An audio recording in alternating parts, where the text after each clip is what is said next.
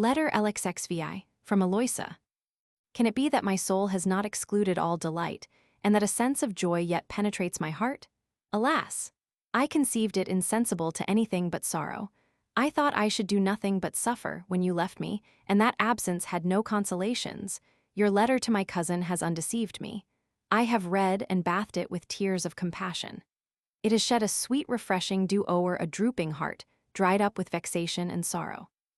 The peaceful serenity it has caused in my soul convinces me of the ascendant you hold, whether present or absent, over the affections of Eloisa. Oh, my friend, how much it delights me to see you recover that strength of mind which becomes the resolution of a man. I esteem you for it the more, and despise myself the less, in that the dignity of a chaste affection is not totally debased between us, and that our hearts are not both at once corrupted. I will say more, as we can at present speak freely of our affairs. That which most aggravated my despair was to see that yours deprived us of the only resource which was left us, the exertion of your abilities to improve them. You now know the worth of the friendship with which heaven has blessed you, in that of my Lord B, whose generosity merits the services of your whole life, nor can you ever sufficiently atone for the offense you have committed. I hope you will need no other warning to make you guard for the future against your impetuous passions. It is under the protection of this honorable friend that you are going to enter on the stage of the world. It is under the sanction of his credit, under the guidance of his experience, that you go to revenge the cause of injured merit on the cruelty of fortune. Do that for his sake which you did not for your own. Endeavor at least to respect his goodness by not rendering it useless to yourself. Behold a pleasing prospect still before you. Contemplate the success you have reason to hope for in entering the lists where everything conspires to ensure the victory. Heaven has been lavish to you of its bounties.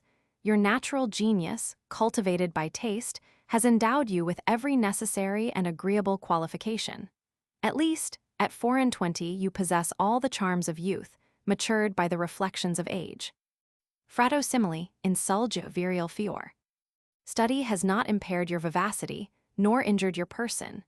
Insipid gallantry has not contracted your genius, nor formality your understanding. But love inspiring those sublime sentiments, which are its genuine offspring, has given you that elevation of mind and justness of conception from which it is inseparable. I have seen thy mind expanded by its gentle warmth, display its brilliant faculties, as a flower that unfolds itself to the rays of the sun. You possess at once every talent that leads to fortune and should set you above it. You need only aspire to be considerable to become so, and I hope that object for whose take you should covet distinction will excite in you a greater zeal for those marks of the world's esteem than of themselves they may deserve. You are going, my friend, far from me. My best beloved is going to fly from his Eloisa. It must be so. It is necessary that we should part at present, if we ever mean to be happy. On the success of your undertakings also depends our last hope of such an evento.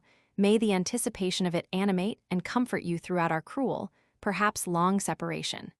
May it inspire you with that zeal which surmounts every obstacle.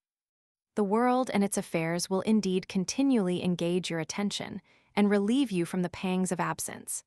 But I, alas, remain alone, abandoned to my own thoughts, or subject to the persecution of others, that will oblige me incessantly to lament thy absence.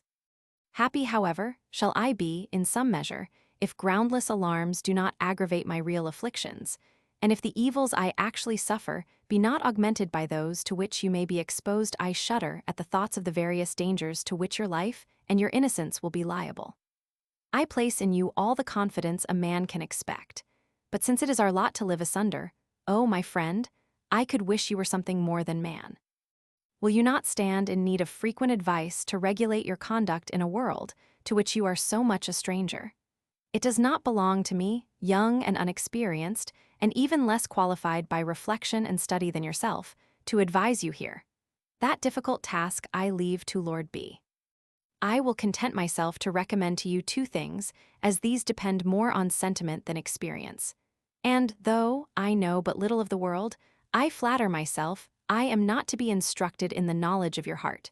Be virtuous and remember Eloisa.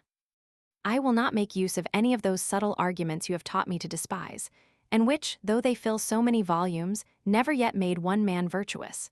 Peace to those gloomy reasoners. To what ravishing delights their hearts are strangers. Leave, my friend, those idle moralists, and consult your own breast. It is there you will always find a spark of that sacred fire, which hath so often inflamed us with love for the sublimest virtue.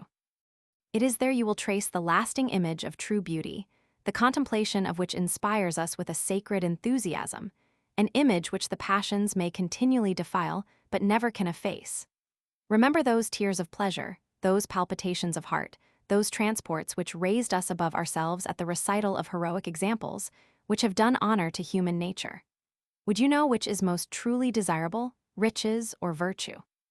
Reflect on that which the heart prefers in its unprejudiced moments. Think on that which interests us most in the perusal of history. Did you never covet the riches of Croesus, the honors of Caesar, nor the pleasures of Heliogabalus? If they were happy, why did you not wish to be placed in the same situation? But they were not. You were sensible they were not happy. You were sensible they were vile and contemptible, and that bad men, however fortunate, are not objects of envy. What characters did you then contemplate with the greatest pleasure?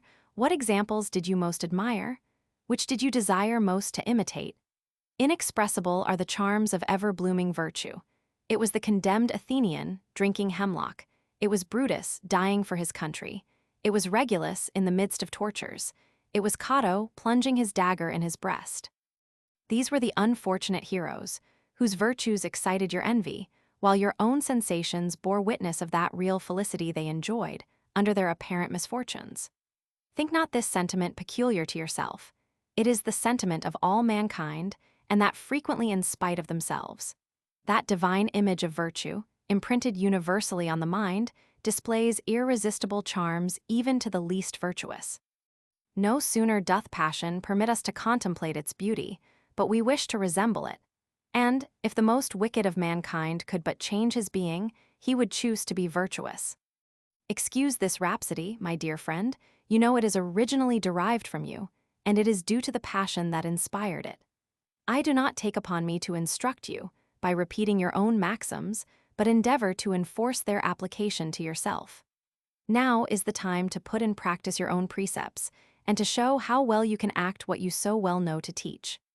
Though it is not expected you should be put to the trials of a Cato or a Regulus, yet every man ought to cherish a love for his country, resolution and integrity, and to keep his promise inviolable, even at the expense of his life. Private virtues are often the more sublime as they less aspire to public approbation, but have their end in the testimony of a good conscience, which gives the virtuous a more solid satisfaction than the loudest applauses of the multitude. Hence you may see true greatness is confirmed to no one station of life, and that no man can be happy who is not the object of his own esteem. For, if the height of self-enjoyment consists in the contemplation of the truly beautiful, how can the vicious man admire the beauty of virtue in others, and not be forced to despise himself? I am not apprehensive of your being corrupted by sensual pleasures. A heart so refined as yours will be in little danger from the gross seductions of appetite. But there are others more dangerous and sentimental. I dread the effects of the maxims and lessons of the world. I dread the force of vicious examples, so constantly present and so generally extensive. I dread those subtle sophisms by which vice is excused and defended. I dread, in short, lest your heart should impose upon itself, and render you less difficult about the means of acquiring importance than you would be, if our union were not to be the consequence. I only caution you, my friend, against the danger. Your own discretion must do the rest. A foresight of accidental evils, however, is no small step towards their prevention. I will add but one reflection more, which, in my opinion, disproves the false arguments of vice, exposes the mistaken conceits of folly, and ought alone to direct a wise man to pursue his sovereign good.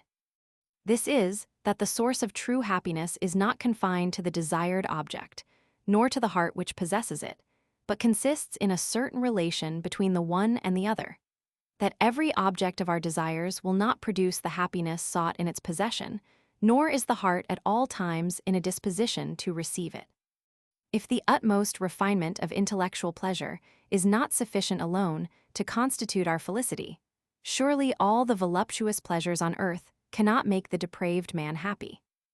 There is on both sides a necessary preparative, a certain combination of causes, from which results that delightful sensation so earnestly sought after by every sensible being, and forever unexperienced by the pretended philosopher, who coldly nips his pleasures in the bud, for want of knowing how to conduct them to lasting felicity. What helps it, then, to obtain one advantage at the expense of another? To gain without what we lose from within, to procure the means of happiness and lose the art of employing them. Is it not better also, if we can but enjoy one of these advantages, to sacrifice what the power of fortune may restore, to that which once lost can never be recovered? None should know better than I, who have embittered all the sweets of my life, by thinking to increase them. Let the vicious and profligate, then, who display their good fortune, but keep their hearts a secret, let them advance what they will. Be assured that if there be one instance of happiness upon earth, it must be found in the breast of the virtuous. Heaven hath bestowed on you an happy inclination for what is virtuous and good. Listen then only to your own desires, follow only your own inclinations, and think above all on the growth of our infant affections. So long as the remembrance of those delightful moments of innocence shall remain, it will be impossible that you should cease to love that which rendered them so endearing. It will be impossible the charms of moral excellence should ever be effaced from your mind, or that you should wish to obtain Eloisa by means unworthy of yourself. Can anyone enjoy a pleasure for which he has lost the taste? No, to be able to possess that which one loves, it is necessary the heart that loved it should be still the same. I come now to my second point. You see, I have not forgot my logic. It is possible, my friend, without love to have the sublime sentiments of a great mind. But a love like ours supplies its flame, which being once extinguished, the soul becomes languid, and a heart once exhausted is good for nothing. Tell me, what should we be if we cease to love? Is it not better to lose our existence than our sensibility? Or could you resolve to endure the life of an ordinary being, after having tasted every delight that can ravish the heart of man? You are going to visit populous cities, where your age and figure, rather than your merit, will lay 1,000 snares for your fidelity. Insinuating coquetry will affect the language of tenderness and please without deceiving you. You will not seek love, but enjoyment. You will taste it without love, and not know it for the same pleasure.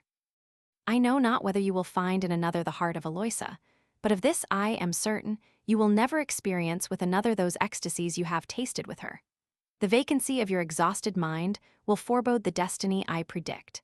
Sadness and care will overwhelm you in the midst of frivolous amusements. The remembrance of our first transports will pursue you in spite of yourself. My image, 100 times more beautiful than I ever was, will overtake you. In a moment the veil of disgust will be thrown over all your delights, and 1,000 bitter reflections rush into your mind. My best beloved, my amiable friend, oh, should you ever forget me, alas! I can but die, but you shall live base and unhappy, and my death will be but too severely revenged. Forget not then that Eloisa, who lived for you, and whose heart can never be another's. I can say nothing more regarding that dependence in which Providence hath placed me, but after having recommended fidelity to you, it is but just to give you the only pledge of mine that is in my power. I have consulted, not my duty, my distracted mind knows that no longer, but I have examined my heart, the last guide of those who can follow no other. And behold the result of its examination. I am determined never to be your wife without the consent of my father, but I will never marry another without your consent. Of this, I give you my word, which, whatever happens, I will keep sacred, nor is there a power on earth can make me break my promise. Be not, therefore, disquieted at what may befall me in your absence. Go, my dear friend, pursue, under the auspices of the most tender love, a destiny worthy to crown your merit. Mine is in your hands, as much as it is in my power to commit it, and never shall it be altered but with your consent. Letter LXXV, to Eloisa. O qual fiam di gloria donor, scora cento per tetlisane, alma grand parlando canto. O Eloisa, let me breathe a moment, you make me shudder, my blood boils, my heart pants. Your letter glows with that sacred love of virtue that fires your breast, and communicates its celestial flame to the inmost recesses of mine. But why so many exhortations, where you should have laid on me your commands? Do you think I can so far forget myself as to want arguments to excite me to act justly? At least, can I want to have them urged by you, whose injunctions alone I should fly to obey? Can you be ignorant that I ever will be what you please to have me, and that I could even act unjustly before I could disobey you? Yes, I could set another capital in flames if you enjoined me, for nothing can be so dear to me as you are. But do you know, my incomparable Eloisa, why you are thus dear? It is because you can desire nothing but what is virtuous, and that my admiration of your virtues exceeds even the love inspired by your charms. I go encouraged by the engagement into which you have entered, the latter part of which, however, you might have omitted. For to promise not to be another's without my consent, is it not to promise to be none but mine? For my own part, I speak more freely, and pledge with you the faith of a man of honor, ever to remain sacred and inviolable. I am ignorant to what destiny fortune will lead me in the career I am going, for your satisfaction, to enter upon, but never shall the ties of love or marriage unite me to any other than Eloisa Detange. I exist but for her, and shall either die married to her or not married at all. Adieu. I am pressed for time, and am going to depart this instant. Letter LXXVI to Eloisa. I arrived last night at Paris, and he, who once could not live 2 streets' length removed from you, is now at the distance of more than 100 leagues. Pity, Eloisa, pity your unhappy friend. Had the blood gushing from my veins died with its streams, my long, long route, my spirits could not have failed me more. I could not have found myself more languid than at present.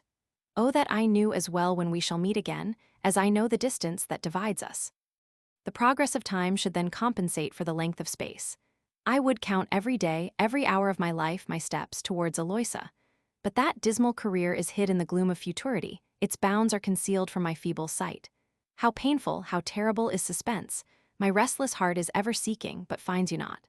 The sun rises, but gives me no hopes of seeing you. It sets without granting me that blessing.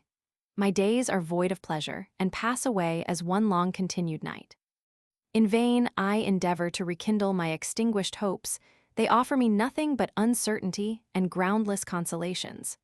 Alas, my gentle friend, what evils have I not to expect if they are to be a counterpoise to my past happiness? But I conjure you, let not my complaints alarm you. They are only the cursory effects of solitude and the disagreeable reflections of my journey. Fear not the return of my former weakness. My heart is in your hands, Eloisa, and while you are its support it cannot debase itself. One of the comfortable fruits of your last letter is that since I find myself sustained by a double share of spirits, and though love should annihilate what is properly mine, I should still be a gainer. The resolution with which you have inspired me being able to support me better than I could otherwise have supported myself. I am convinced it is not good for man to be alone. Human minds must be united to exert their greatest strength, and the united force of friendly souls, like that of the collateral bars of an artificial magnet, is incomparably greater than the sum of their separate forces. This is thy triumph, celestial friendship. But what is even friendship itself, compared to that perfect union of souls, which connects the most perfect, the most harmonious amity, with ties 100 times more sacred? Where are the men whose ideas, gross as their appetites, represent the passion of love only as a fever in the blood, the effect of brutal instinct? Let them come to me, let them observe, let them feel what passes in my breast. Let them view an unhappy lover separated from his beloved object, doubtful whether ever he shall see her more, and hopeless of retrieving his lost happiness. Animated, however, by the never-dying flame, which, kindled by your beauties, has been nourished by your mental charms, they will see him ready to brave the rigors of adversity. To be deprived even of your lovely self, and to cherish all those virtues that you have inspired, and which embellish that adorable image that shall never be erased from my soul. Oh, my Eloisa, what should I be without you? Informed indeed by dispassionate reason, a cold admirer of virtue, I might have respected it in anyone. I shall now do more. I shall now be enabled to put it zealously in practice, and, penetrated by your example, shall excite those who have known us to exclaim, "What happy creatures should we be, if all the women in the world were Eloisa, and all the men had hearts susceptible of their charms." As I was meditating during my journey on your last letter, I formed a resolution of collecting together all those you have written to me, as I no longer can attend to your delightful counsel from your own mouth. For though there is not one which I have not learnt by heart, I love to read them continually, and to contemplate the characters of that lovely hand, which alone can make me happy. But the paper wears out by degrees, and therefore, before they fall quite in pieces, I design to copy each letter in a book, which I have already prepared for that purpose. It is pretty large, but I provide for the time to come, and even hope to live long enough to fill more than one volume. I set apart my evenings for the delightful employment, and proceed but slowly, in order to prolong so agreeable a task. This inestimable volume one will never part with. It shall be the manual of my devotions, my companion through the world which I am going to enter. It shall be my antidote against the pernicious maxims of society. It shall comfort me under my afflictions. It shall prevent or amend my errors. It shall afford me instruction in my youth and yield me edification in age, the first love letters, Eloisa, that perhaps ever were put to such an use. With respect to your last epistle, which I have before me, excellent as it appears to me, I find, however, one thing you should have omitted. You may think it strange, but it is much more so that this very article should particularly regard yourself, and that I blame you even for writing it at all. Why do you talk to me of fidelity and constancy? You once were better acquainted both with my passion and your own power. Ah, Eloisa, do you entertain such changeable sentiments? What though I had promised you nothing, should I the sooner cease to be yours? Oh no, it was at the first glance you directed to me, at the first word you spoke, at the first motion of my heart, that a flame was kindled in my soul which can never be extinguished. Had I never seen you since that first moment, it had been enough. It had been afterwards too late to have ever forgotten you. And is it possible for me to forget you now? Now that, intoxicated with my past felicity, the very remembrance of it makes me still happy. Now that the soul, which once animated me, is fled, and I live only by that which Eloisa hath inspired.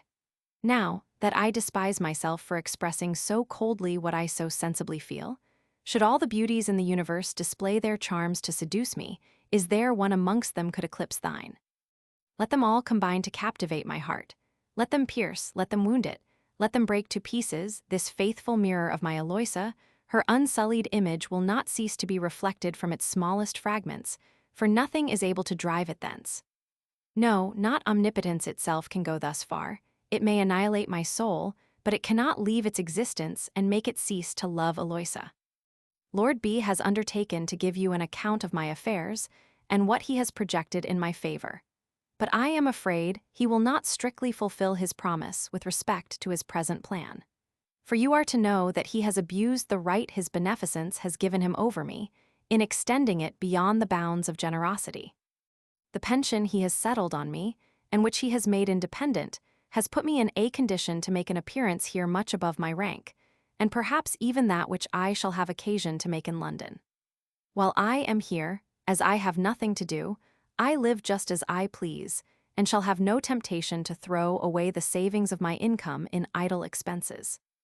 You, Eloisa, have taught me that our principal, at least our most pressing wants, are those of a benevolent mind.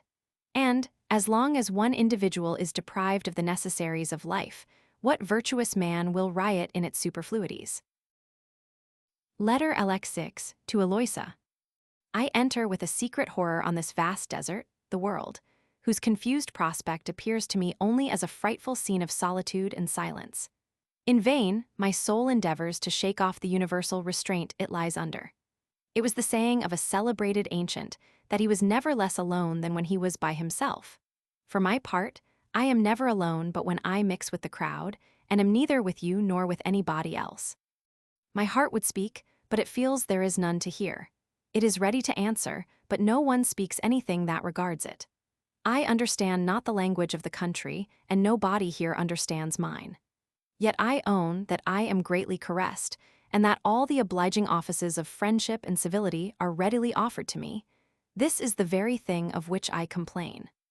The officious zeal of thousands is ever on the wing to oblige me, but I know not how to entertain immediately a friendship for men I have never seen before. The honest feelings of humanity, the plain and affecting openness of a frank heart, are expressed in a different manner from those false appearances of politeness, and that external flattery which the customs of the world require. I am not a little afraid that he, who treats me at first sight, as if I was a friend of 20 years' standing, if at the end of 20 years I should want his assistance, will treat me as a stranger. And when I see men, lost in dissipation, pretend to take so tender a part in the concerns of everyone, I readily presume they are interested for nobody but themselves. There is, however, some truth in all this profession. The French are naturally good-natured, open, hospitable, and generous, but they have 1,000 modes of expression, which are not to be too strictly understood. 1,000 apparent offers of kindness which they make only to be refused. They are no more than the snares of politeness laid for rustic simplicity. I never before heard such profusion of promises. You may depend on my serving you, command my credit, my purse, my house, my equipage, but, if all this were sincere and literally taken, there would not be a people upon earth less attached to property. The community of possessions would be in a manner already established. The rich always making offers, and the poor accepting them, both would naturally soon come upon a level, and not the citizens of Sparta itself could ever have been more upon an equality than would be the people of Paris. On the contrary, there is not a place, perhaps, in the world, where the fortunes of men are so unequal, where are displayed at once the most sumptuous opulence and the most deplorable poverty. This is surely sufficient to prove the insignificance of that apparent commiseration, which every one here affects to have for the wants and sufferings of others, and that tenderness of heart, which in a moment contracts eternal friendship. But if, instead of attending to professions so justly to be suspected, and assurances so liable to deceive, I desire information, and would see knowledge, here is its most agreeable source. One is immediately charmed with the good sense which is to be met with in company of the French, not only among the learned, but with men of all ranks, and even among the women. The turn of conversation is always easy and natural. It is neither dull nor frivolous, but learned without pedantry, gay without noise, polite without affectation, gallant without being fulsome, and jocose without immodesty. Their discourse is neither made up of dissertations nor epigrams. They reason without argumentation, and are witty without punning. They artfully unite reason and vivacity, maxims and rhapsodies, and mix the most pointed satire and refined flattery with strictness of morals. They talk about everything because everyone has something to say. They examine nothing to the bottom, for fear of being tedious, but propose matters in a cursory manner and treat them with rapidity.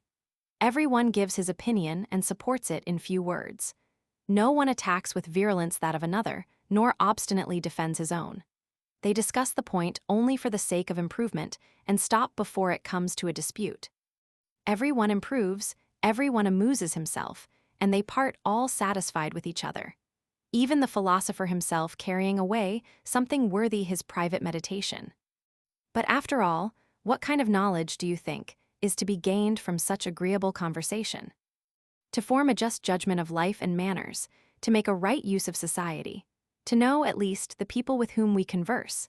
There is nothing, Eloisa, of all this.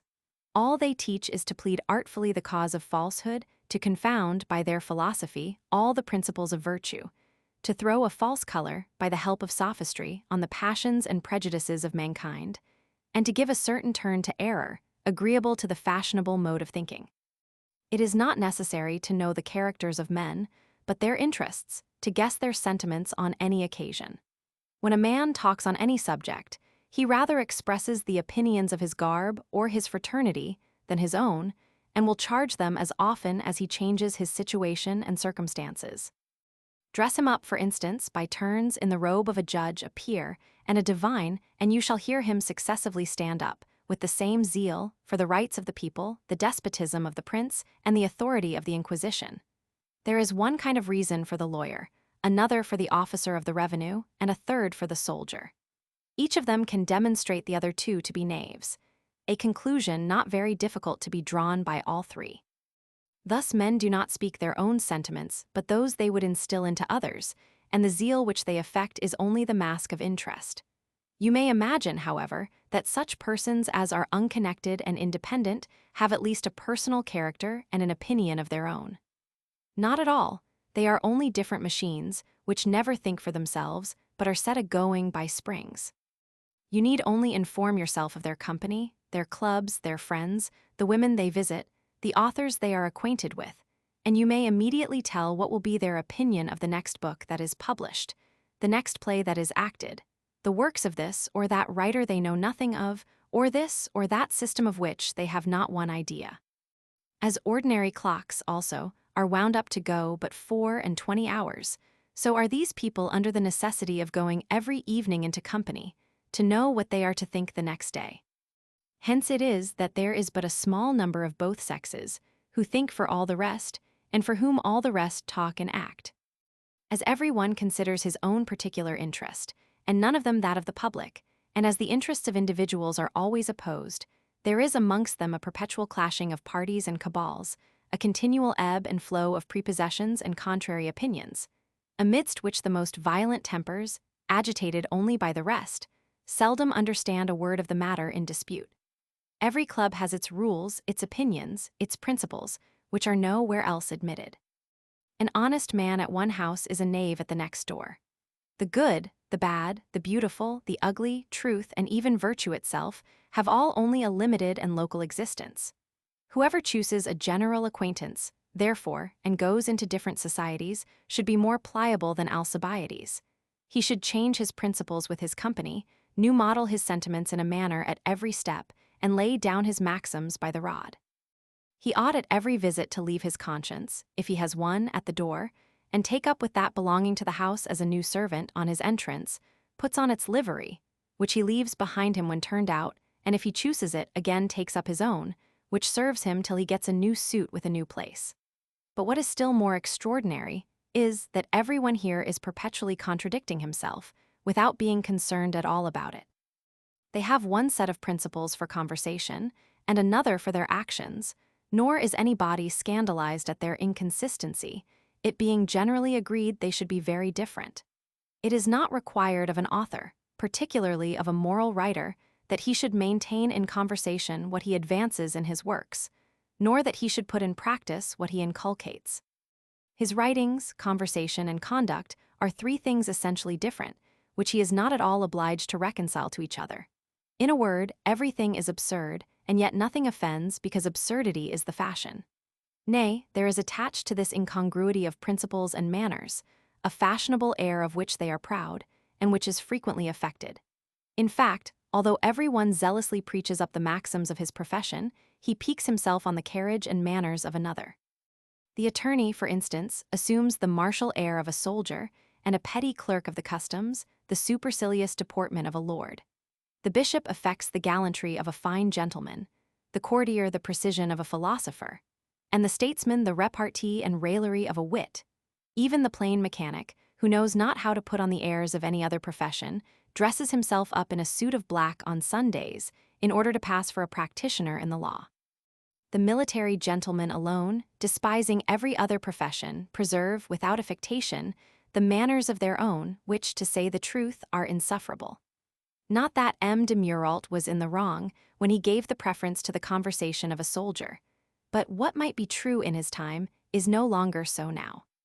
The progress of literature has since improved conversation in general, and, as the gentlemen of the army despised such improvement in theirs, that which used to be the best is at length become the worst. Hence it is that the persons we talk to are not those with whom we converse. Their sentiments do not come from the heart. Their knowledge is not the acquisition of their own genius. Their conversation does not discover their thoughts, and one perceives nothing of them but their figure. Thus, a man in company here is nearly in the same situation as if he were spectator of a moving picture, where he himself is the only figure capable of self-motion. Such are the notions I have formed of great societies, by that which I have seen at Paris. They may, nevertheless, be rather adapted to my own particular situation than to the true state of things, and will doubtless improve as I become more acquainted with the manners of the world. Besides this, I have hitherto kept no other company than that into which I have been introduced by the friends of Lord B, and am sensible it is necessary to descend to persons of different ranks, to know the peculiar manners of a country, those of the opulent being almost everywhere the same. I shall endeavor to inform myself better hereafter. In the meantime, I leave you to judge whether I had not sufficient reason to call this crowded scene a desert, and to be terrified by a solitude, where I find only an empty appearance of sentiments and of sincerity that falsifies itself in the instant of expression, and where I perceive only the mere apparitions of men, phantoms that strike the eye for a moment, but are insensible to the touch. Hitherto I have seen a great number of masks. When shall I behold the faces of mankind? Letter LXXX, from Eloisa. Yes, my friend, we shall continue to be united, notwithstanding our separation. We shall be happy in spite of fortune. It is the union of minds which constitutes their true felicity.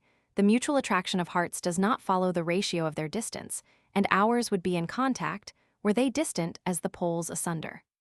I am sensible with you that true lovers have 1,000 expedients to soothe the pains of absence, and to fly to each other's arms in a moment. Hence have they more frequent interviews even in absence than when they see each other every day, for no sooner is either alone than they are both together. If you, my friend, can taste that pleasure every evening, I feast on it 100 times a day.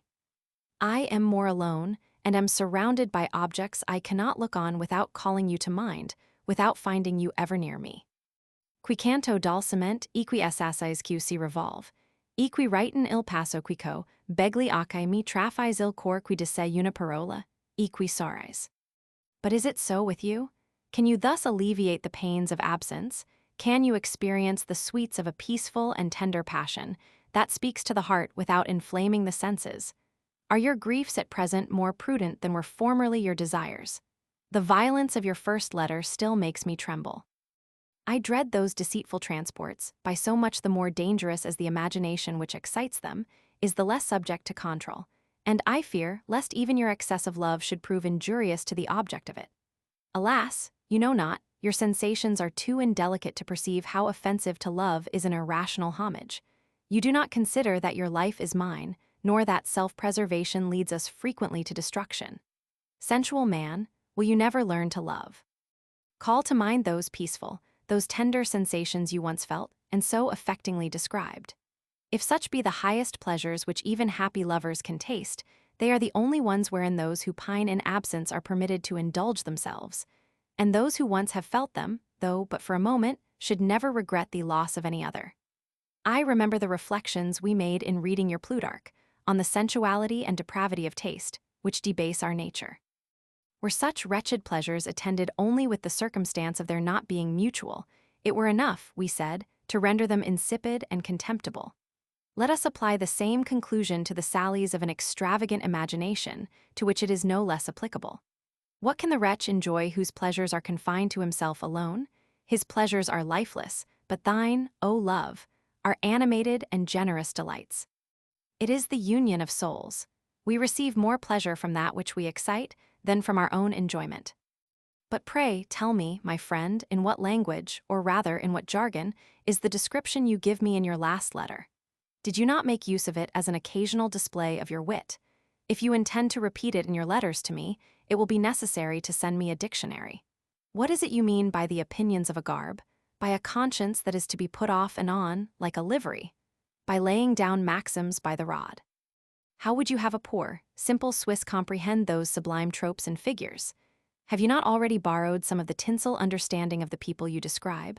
Take care, my good friend, how you proceed. Do you not think the metaphors of the Chevalier Marini, which you have so often laughed at, bear some resemblance to your own? If a garment may be said to think, in a letter, why not that fire may sweat in a sonnet? To observe in the space of 3 weeks all the different company that is kept in a great city, to pass judgment on their conversation, to distinguish precisely the false from the true, the real from the affected, the difference between their thoughts and words. This is the very thing for which the French are frequently censured by people of other countries, but this nation especially deserves to be studied more at leisure. I as little approve also of persons speaking ill of a country where they reside and are well received. They had better, in my judgment, submit to be deceived by appearances than to moralize at the expense of their hosts. In short, I always suspect the candor of those observers who set up for wits. I am always apprehensive lest they should insensibly sacrifice the real state of things to the arts of description and affect a brilliancy of style at the expense of truth. You know, my friend, the saying of Murault, that wit is the epidemical madness of the French. I am mistaken if I do not discover some marks of your being yourself infected with this frenzy. There is this difference, however, that while it is agreeable enough in the French, the Swiss are of all people in the world those it becomes the least. There is something very quaint and far-fetched in many passages of your letter.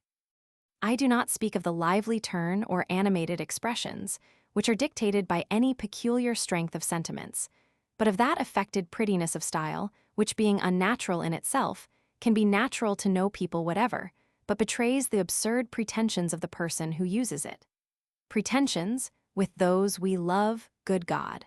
Ought not all our pretensions to be confined to the object beloved?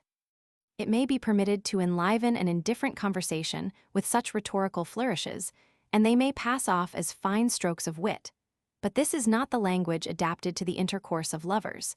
The florid jargon of gallantry comes less from the heart than the most rude and simple of all dialects. I appeal to yourself. Did wit ever find an opportunity to intrude into our private parties?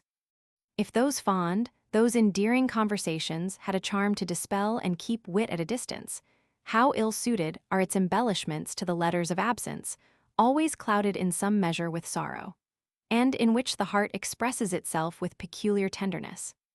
But though every passion truly great should be serious, excessive joy sooner calling forth our tears than our smiles, I would not have love be always sad.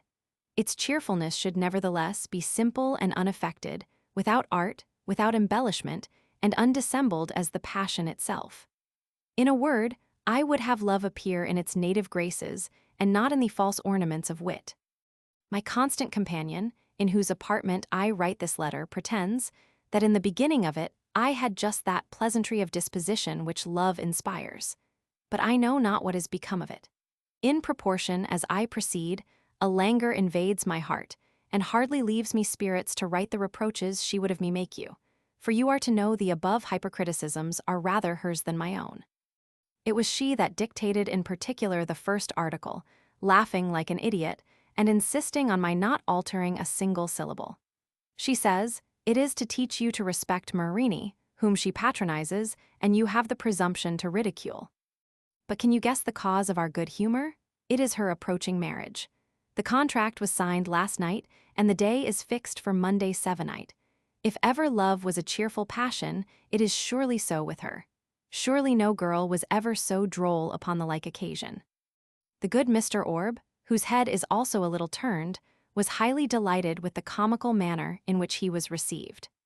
Less difficult to be pleased than you were, he takes great pleasure in adding to the pleasantry of courtship, and looks upon the art of diverting his mistress as a masterpiece in making love.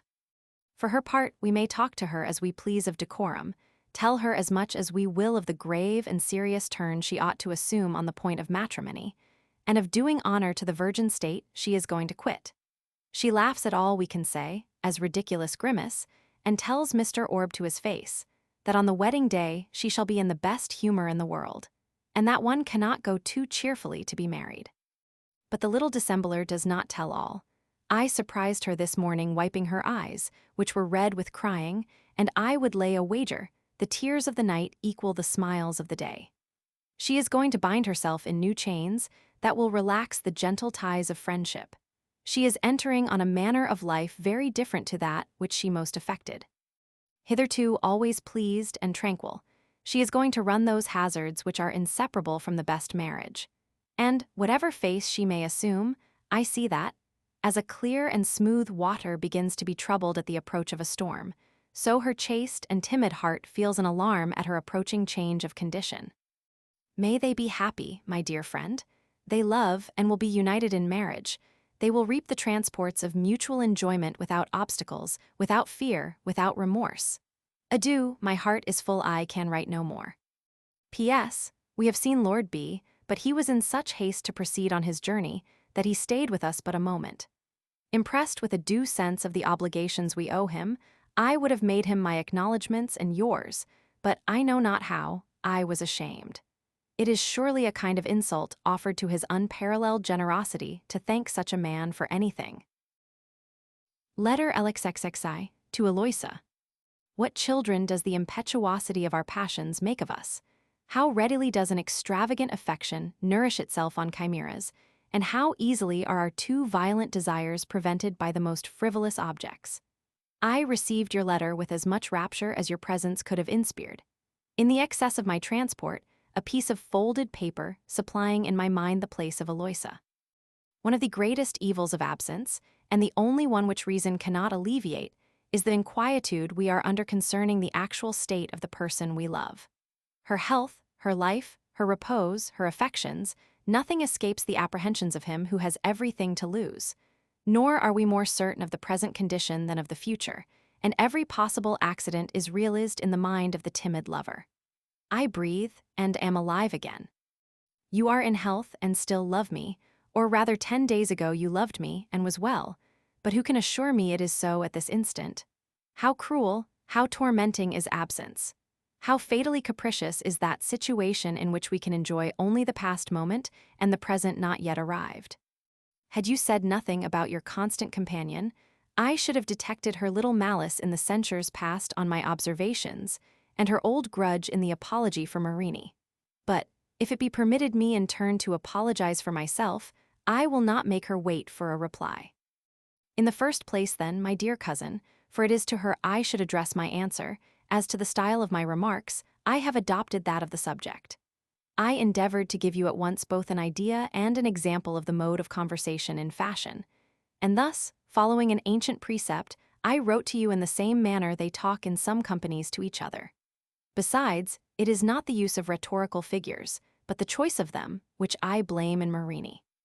If a man has the least warmth of imagination, he must necessarily use metaphors and figurative expressions to make himself understood. Even your own letters are full of them, without your knowing it, and I will maintain it, that none but a geometrician or a blockhead can talk without metaphor. In effect, the same sentiment may admit of 100 different degrees of energy, and how are we to determine the precise degree in which to enforce it, but by the turn of expression? I must confess I could not help smiling myself at the absurdity of some phrases I used. I thank you for the trouble you took to pick them out, but let them stand where they are, you will find them clear and peculiarly emphatical. Let us suppose that your two sprightly sparkling eyes, whose language is now expressive, were separated one from the other, and from the set of features to which they give such luster. What think you, cousin, they would say, even with all their vivacity and fire? Believe me, they would lose all power of expression. They would be mute even to Mr. Orb. Is not the first thing that presents itself to observation in a strange country the general cast and turn of conversation? And is not this the first observation I have made in Paris? I have written to you only what is said, and not what is done in the city. If I remarked a contrast between the discourse, the sentiments, and the actions of the people, it is because the contrast is too striking to escape the most superficial observer. When I see the same persons change their maxims according to the company they frequent, Molinists in one and Jansenists in another, court sycophants with the minister, and factious grumblers with an anticourtier. When I see a man in lace and embroidery rail at luxury, an officer of the revenue against imposts, or a prelate against gluttony. When I hear a court lady talk of modesty, a noble lord of honesty, an author of candor, or an abbé of religion, and see nobody surprised at these absurdities, is it not natural enough to conclude that people here are as little anxious to hear truth as to speak it? And that, so far from endeavoring to persuade others into their own opinion, they care not whether they are believed or not. But let this suffice, in the way of pleasantry, for an answer to our cousin. I will lay aside an affectation to which we are all three strangers, and I hope you will find in me for the future as little of the satirist as the wit. And now, Eloisa, let me reply to you, for I am at no loss to distinguish between critical raillery and serious reproaches. I cannot conceive how both you and your cousin could so egregiously mistake the object of my description. It was not the French in particular, on whom I intended to animadvert. For, if the characters of nations can be determined only by their difference, how can I, who have as yet no acquaintance with any other, pretend to draw the character of this? I should not besides have been so indiscreet as to fix on the metropolis for the place of observation. I am not ignorant that capital cities differ less from each other than the national characters of the people, which are there in a great measure lost and confounded, as well from the influence of courts, all which bear a great resemblance to each other, as from the common consequence of living in a close and numerous society, which is also everywhere nearly the same, and prevails over the original and peculiar character of the country. Were I to study the national characteristics of a people, I would repair to some of the more distant provinces, where the inhabitants still pursue their natural inclinations. I would proceed slowly and carefully through several of those provinces, and those at greatest distance from each other. From the difference I might observe between them, I would then trace the peculiar genius of each province.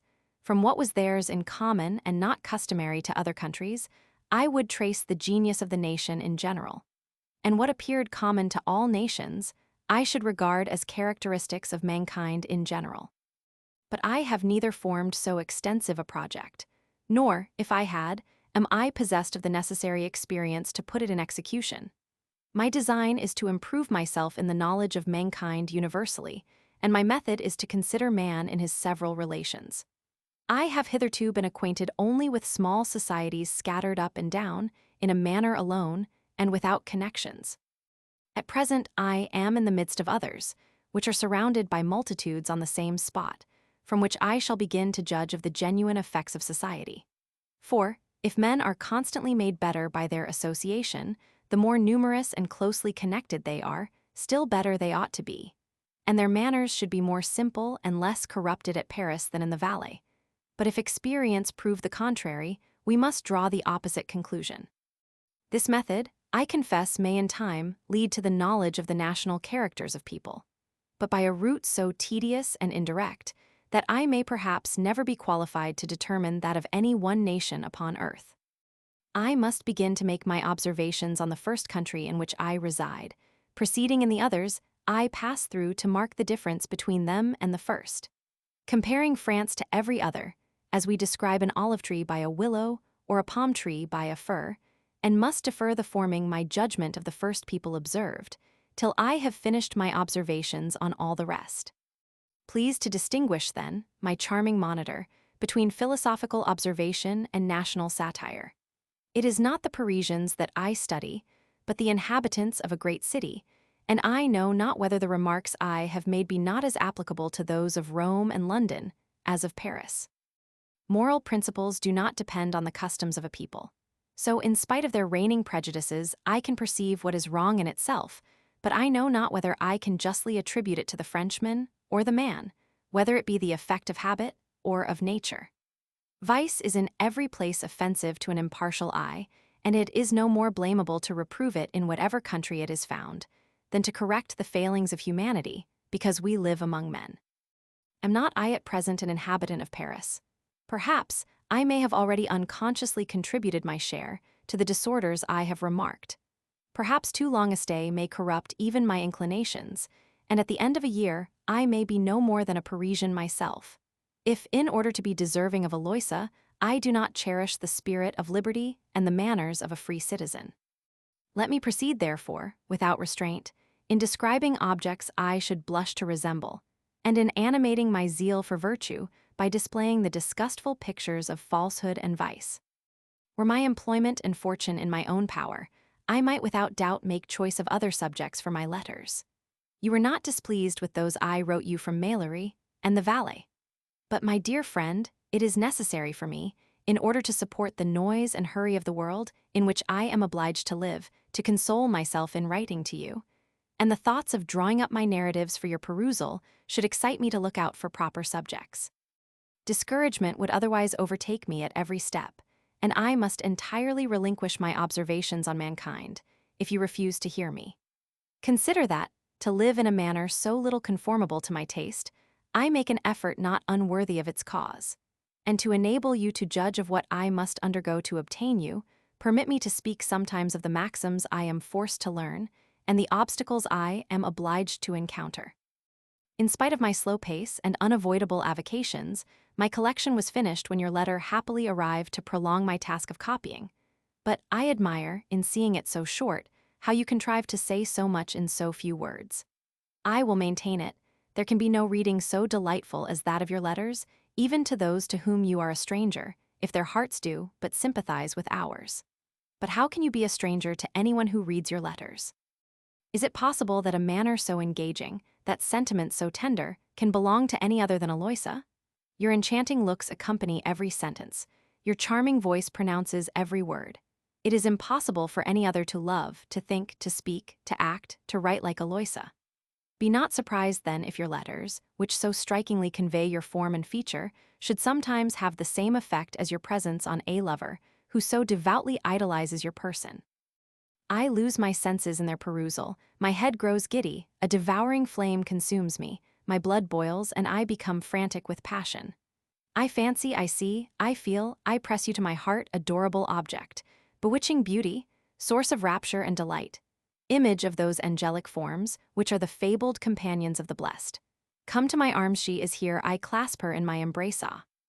No, she is vanished, and I grasp but a shadow indeed, my dear friend, you are too charming, you have been too indulgent to the weakness of a heart that can never forget your charms, nor your tenderness. Your beauty even triumphs in its absence, it pursues me wherever I go, it makes me dread to be alone, and it is my greatest misery that I dare not give myself to the contemplation of so ravishing an object. Our friends then, I find, will be united in spite of all obstacles, or rather they are so while I am now writing. Amiable and deserving pair, may heaven bestow on them all the blessings their prudent and peaceful affections, innocence of manners, and goodness of heart deserve.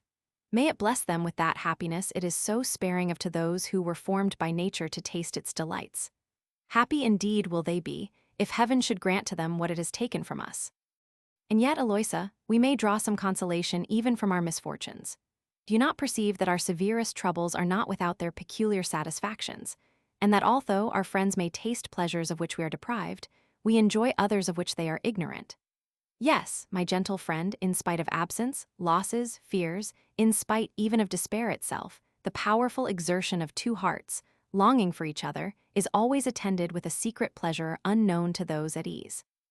This is one of the miracles of love, that teacheth us how to extract pleasure from pain, and would make us look upon a state of indifference as the greatest of all misfortunes.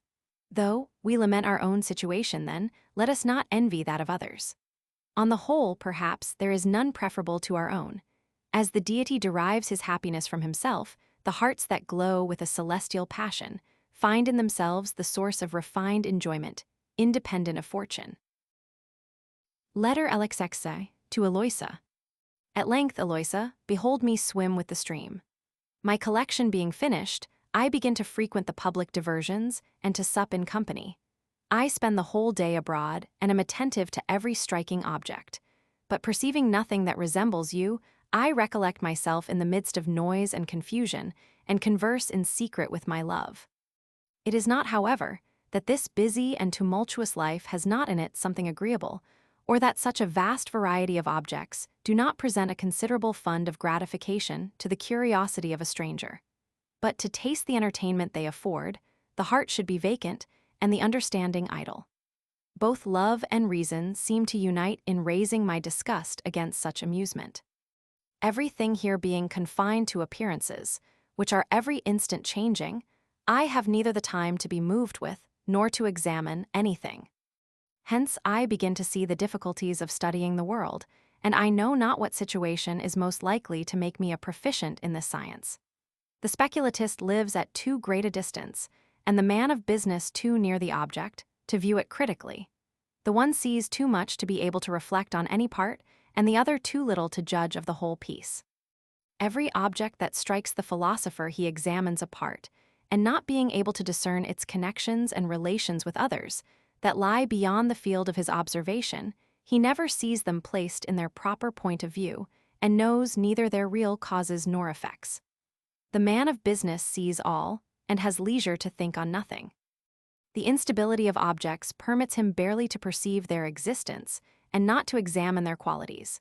They pass in succession before him with such rapidity that they efface the impression of each other, and load his memory only with a chaos of confused ideas.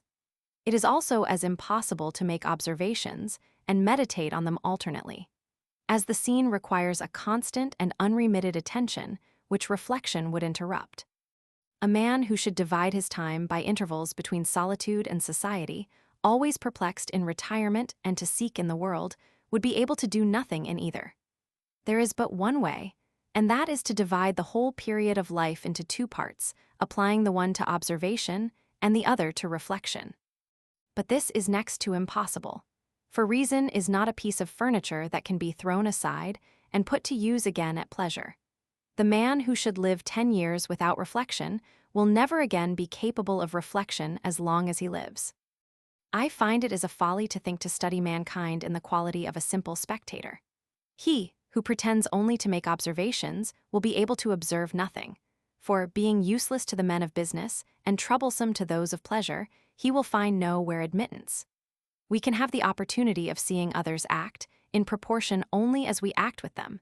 In the school of the world, as well as in that of love, we must begin by praising whatever we desire to learn. What method then can I take? I that am a stranger, and can follow no employment in this country, and whom the difference of religion alone excludes from aspiring to office. I am reduced to be humble, in order to instruct myself, and, as I can never be useful, must endeavor to make myself agreeable. To this end, I aim as much as possible to be polite without flattery, complacent without meanness, and to put so good a face on what is tolerable in society that I may be admitted into it, without being under the necessity of adopting its vices. Every man that would see the world, and has nothing to do in it, ought at least to adopt its manners to a certain degree. For what pretension can he have to be admitted into the society of people to whom he can be of no service, and to whom he has not the address to make himself agreeable? But, if he has found out this art, it is all that is required of him, particularly if he be a stranger. Such a one has no occasion to take part in their cabals, their intrigues, or their quarrels. If he behaves obligingly to everyone, if he neither excludes nor prefers women of a certain character, if he keeps the secrets of the company into which he is admitted, if he turns not into ridicule at one house what he sees in another, if he avoids making confidence, entering into broils, and, in particular, if he maintains a certain personal dignity. He may see the world, without molestation, preserve the purity of his manners, his probity, and even his frankness itself, if it arises from a spirit of liberty and not from that of party.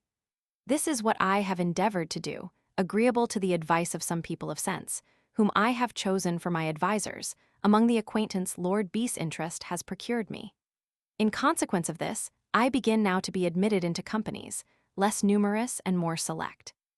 Hitherto I have been chiefly invited to regular dinners, where the only woman at table is the mistress of the family, where open house is kept for all the idle people about Paris with whom they have the slightest acquaintance, and where every one pays for his dinner in wit or flattery as he can best afford, the conversation being in general noisy and confused and very much resembling that of a public ordinary. I am at present initiated into the more secret mysteries of visiting, being entreated to private suppers, where the door is shut against all strolling and chance guests, and every one is upon an agreeable footing, if not with each other, at least with the provider of the entertainment. Here it is that the women are less reserved, and their real characters more easily discovered. The conversation is in these parties carried on with more decorum, and is more refined and satirical. Instead of talking of the public news, plays, promotions, births, deaths, and marriages, which were the topics of the morning, they here take a review of the several anecdotes of Paris, divulge the secret articles of the scandalous chronicle, turn the good and bad alike into ridicule, and, in artfully describing the characters of others, undesignedly display their own. It is in these companies that the little circumspection which remains has invented a peculiar kind of language, under which they affect to render their satire more obscure, while it only makes it more severe. It is here, in a word, that they carefully sharpen the poignard, under pretense of making it less hurtful, but in fact, only to make it wound the deeper. To judge, however, of this conversation according to our notions of things, we should be in the wrong to call it satirical, for it consists more of raillery than censure, and turns less upon the vicious than the ridiculous.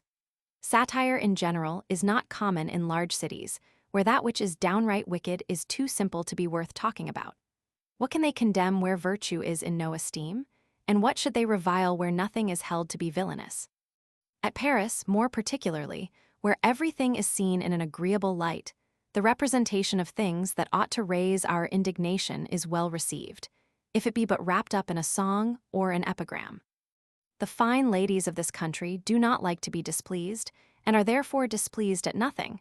They love to laugh, but woe be to him who happens to be the butt of their ridicule. The fears this caustic leaves are never to be effaced. They not only defame good manners and virtue, but exaggerate even vice itself. We now return to our company. What strikes me most in these select meetings is to see that half a dozen people, expressly chosen to entertain one another agreeably, and between whom there generally subsist very intimate connections, cannot converse an hour together without introducing the affairs of half the people in Paris, just as if their hearts had nothing to say to each other, or that there was no person in company of merit enough to engage their attention. You know, Eloisa, how far otherwise it was with us, when we supped together at your cousin's or your own apartment. How we could find means, in spite of constraint and secrecy, to turn the discourse on subjects that related to ourselves. How, at every moving reflection, at every subtle allusion, a look more swift than lightning, a sigh rather imagined than perceived, conveyed the pleasing sensation from one heart to the other. If the discourse here turn by accident on any of the company, it is commonly carried on in a jargon known only to the persons concerned, and which one had need of a vocabulary to understand. Thus, by talking as it were in cipher, they are enabled to banter each other with insipid raillery, in which the greatest blockhead does not always shine the least. In the meantime, perhaps, a third part of the company, incapable of taking the jest, are either reduced to a disagreeable silence or to laugh at what they do not understand. Of this kind, Eloisa, is all the tenderness and affection I have observed in the intimacies of this country. Those of a more private nature, with only a second person, I have not, nor ever shall have experienced. In the midst of all this, however, if a man of any weight and consequence should enter on a grave discourse, or begin to discuss a serious question, a general attention would be immediately fixed on this new object. Men and women, old and young, every one would be ready to enter into its examination. And it is astonishing how much good sense and precision would, as it were, through emulation, sally out of their extravagant heads. A point of morality could not be better determined in a society of philosophers than in that of a fine lady at Paris. Their conclusions would even be less precise and severe. For the philosopher, who thinks himself obliged to act as he speaks, will be less rigid in his principles. But where morality is nothing more than a topic of discourse, the severity of it is of no consequence, and no one is displeased at an opportunity of checking philosophical pride by placing virtue out of its reach. Besides this, influenced by a knowledge of the world and of their own hearts, all agree in thinking human nature as depraved as possible. Hence their philosophy is always of the gloomy cast. They are ever indulging their own vanity by depreciating the virtues of humanity, always accounting for good actions from vicious motives, and attributing to mankind in general the depravity of their own minds. And yet, notwithstanding their adopting this abject doctrine, one of the favorite topics of these societies is sentiment, a word by which we are not to understand the sensation of a heart susceptible of love or friendship. This would be thought vulgar and disgusting.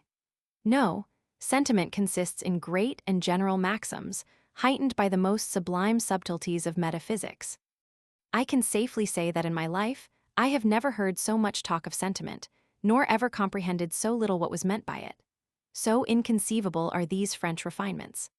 Our simple hearts, Eloisa, never were governed by any of these fine maxims, and I am afraid it is with sentiment in the polite world, as it is with Homer among the pedants, who discover in him 1,000 imaginary beauties, for want of taste to point out his real ones. So much sentiment is here laid out in wit, and evaporated in conversation, that none is left to influence their actions. Happily, politeness supplies its place, and people act from custom nearly as they would from sensibility, at least so long as it costs them only a few compliments and such trifling restraints as they willingly lay themselves under in order to be respected. But if any considerable sacrifice of their ease or interest is required, adieu to sentiment. Politeness does not proceed so far. So far as it goes, however, you can hardly believe how nicely every article of behavior is weighed, measured, and estimated. What is not regulated by sentiment is subjected to custom, by which indeed everything here is governed. These people are all professed copyists, and though they abound in originals, nobody knows anything of them or presumes to be so himself. To do like other people is a maxim of the greatest weight in this country. And this is the mode that is not the mode, are decisions from which there is no appeal. This apparent regularity gives to the common, and even the most serious transactions of life, the most comical air in the world. They have settled even the very moment when it is proper to send cards to their acquaintance. When to visit with a card, that is, to visit without visiting at all. When to do it in person. When it is proper to be at home. When to be denied. What advances it is proper to make or reject on every occasion. What degree of sorrow should be affected at the death of such or such a one? How long to mourn in the country, when they may come to console themselves in town? The very day, and even the minute, when the afflicted is permitted to give a ball or go to the play. Every body in the same circumstances does the same thing. They keep time, and their motions are made all together, like the evolutions of a regiment in battalia, so that you would think them so many puppets, nailed to the same board or danced by the same wire. Now, as it is morally impossible that all these people, though they act in the same manner, should be at once equally affected, it is plain their peculiar characters are not to be known by their actions. It is plain their discourse is only a formal jargon, which assists us less to form a judgment of the French manners in general than the peculiar mode of conversing in Paris. In like manner, we learn only here their terms of conversation, but nothing by which we can judge of their estimation in the conduct of life. I say the same of most of their writings, and even of their theatrical representations. The stage, since the time of Molière, being a place where they rather repeat agreeable dialogues than give a representation of life and manners. There are here 3 theaters, on 2 of which they only introduce imaginary characters, such as Harlequin, Pantaloon, and Scaramouche on the one, and on the other, gods, devils, and conjurers. On the third, they represent those immortal dramas which give us so much pleasure in reading, and other new pieces, which are from time to time written for the stage, many of which are tragical but not affecting. And though the sentiments contained in them are sometimes natural and well enough adapted to the human heart, they give us not the least light into the peculiar manners of the people to whom they afford entertainment. The institution of tragedy was originally founded on religion, whose sanction was sufficient to establish its authority. Besides this, the tragic scene always presented to the Greeks an instructive and agreeable representation, either in the misfortunes of the Persians, their enemies, or in the vices and follies of the kings from which they themselves were delivered. Should they represent in like manner at Bern, at Zurich, or at The Hague, the ancient tyranny of the House of Austria, the love of liberty and their country would make such a representation peculiarly interesting to the spectators. But I would be glad to know of what use are the tragedies of Corneille at Paris, and what interest its citizens can take in the fate of a Pompey or Sertorius. The Greek tragedies turned upon real events, or such as were supposed to be real, being founded on historical tradition. But what business has a refined heroic passion in the breasts of the great? The conflicts of love and virtue cause them, no doubt, many an unhappy day and sleepless night. The heart is doubtless vastly concerned in the marriage of kings. Judge then of the probability and use of so many performances, all turning on such imaginary subjects. As to comedy, it should certainly be a lively representation of the manners of the people for whom it is written, that it may serve them as a mirror to show them their vices and follies. Terence and Plautus mistook their subjects, but their predecessors, Aristophanes and Menander, displayed Athenian manners before an Athenian audience. And since these, Molière and Molière only, has represented still more ingenuously in France the manners of the French in the last age. The objects of the picture are since changed, but they have never since had so faithful, so masterly a painter. At present, they only copy on the theater the manner of conversing in about 100 families in Paris. And this is their representation of French manners, so that there are in this great city 500,000 or 600,000 persons, whose various characters are never introduced on the stage. Molière described the shopkeeper and artisan, as well as the marquis. Socrates introduces the discourses of coachmen, carpenters, shoemakers, and masons.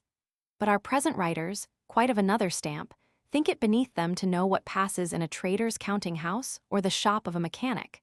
Their dramas must consist of persons of the first quality, for by the grandeur of their characters, they aim at a degree of eminence they never could attain by the assistance of genius. Nay, the audience itself is become so very delicate, that the chief of the spectators are as jealous of place and precedence in going to a play as in making a visit. never condescending to be present at the representation of characters of inferior condition. Indeed, the people of fashion here are considered by themselves as the only inhabitants of the earth. All the rest of mankind are nobody. All the world keep a coach, a Swiss, and a maître d'hôtel. All the world, therefore, consist of a very small number of people. Those who walk afoot are nobody. They are your common people, human creatures, the vulgar, folks in short of another world. So that a coach is not so necessary to carry one about as to give one a title to existence.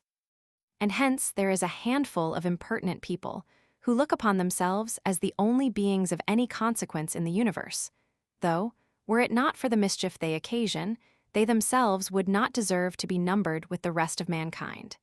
It is nevertheless solely for these people that theatrical entertainments are made. They are represented by fictitious characters in the middle of the theater, and show themselves in real ones on each side. They are at once persons of the drama on the stage and comedians in the boxes.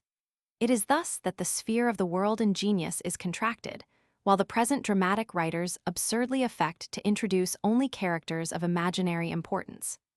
No man is worthy of being brought upon the stage that does not wear a laced coat. A stranger would hence be apt to think France peopled only by counts and marquises. Although, in fact, the more miserable and beggarly its inhabitants grow, the more splendid and brilliant is their representation on the theater. And hence it is that the ridiculous behavior of persons of rank, in being exposed on the stage, rather gains ground than diminishes, and that the common people, who are ever aping the rich, go less to the theater to laugh at their follies than to study them, and to become by imitation greater fools than the originals. The French are indebted even to Molière in a great measure for this evil. He corrected the courtiers by spoiling the citizens, and his ridiculous marquises were the first model of those still more contemptible petit maîtres, which succeeded them in the city. There is in general much discourse and but very little action on the French stage, the reason of which is, perhaps, that the French talk much more than they do, or at least, that they pay a much greater regard to what is said than to what is done. I remember the answer of a spectator, who, in coming out from the representation of one of the pieces of Dionysius the Tyrant, was asked what he had seen. "I have seen nothing," said he, "but I have heard a deal of talk." The same might be said of the French plays. Racine and Corneille, with all their genius, are no more than talkers, and their successor is the first of all the French poets, who, in imitation of the English, has sometimes ventured to bring scenes of action on the stage. In common, their plays consist only of witty or florid dialogues well disposed, where it is obvious the chief design of the speakers is to display their talents of wit and elocution. In the meantime, almost every sentiment is delivered in the style of a general maxim. However transported they may be with passion, they always preserve their respect to the public, of whom they think more constantly than of themselves. The pieces of Racine and Molière excepted, egotism is excluded as scrupulously from the French drama as from the writings of Messieurs de Portroil. And the passions of the human heart never speak, but with all the modesty of Christian humility, in the third person.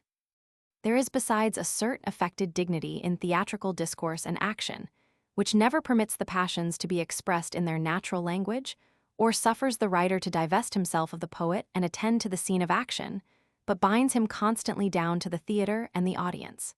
Hence the most critical situations, the most interesting circumstances of the piece, never make him forget the nicest arrangement, of phrase or elegancies of attitude. Should even despair plunge a dagger in the heart of his hero, not contented that, like Polixenes, he should observe a decency in falling, he would not let him fall at all. For the sake of decency, he is supported bolt upright after he is dead, and continues as erect after he has expired as before. The reason of all this is that a Frenchman requires on the stage neither nature nor deception, but only wit and sentiment. He requires only to be diverted, and cares not whether what he sees be a true or false representation of nature. No body goes here to the theater for the pleasure of seeing the play, but for the sake of seeing and being seen by the company, and to catch a subject for conversation after the play is over. The actor with them is always the actor, never the character he represents. He who gives himself those important airs of an universal sovereign is not the Emperor Augustus, it is only Baron. The relict of Pompey is no other than Adrian, Ulzira is Mademoiselle Gaussen, and that formidable savage is no other than the civil Granville. The comedians, on the other hand, give themselves no trouble to keep up an illusion which no body expects. They place the venerable heroes of antiquity between 6 rows of young, spruce Parisians. They have their Roman dresses made up in the French fashion. The weeping Cornelia is seen bathed in tears, with her rouge laid on 2 fingers thick. Cato has his hair dressed and powdered, and Brutus struts along in a Roman hoop petticoat. Yet no body is shocked at all this absurdity, nor doth it hinder the success of the piece. For, as the actors only are seen in the characters, so what respects the author is the only thing considered in the play. And, though propriety should be entirely neglected, it is easily excused, for everyone knows that Corneille was no tailor, nor Crebelin a peruke maker. Thus, in whatever light we view this people, all is verbosity and jargon, talk without design, and words without meaning. In the theatre, as in the world, be as attentive as ye will to what is said, you will learn nothing of what is done. When a man has spoken, it would be thought impertinent to inquire after his conduct. He has spoken, that's sufficient, and he must stand or fall by what he has said. The respectable man here is not he that does good actions, but he that says good things, and a single sentence, sometimes inadvertently uttered, shall cast an odium on a man's character, that 40 years of integrity will not be able to erase. In a word, although the conduct of men does not always resemble their discourse, yet I see they are characterized by their discourse without any regard to their actions. I have remarked also that in a great city, society appears more free, agreeable, and even more safe than among people less knowing and less civilized. But I will not pretend to say the latter are therefore less humane, temperate, or just. On the contrary, among the former, where everything is governed by appearances, the heart is perhaps more hid by external show and lies deeper concealed under agreeable deceptions. It does not belong, however, to me, who am a stranger, without business, pleasures, or connections, to decide here. I begin, nevertheless, to perceive in myself that intoxication into which such a busy, tumultuous life plunges everyone who leads it, and am affected with a dizziness like that of a man, before whose eyes a multitude of successive objects pass with rapidity. Not one of these, which thus strike me, affects my heart, but altogether they so disturb and suspend its affections that I sometimes forget not only myself, but even my Eloisa. Every day, on leaving my apartment, I leave my observations locked up behind me, and proceed to make others on the frivolous objects which present themselves. Insensibly, I begin to think and reason in the manner of other people.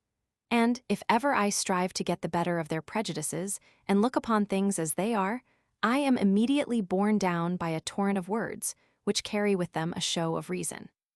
The people here will prove to a demonstration that none but superficial, half-witted reasoners regard the reality of things, that the true philosopher considers only their appearances, that prejudice and prepossession should pass for principle, decorum for law, and that the most profound wisdom consists in living like fools. Thus constrained to pervert the order of the moral affections, to set a value on chimeras, and put nature and reason to silence, I see with regret how sullied and defaced is that divine image which I cherish in my breast, once the sole object of my desires, and the only guide of my conduct. I am borne by one caprice to another, while my inclinations are continually enslaved by the general opinion, and I am never certain one day what I shall approve the next. Abashed and confounded to find my humanity so far debased, to see myself fallen so low from that innate greatness of mind to which our passion had reciprocally elevated us, I return home at night, with a heart swelling, yet vacant as a ball puffed up with air, sickened with disgust and sunk in sorrow. But with what joy do I recollect myself, when alone? With what transports do I feel the sensations of love again take possession of my heart and restore me to the dignity of a man? O love! How refined are thy sensations! How do I applaud myself when I see the image of virtue preserve its luster still in my breast, when I contemplate thine, my Eloisa. Still there, unsullied, sitting on a throne of glory and dissipating in a moment my gloomy delusions. I feel my depressed soul revive, I seem to recover my existence, to live anew, and to regain, with my love, those sublime sentiments that render the passion worthy of its object. Letter LXXI, from Eloisa. I am just returned, my dear friend, from the enjoyment of one of the most delightful sights I shall ever behold. The most prudent, the most amiable girl in the world is at length become the most deserving, the best of women. The worthy man, to whom she has given her hand, lives only to revere, to cherish, to make her happy. And I feel that inexpressible pleasure of being a witness to the happiness of my friend, and of sharing it with her. Nor will you, I am convinced, partake of it less than myself. You, for whom she had always the tenderest esteem, who were dear to her almost from her infancy, and have received from her obligations which should render her yet more dear to you. Yes, we will sympathize with all her sensations. If to her they give pleasure, they shall afford us consolation, for so great is the value of that friendship which unites us, that the happiness of either of the three is sufficient to moderate the afflictions of the other two. Let us not, however, too highly felicitate ourselves. Our incomparable friend is going in some measure to forsake us. She is now entered on a new scene of life, is bound by new engagements, and becomes subject to new obligations. Her heart, which once was only ours, will now find room for other affections, to which friendship must give place. We ought therefore, my friend, to be more scrupulous hereafter in the services we impose on her zeal. We ought not only to consult the sincerity of her attachment and the need we have of her service, but what may with propriety be required in her present situation, what may be agreeable or displeasing to her husband. We have no business to inquire what virtue demands in such a case. The laws of friendship are sufficient. He, who, for his own sake, could expose his friend, deserves not to have one.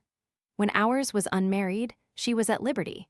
She had no body to call her to account for her conduct, and the uprightness of her intentions was sufficient to justify her to herself.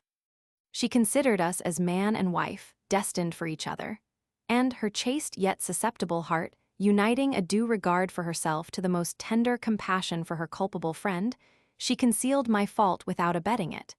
But at present, circumstances are changed, and she is justly accountable to the man to whom she has not only plighted her vows, but resigned her liberty. She is now entrusted not only with her own honor, but with that of her husband, and it is not enough that she is virtuous, her virtue must be respected, and her conduct approved. She must not only deserve the esteem of her husband, but she must obtain it. If he blames her, she is to blame, and though she be innocent, she is in the wrong the moment she is suspected, for to study appearances is an indispensable part of her duty. I cannot determine precisely how far I am right in my judgment. I leave that to you. But there is a monitor within that tells me it is not right.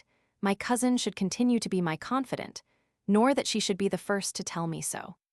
I may be frequently mistaken in my arguments, but I am convinced I am always right in the sensations on which they are founded, and this makes me confide more in those sensations than on the deductions of my reason.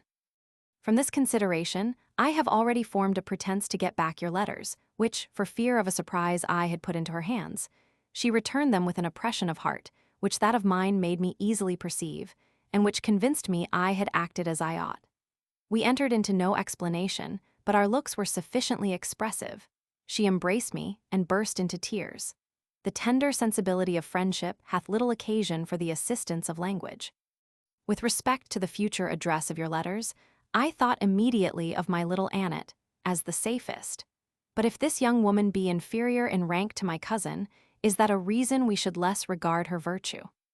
Have I not reason, on the contrary, to fear my example may be more dangerous to one of less elevated sentiments, that what was only an effort of the sublimest friendship in one may be the first step to corruption in the other, and that, in abusing her gratitude, I may make virtue itself subservient to the promotion of vice? Is it not enough, alas, for me to be culpable without seducing accomplices and aggravating my own crime by involving others in my guilt? Of this, therefore, no more? I have hit on another expedient, less safe indeed, but less exceptionable, as it lays nobody open to censure, nor requires a confidant. It is for you to write to me under a fictitious name, as for example that of Mr. Bosque, and to send your letters under cover addressed to Reggianino, whom I shall take care to instruct. Thus Reggianino himself may know nothing of our correspondence, or at most can only form suspicions, which he dares not confirm, for Lord B., on whose favor he depends, has answered for his fidelity. In the meantime, while our correspondence is maintained by this means, I will try if it be possible to resume the method we made use of in your voyage to the Valois, or some other that may be durable and safe. There is something in the turn and style of your letters that would convince me, were I even unacquainted with the state of your heart, that the life you lead at Paris is in no wise agreeable to your inclinations. The letters of Muralt, of which they so loudly complain in France, are even less satirical and severe than yours. Like a child that is angry with its tutors, you revenge the disagreeable necessity you are under of studying the world, upon your first teachers. What I am surprised at the most, however, is that the very circumstance, which usually prejudices foreigners in favor of the French, should give you disgust. I mean their polite reception of strangers and their general turn of conversation, though, by your own confession, you have met with great civility. I have not forgot your distinction between Paris in particular and great cities in general, but I see plainly that, without knowing precisely what belongs to either, you censure without considering whether it be truth or slander. But however this be, the French are my favorites, and you don't at all oblige me in reviling them. It is to the many excellent writings France has produced that I am indebted for most of those lessons, by which we have together profited. If Switzerland is emerged from its ancient barbarity, to whom is it obliged? The two greatest and most virtuous men in modern story, Catinat and Fenelon, were both Frenchmen. Henry IV, the good king, whose character I admire, was a Frenchman. If France be not the country of liberty, it is properly that of men, a superior advantage in the eyes of a philosopher to that of licentious freedom. Hospitable, protectors of the stranger, the French overlook real insult, and a man would be pelted in London for saying half so much against the English, as the French will bear at Paris. My father, who hath spent the greatest part of his life in France, never speaks but with rapture of this agreeable people.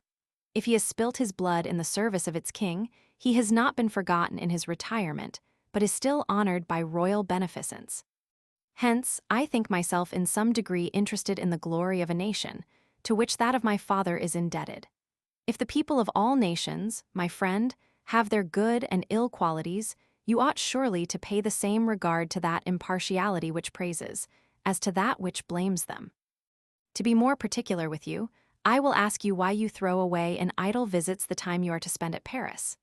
Is not Paris a theater, wherein great talents may be displayed, as well as London, and do strangers find more difficulties in their way to reputation in the former than they do in the latter? Believe me, all the English are not like Lord B, nor do all the French resemble those fine talkers that give you so much disgust. Try, put them to the proof, though it be only to acquire a more intimate acquaintance with their manners, and judge of people that you own speak so well by their deeds. My cousin's father says, you know the constitution of the empire and the interests of princes. My Lord B acknowledges also that you are well versed in the principles of politics and the various systems of government. And I have got it into my head that of all countries in the world, you will succeed best in that where merit is most esteemed, and that you want only to be known, to be honorably employed. As to your religion, S being an obstacle, why should yours be more so than another's? Is not good sense a security against fanaticism and persecution? Does bigotry prevail more in France than in Germany? And is there anything that should hinder your succeeding at Paris, as Mr. Saint Saphorin has done at Vienna? If you consider the end, the more speedy your attempts, the sooner may you promise yourself success. If you balance the means, it is certainly more reputable for a man to advance himself by his own abilities than to be obliged for preferment to his friends. But, if you purpose a longer voyage, that sea, I should like England better if it lay on this side Paris. But a propos, now I talk of Paris, may I venture to take notice of another piece of affection I have remarked in your letters? How comes it that you, who spoke to me so freely of the women of this country, say nothing about the Parisian ladies? Can those celebrated and polite females be less worth your description than the simple and unpolished inhabitants of the mountains? Or are you apprehensive of giving me uneasiness by a picture of the most charming and seductive creatures in the universe? If this be the case, my friend, undeceive yourself, and rest assured that the worst thing you can do for my repose is to say nothing about them, and that, however, you might praise them. Your silence in that respect is more suspicious than would be your highest encomiums. I shall be glad also to have some little account of the opera at Paris, of which we hear such wonders. For, after all, the music may be bad, and yet the representation have its beauties. But if not, it will at least afford a subject for your criticism, which will offend no body. I know not whether it be worthwhile to tell you that my cousin's wedding produced me 2 suitors. They met here a few days ago, one of them from Iverdon, hunting all the way from castle to castle, and the other from Germany, in the stagecoach from Bern. The first is a kind of smart, that speaks loud and peremptory enough to make his repartees pass for wit, among those who attend only to his manner. The other is a great bashful simpleton, whose timidity, however, is not of that amiable kind which arises from the fear of displeasing, but is owing to the embarrassment of a blockhead that knows not what to say, and the awkwardness of a libertine who is at a loss how to behave himself in the company of modest women. As I well know the intentions of my father in regard to these 2 gentlemen, I took, with pleasure, the freedom he gave me of treating them agreeable to my own humor, which, I believe, is such as will soon get the better of that which brought them hither. I hate them for their presumption, in pretending to a heart which is yours, without the least merit to dispute it with you. Yet if they had ever so much, I should hate them the more. But where could they acquire it? They or any other man in the universe? No, my dear friend, rest satisfied, it is impossible. Nay, were it possible that another should be possessed of equal merit, or even that another you should attack my heart, I should never listen to any but the first. Be not uneasy, therefore, at these 2 animals, which I have with regret condescended to mention. What pleasure should I have in being able to give them both such equal portions of disgust, as that they should resolve to depart both together as they came? M. de Cruzes has lately given us a refutation of the ethic epistles of Mr. Pope, which I have read, but it did not please me. I will not take upon me to say which of these 2 authors is in the right, but I am conscious that M. de Cruzes' book will never excite the reader to do any one virtuous action, while our zeal for everything great and good is awakened by that of Pope. For my own part, I have no other rule by which to judge of what I read than that of consulting the dispositions in which I rise up from my book, nor can I well conceive what sort of merit any piece has to boast, the reading of which leaves no benevolent impression behind it, nor stimulates the reader to anything that is good. Adieu, my dear friend, I would not finish my letter so soon, but am called away. I leave you with regret, for I am at present in a cheerful disposition, and I love you should partake of my happiness. The cause which now inspires it is that my dear mother is much better within these few days. She has indeed found herself so well as to be present at the wedding, and to give away her niece, or rather her other daughter. Poor Clara wept for joy to see her, and I but you may judge of my sensations, who, deserving her so little, hourly tremble at the thoughts of losing her. In fact, she did the honors of the table, and acquitted herself on the occasion with as good a grace as if she had been in perfect health. Nay, it seemed to me that some remains of languor in her disposition rendered her elegant complacencies still more affecting. Never did this incomparable parent appear so good, so charming, so worthy to be revered. Do you know that she asked Mr. Orb concerning you several times? Although she never speaks of you to me, I am not ignorant of her esteem for you, and that if ever she were consulted, your happiness and mine would be her first concern. Ah, my friend, if your heart can be truly grateful, you owe many, many obligations. Letter Alexiv to Eloisa. There, my Eloisa, scold me, quarrel with me, beat me. I will endure everything, but I will not cease to acquaint you with my thoughts. Who should be the depositary of those sentiments you have enlightened, and with whom should my heart hold converse, if you refuse to hear me?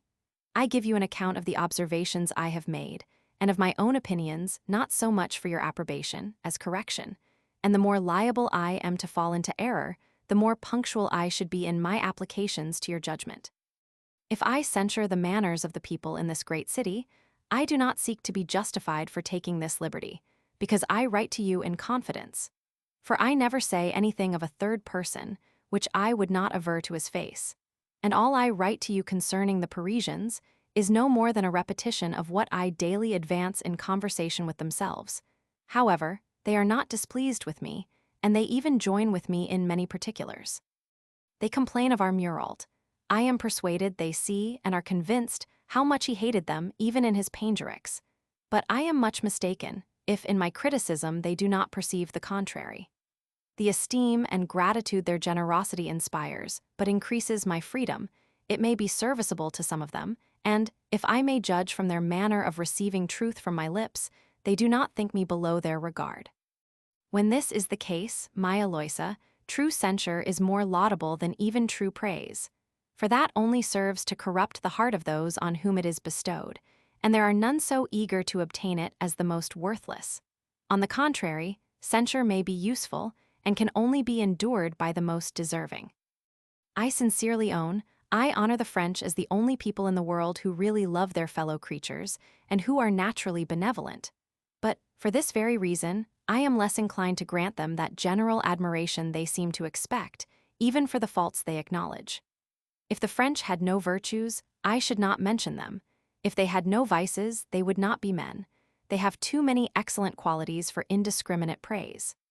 As to the attempts you mention, they are impracticable, because I should be obliged to use means which are not only inconvenient, but which you have also interdicted. Republican austerity is not in vogue here. They need more flexible virtues, which are more easily adapted to the interest of their friends or patrons.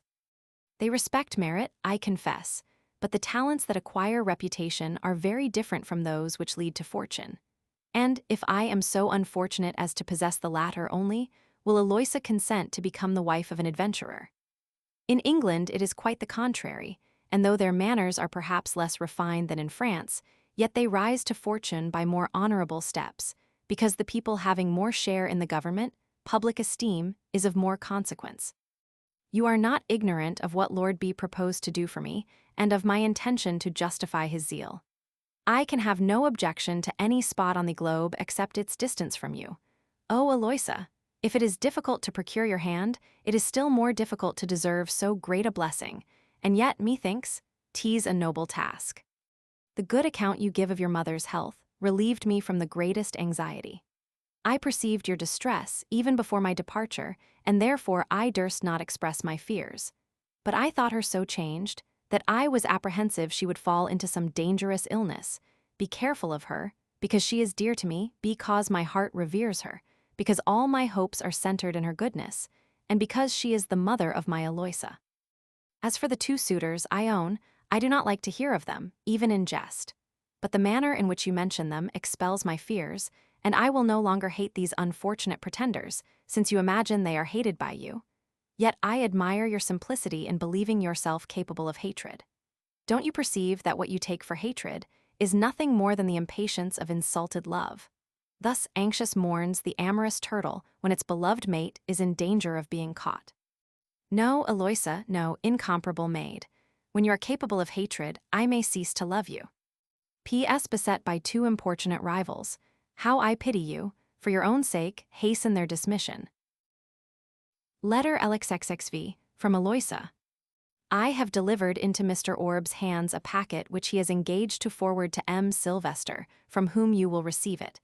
But I caution you, my dear friend, not to open it, till you retire into your own chamber and are quite alone. You will find in this packet a small trinket for your particular use. 'Tis a kind of charm which lovers gladly wear. The manner of using it is very whimsical. It must be contemplated for a quarter of an hour every morning, or until it softens the spectator into a certain degree of tenderness. It is then applied to the eyes, the mouth, and next to the heart, and it is generally esteemed the best preservative against the noxious air of a country infected with gallantry. They even attribute an electrical quality to these talismans, which is very singular, but which acts only upon faithful lovers. They say it communicates the impression of kisses from one to the other, though at the distance of 100 leagues. I do not pretend to warrant the success of this charm from experience. Only, this I know, it is your own fault if you do not put it to the proof.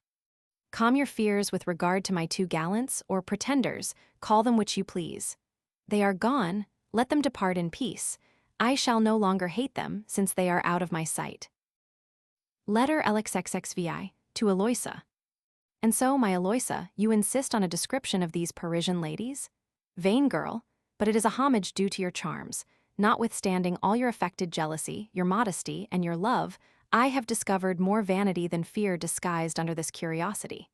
Be it as it will, I shall be just. I may safely speak the truth, but I should undertake the taste with better spirits if I had more to praise. Why are they not 100 times more lovely? Would they had sufficient charms, to reflect new excellence upon yours by the comparison. You complain of my silence. Good heaven! What could I have written? When you have read this letter, you will perceive why I take pleasure in speaking of your neighbors, the Vilesian ladies, and why I have hitherto neglected to mention those of this country. The first continually remind me of you, my Eloisa, but the others read, and you will know. Few people think of the French ladies as I do, if indeed, I am not quite singular in my opinion. Equity obliges me therefore to give you this hint, that you may suppose I delineate them, perhaps, not as they are in reality, but as they appear to me. Nevertheless, if I am not just in my description, I know you will censure me. And then will your injustice be greater than mine, because the fault is entirely your own. Let us begin with their exterior qualities. The greatest number of observers proceed no farther should I follow their example. The women in this country would have great cause to be dissatisfied. They have an exterior character as well as an exterior face, and as neither one or the other is much to their advantage, it would be unjust to form our opinions of them from either. Their figure, for the most part, is only tolerable, and in the general rather indifferent than perfect. Yet there are exceptions. They are slender rather than well-made, and therefore they gladly embrace the fashions which disguise them most. But I find that in other countries, the women are foolish enough to imitate their fashions, though contrived merely to hide defects which they have not. Their air is easy and natural, their manner free and unaffected, because they hate all restraint, but they have a certain disinvoltura, which, though it is not entirely destitute of grace, they frequently carry, even to a degree of absurdity. Their complexion is moderately fair, and they are commonly pale, which does not in the least add to their beauty. With regard to their necks, they are in the opposite extreme to the Vilesians. Conscious of this defect, they endeavor to supply it by art, nor are they less scrupulous in borrowing an artificial whiteness. Though I have never seen these objects, but at a distance, they expose so much of themselves that they leave the spectators very little room for conjecture. In this case, these ladies seem not to understand their own interest. For if the face is but moderately handsome, the imagination heightens every concealed charm, and according to the Gascon philosopher, there is no appetite so strong as that which was never satisfied, especially in this sense. Their features are not very regular, but they have something in their countenance which supplies the place of beauty, and which is sometimes much more agreeable. Their eyes are quick and sparkling, yet they are neither penetrating nor sweet. They strive to animate them by the help of rouge, but the expression they acquire by this means has more of anger in it than love. Nature has given them sprightliness only, and though they sometimes seem to solicit tenderness, they never promise a return. They have acquired so great a reputation for their judgment in dress that they are patterns to all Europe. Indeed, it is impossible to adapt such absurd fashions with more taste.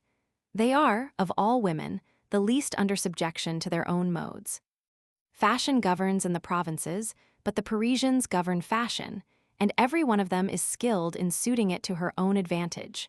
The first are ignorant and servile plagiarists, who copy even orthographical errors. The latter are like authors, who imitate with judgment and have abilities to correct the mistakes of their original. Their apparel is more uncommon than magnificent, more elegant than rich. The rapid succession of their fashions renders them old and obsolete even from one year to another. That neatness which induces them to change their dress so frequently preserves them from much ridiculous magnificence. They do not, however, spend less money on that account, but their expenses are, by this means, better conducted. They differ greatly in this particular from the Italians. Instead of superb trimmings and embroidery, their clothes are always plain and new. Both sexes observe the same moderation and delicacy, which is extremely pleasing. For my part, one liked to see a coat neither laced nor foiled. There is no nation in the world, except our own, where the people, especially the women, wear less gold and silver. The same kind of stuffs are worn by people of all ranks, so that it would be difficult to distinguish a duchess from a citizen, if the first had not some marks of distinction which the other dares not imitate. But this seems to have its inconveniences, for whatever is the fashion at court is immediately followed in the city, and you never see in Paris, as in other countries, a beau or belle of the last age. Nevertheless, it is not here as in most other places, where the people of the highest rank, being also the richest, the women of fashion distinguish themselves by a degree of luxury which cannot be equaled. Had the ladies of the court of France attempted this kind of distinction, they would very soon have been eclipsed by the wives of the citizens. What then do you think was their resource? Why, they took a much more effectual method, and which required more abilities. They knew that the minds of the people were deeply impressed with a sense of bashfulness and modesty. This suggested to them fashions not to be easily imitated. They perceived that the people could not endure the thoughts of rouge, and that they obstinately persisted in calling it by the vulgar name of paint, and therefore they daubed their cheeks not with paint but with rouge, for change but the name and tease no longer the same thing. They also perceived that a bare neck was scandalous in the eyes of the public, and for that reason they chose to enlarge the scene. They saw many things which my Eloisa, young as she is, will never see. In their manners they are governed exactly by the same principle. That charming diffidence which distinguishes and adorns the sex, they despise as ignoble and vile. They animate their actions and discourse with a noble assurance, and I am confident they would look any modest man out of countenance. Thus they cease to be women, to avoid being confounded with the vulgar. They prefer their rank to their sex, and imitate women of pleasure that they themselves may be above imitation. I know not how far they may have carried their imitation, but I am certain they have not succeeded in their design to prevent it in others. As to rouge, and the fashion of displaying those charms, which they ought to conceal, they have made all the progress that was possible. The ladies of the city had much rather renounce their natural complexion, and the charms they might borrow from the amoroso pensier of their lovers, than preserve the appearance of what they are.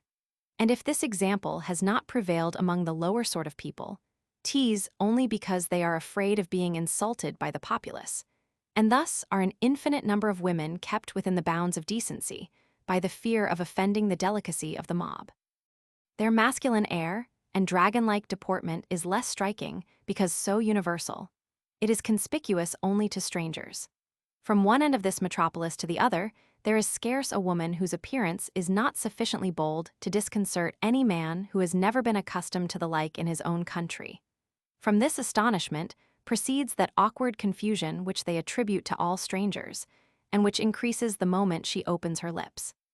They have not the sweet voice of our countrywomen. Their accent is hoarse, sharp, interrogative, imperious, gibing, and louder than that of a man. If in the tone of their voice they retain anything feminine, it is entirely lost in the impertinence of their manner. They seem to enjoy the bashful confusion of every foreigner, but it would probably give them less pleasure if they were acquainted with its true cause.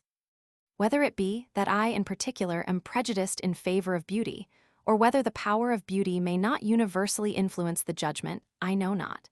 But the handsomest women appear to me rather the most decent in their dress, and in general behave with the greatest modesty. They lose nothing by this reserve. Conscious of their advantages, they know they have no need of borrowed allurements to attract our admiration. It may be also that impudence is more intolerably disgusting when joined with ugliness. For certainly, I should much sooner be tempted to affront an impertinent, ugly woman than to embrace her. Whereas, by modesty, she might excite even a tender compassion, which is often a harbinger of love. But though it is generally remarked that the prettiest women are the best behaved, yet they are often so extremely affected, and are always so evidently taken up with themselves, that, in this country, there is little danger of being exposed to that temptation which M. de Murault sometimes experienced amongst the English ladies, of telling a woman she was handsome, only for the pleasure of persuading her to think so. Neither the natural gaiety of the French, nor their love of singularity, is the cause of this freedom of conversation and behavior for which these ladies are so remarkable. But it is rather to be deduced from their manners, by which they are authorized to spend all their time in the company of men. And hence it is that the behavior of each sex seems to be copied from the other. Our Swiss ladies, on the contrary, are fond of little female assemblies, in which they are extremely social and happy. For though they probably may not dislike the company of men, yet it is certain their presence is some constraint upon them. In Paris it is quite the reverse. The women are never easy nor satisfied without the men.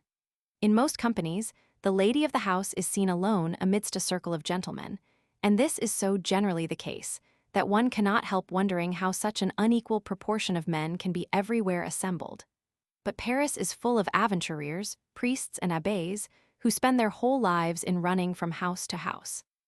Thus the women learn to think, act, and speak from the men, whilst these, in return, imbibe a certain degree of effeminacy, and this seems the only consequence of their trifling gallantry. However, they enjoy a fulsome adoration, in which their devotees do not think it worthwhile to preserve even the appearance of sincerity. No matter. In the midst of her circle, she is the sole object of attention, and that's sufficient. But if a second female enters the room, familiarity instantly gives place to ceremony.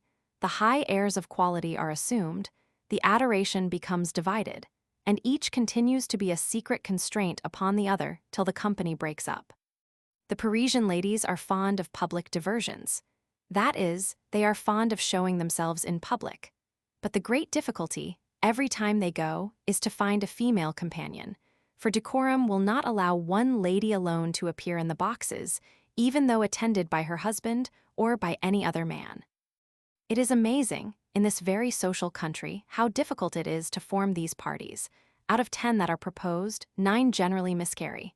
They are projected by the desire of being seen, and are broken by the disagreeable necessity for a sister petticoat. I should imagine it an easy matter for the ladies to abolish this ridiculous custom. What reason can there be why a woman should not be seen alone in public? Perhaps, there being no reason for it, is the very cause of its continuance. However, upon the whole, it may be prudent to preserve decency, where the abolition would be attended with no great satisfaction. What great matter would there be in the privilege of appearing alone at the opera? Is it not much better to reserve this exclusive privilege for the private reception of one's friends in one's own house? Nothing can be more certain than that this custom of being alone amidst such a number of men is productive of many secret connections. Indeed, the world is pretty well convinced of it, since experience has proved the absurdity of that maxim, which told us that by multiplying temptations we should destroy them. So that they do not defend this fashion for its decency, but that it is most agreeable. Which, by the by, I do not believe. How can any love exist where modesty is held in derision? And what pleasure can there be in a life which is at once deprived both of love and decency? But as the want of entertainment is the greatest evil which these slaves to dissipation have to fear, the ladies are solicitous for amusement rather than love. Gallantry and attendance is all they require, and provided their danglers are assiduous, they are very indifferent about the violence or sincerity of their passion. The words love and lover are entirely banished even from the most private intercourse of the sexes, and are sunk into oblivion with the darts and flames of ancient romance. One would imagine that the whole order of natural sensations was here reversed. A girl is to have no feelings, passions, or attachments. That privilege is reserved for the married women and excludes no paramour except their husbands. The mother had better have 20 lovers than her daughter one. Adultery is considered as no crime and conveys no indecency in the idea. Their romances, which are universally read for instruction, are full of it, and there appears nothing shocking in its consequences, provided the lovers do not render themselves contemptible by their fidelity. O Eloisa, there are many women in this city who have defiled their marriage bed 100 times, yet would presume, with the voice of impurity, to slander an union like ours, that is yet unsullied with infidelity. It should seem that in Paris, marriage is a different institution from what it is in other parts of the world. They call it a sacrament, and yet it has not half the power of a common contract. It appears to be nothing more than a private agreement between 2 persons to live together, to bear the same name, and acknowledge the same children, but who, in other respects, have no authority one over the other. If at Paris a man should pretend to be offended with the ill conduct of his wife, he would be as generally despised as if, in our country, he was to take no notice of her scandalous behavior. Nor are the ladies on their parts less indulgent to their husbands, for I have not yet heard of an instance of their being punished for having imitated the infidelity of their wives. In short, what other effect can be expected from an union in which their hearts were never consulted? Those who marry fortune or title seem to be under no personal obligation. Love, even love, has lost its privilege and is no less degenerated than marriage.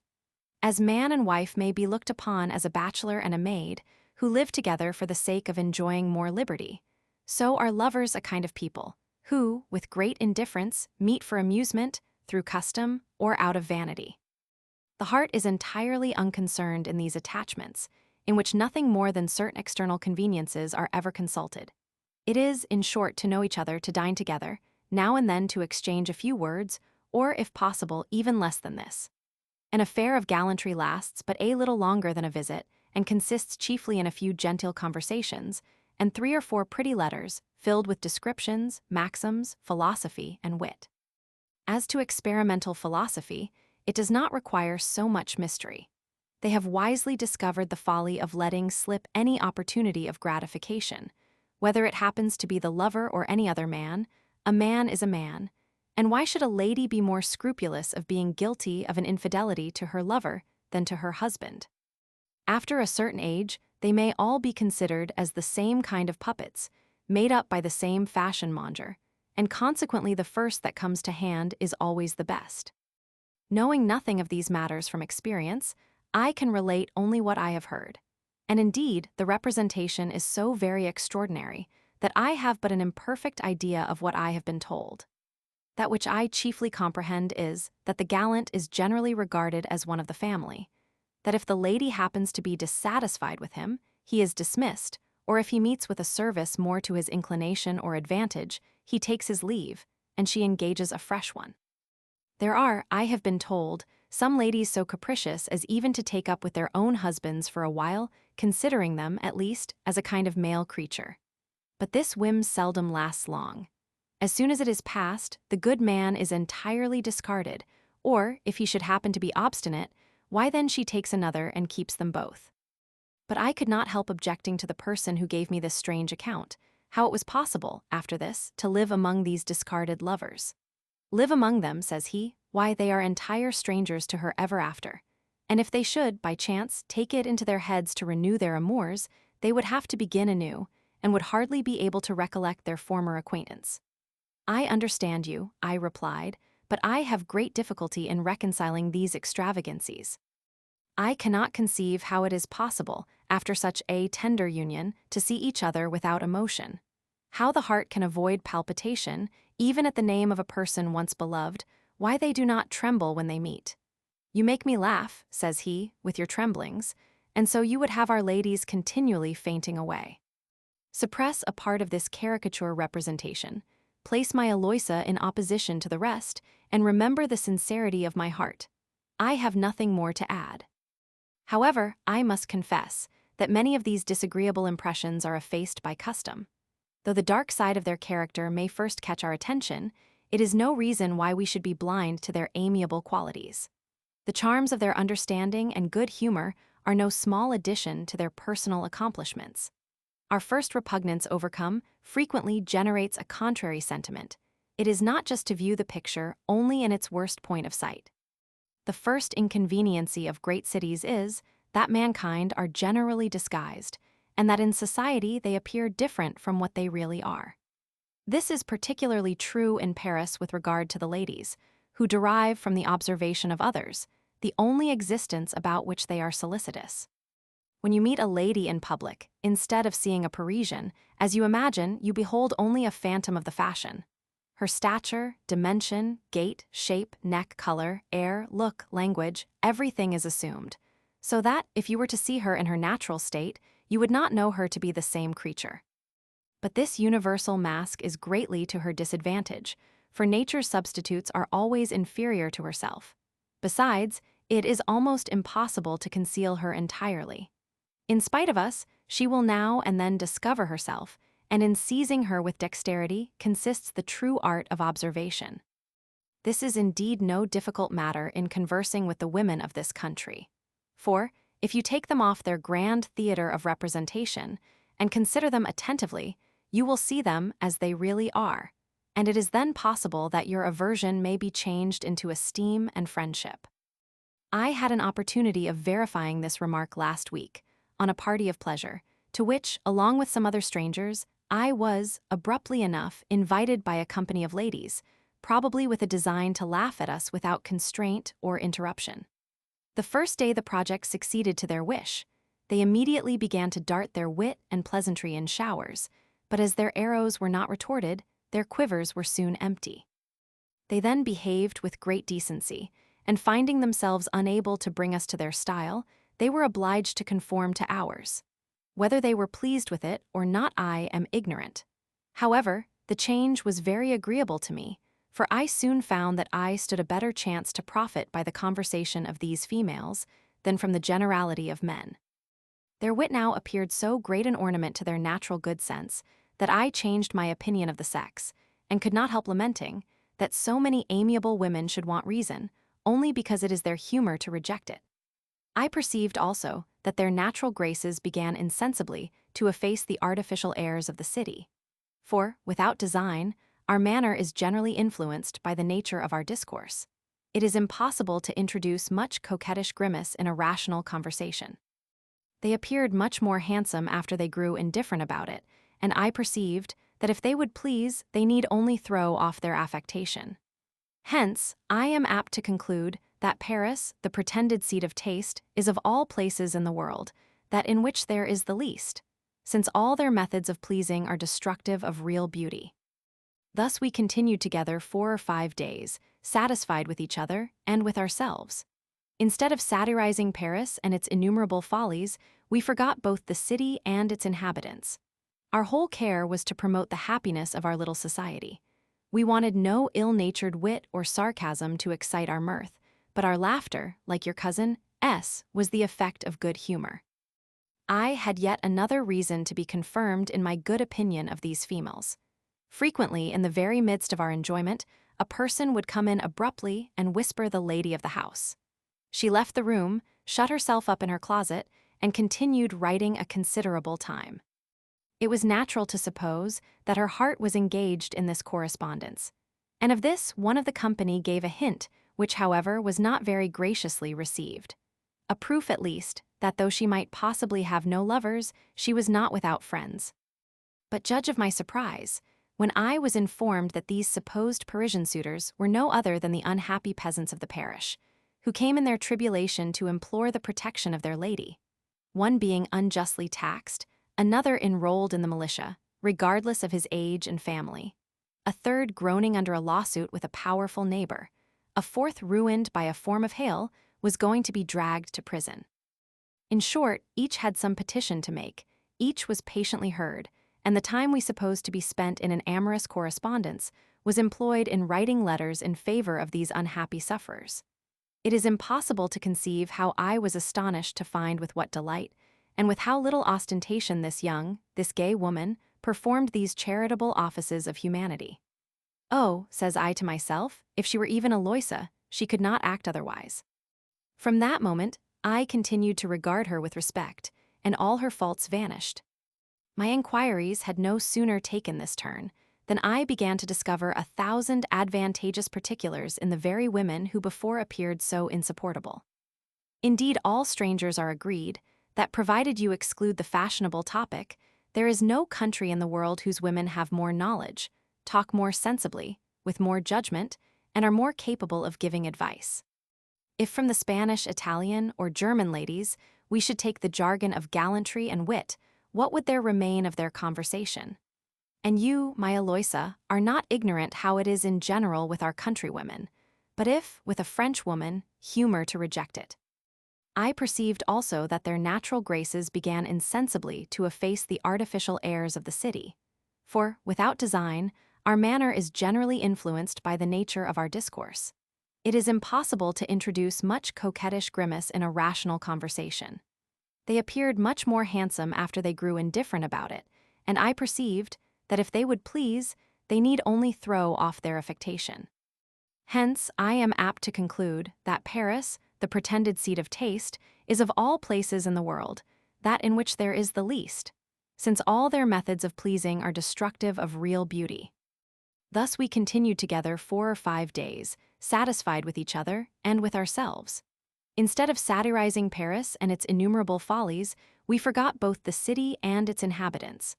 Our whole care was to promote the happiness of our little society. We wanted no ill-natured wit or sarcasm to excite our mirth, but our laughter, like your cousin S, was the effect of good humor. I had yet another reason to be confirmed in my good opinion of these females.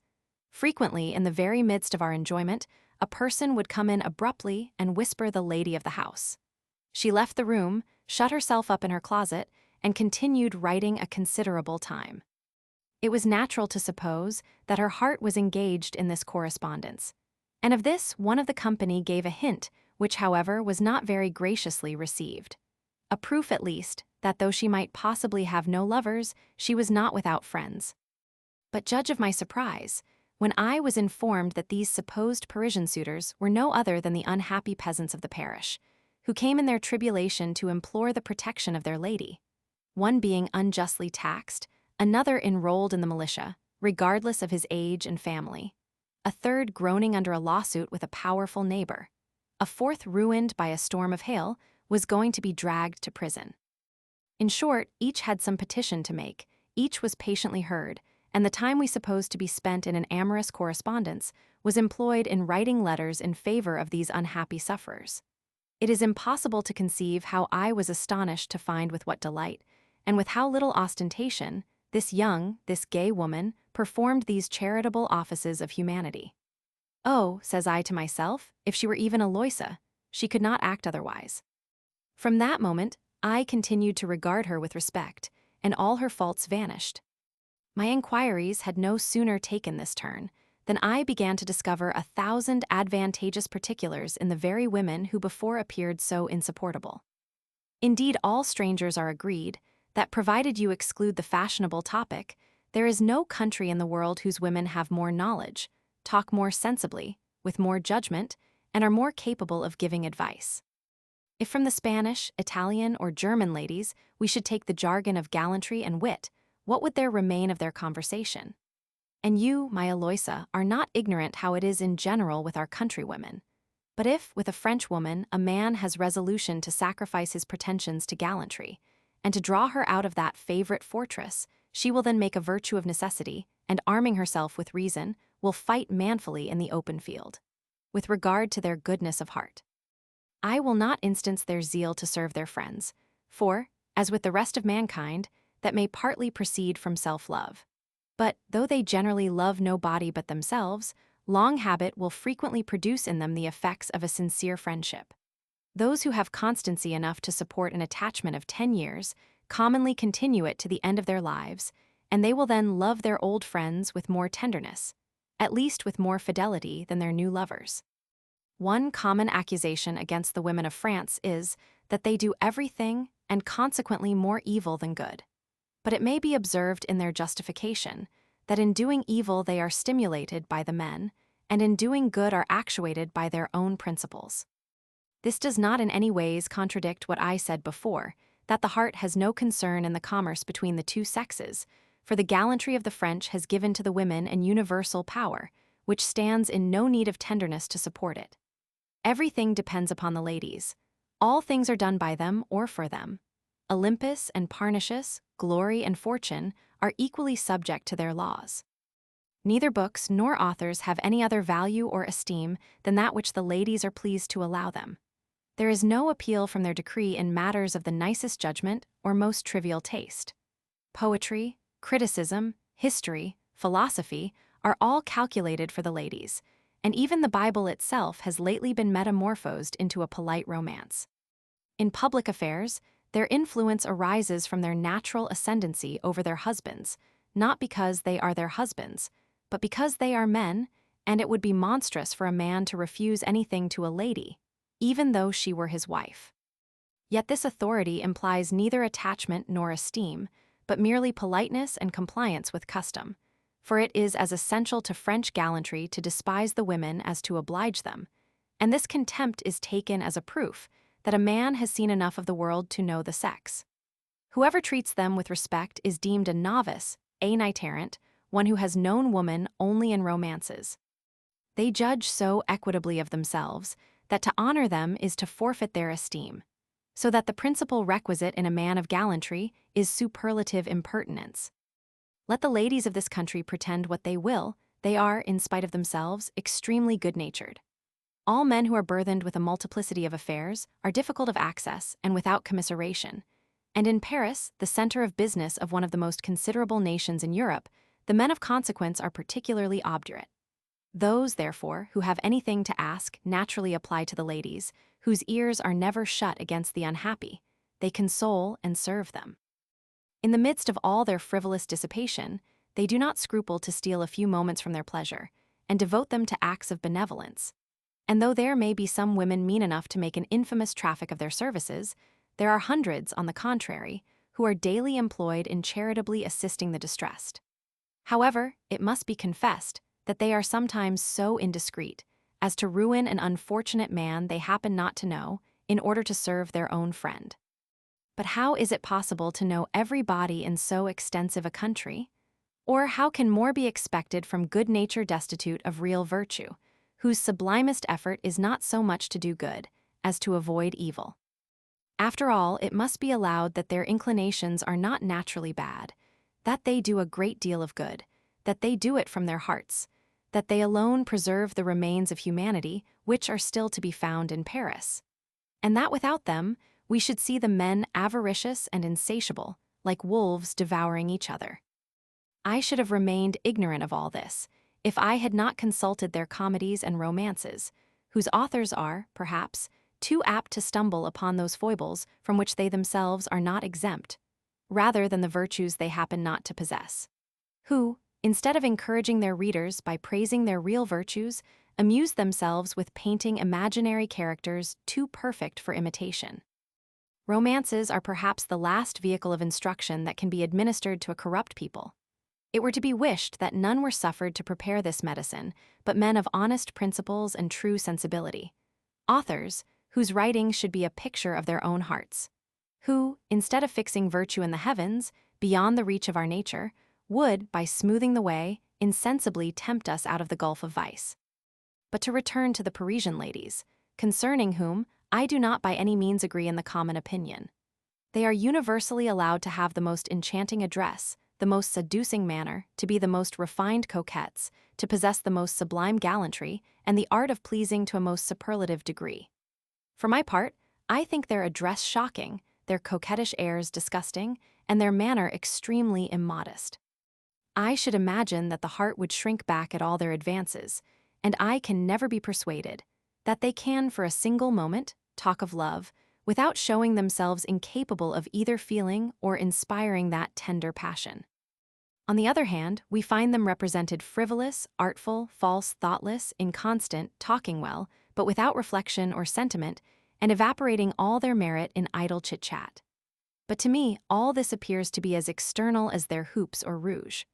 They are a kind of fashionable vices, which are supposed necessary at Paris, but which are not incompatible with sense, reason, humanity, and good nature.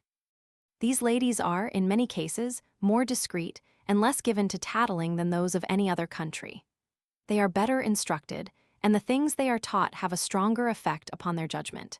In short, if I dislike them for having disfigured the proper characteristics of their sex, I esteem them for those virtues in which they resemble us, and my opinion is that they are better calculated to be men of merit than amiable women. One word more and I have done.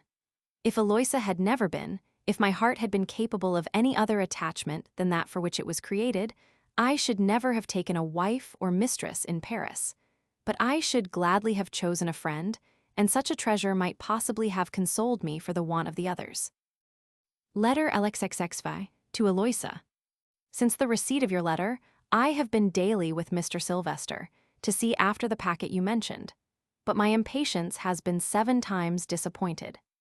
At length, however, on the 8th time of going, I received it, and it was no sooner put into my hands than, without staying to pay the postage, even without asking what it came to or speaking a word to anybody, I ran with it out of doors and, as if I had been out of my senses, passed by the door of my lodgings, though it stood open before me, and traversed a number of streets that I knew nothing of, till in about half an hour I found myself at the farther end of Paris. I was then obliged to take a hackney coach in order to get the more speedily home, which is the first time I have made use of those conveniences in a morning. Indeed, it is with regret I use them even in an afternoon to pay some distant visits, for my legs are good, and I should be sorry that any improvement in my circumstances should make me neglect the use of them.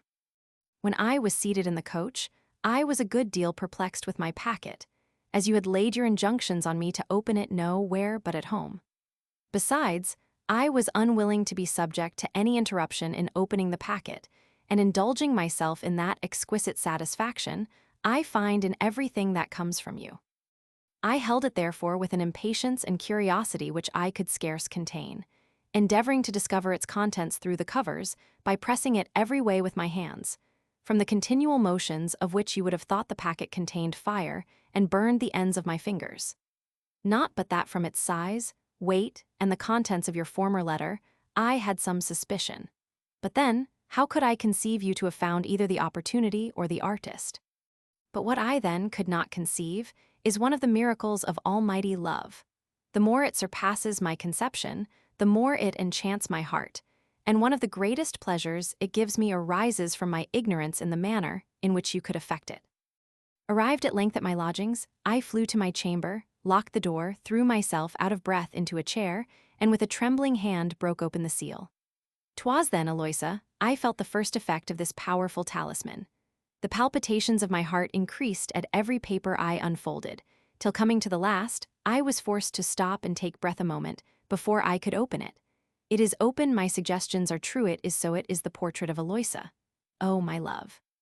Your divine image is before me. I gaze with rapture on your charms. My lips, my heart, pay them the first homage, my knees bend again, my eyes are ravished with thy heavenly beauties. How immediate, how powerful is their magical effect! No, Eloisa, it requires not, as you pretend, a quarter of an hour to make itself perceived. A minute, an instant suffices to draw from my breast 1,000 ardent sighs, and to recall, with thy image, the remembrance of my past happiness. Ah! Why is the rapture of having such a treasure in possession allayed with so much bitterness? How lively is the representation it gives me of days that are no more! I gaze on the portrait.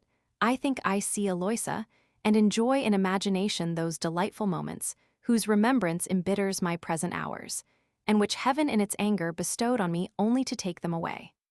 Alas! The next instant undeceives me. The pangs of absence throb with increased violence after their agreeable delusion is vanished, and I am in the fate of those miserable wretches, whose tortures are remitted only to render them the more cruel. Heavens! What flames have not my eager eyes darted on this unexpected object?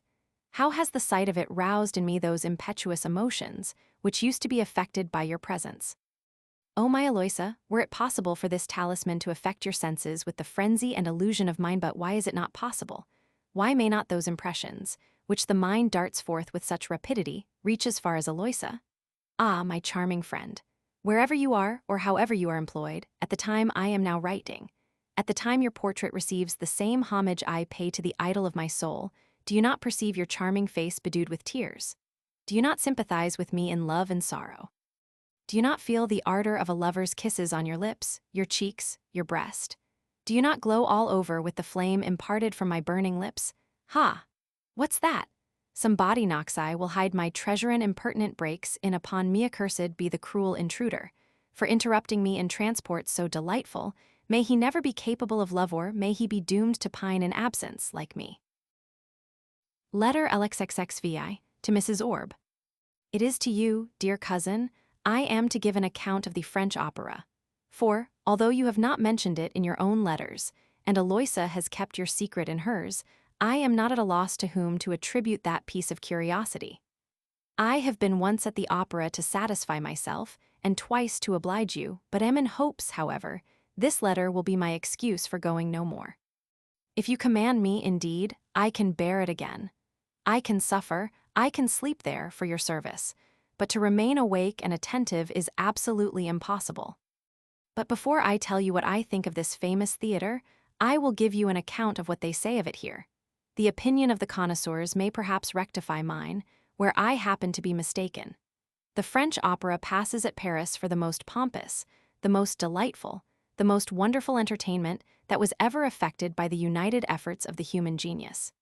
It is said to be the most superb monument of the magnificence of Louis XIV. In fact, everyone is not so much at liberty, as you imagine, to give his opinion on so grave a subject. Everything may be made a point of dispute here, except music and the opera. But with respect to these, it may be dangerous not to dissemble one's thoughts, as the French music is supported by an inquisition no less arbitrary than severe. Indeed, the first lesson which strangers are taught is that foreigners universally allow that nothing in the whole world is so fine as the opera at Paris. The truth is, discreet people are silent upon this topic, because they dare not laugh except in private. It must be allowed, however, that they represent at the opera, at a vast expense, not only all the wonderful things in nature, but many others still more wonderful and which nature never produced. For my part, I cannot help thinking Mr. Pope meant this theater, where he said one might see there, mixed in one scene of confusion, gods, devils, monsters, kings, shepherds, fairies, madness, joy, a wild fire, a jig, a battle, and a ball. This assemblage, so magnificent and well conducted, is regarded by the spectators as if all the things and characters exhibited were real. On seeing the representation of a heathen temple, they are seized with a profound reverence.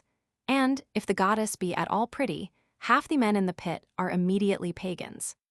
Here the audience is not so nice as at the French comedy.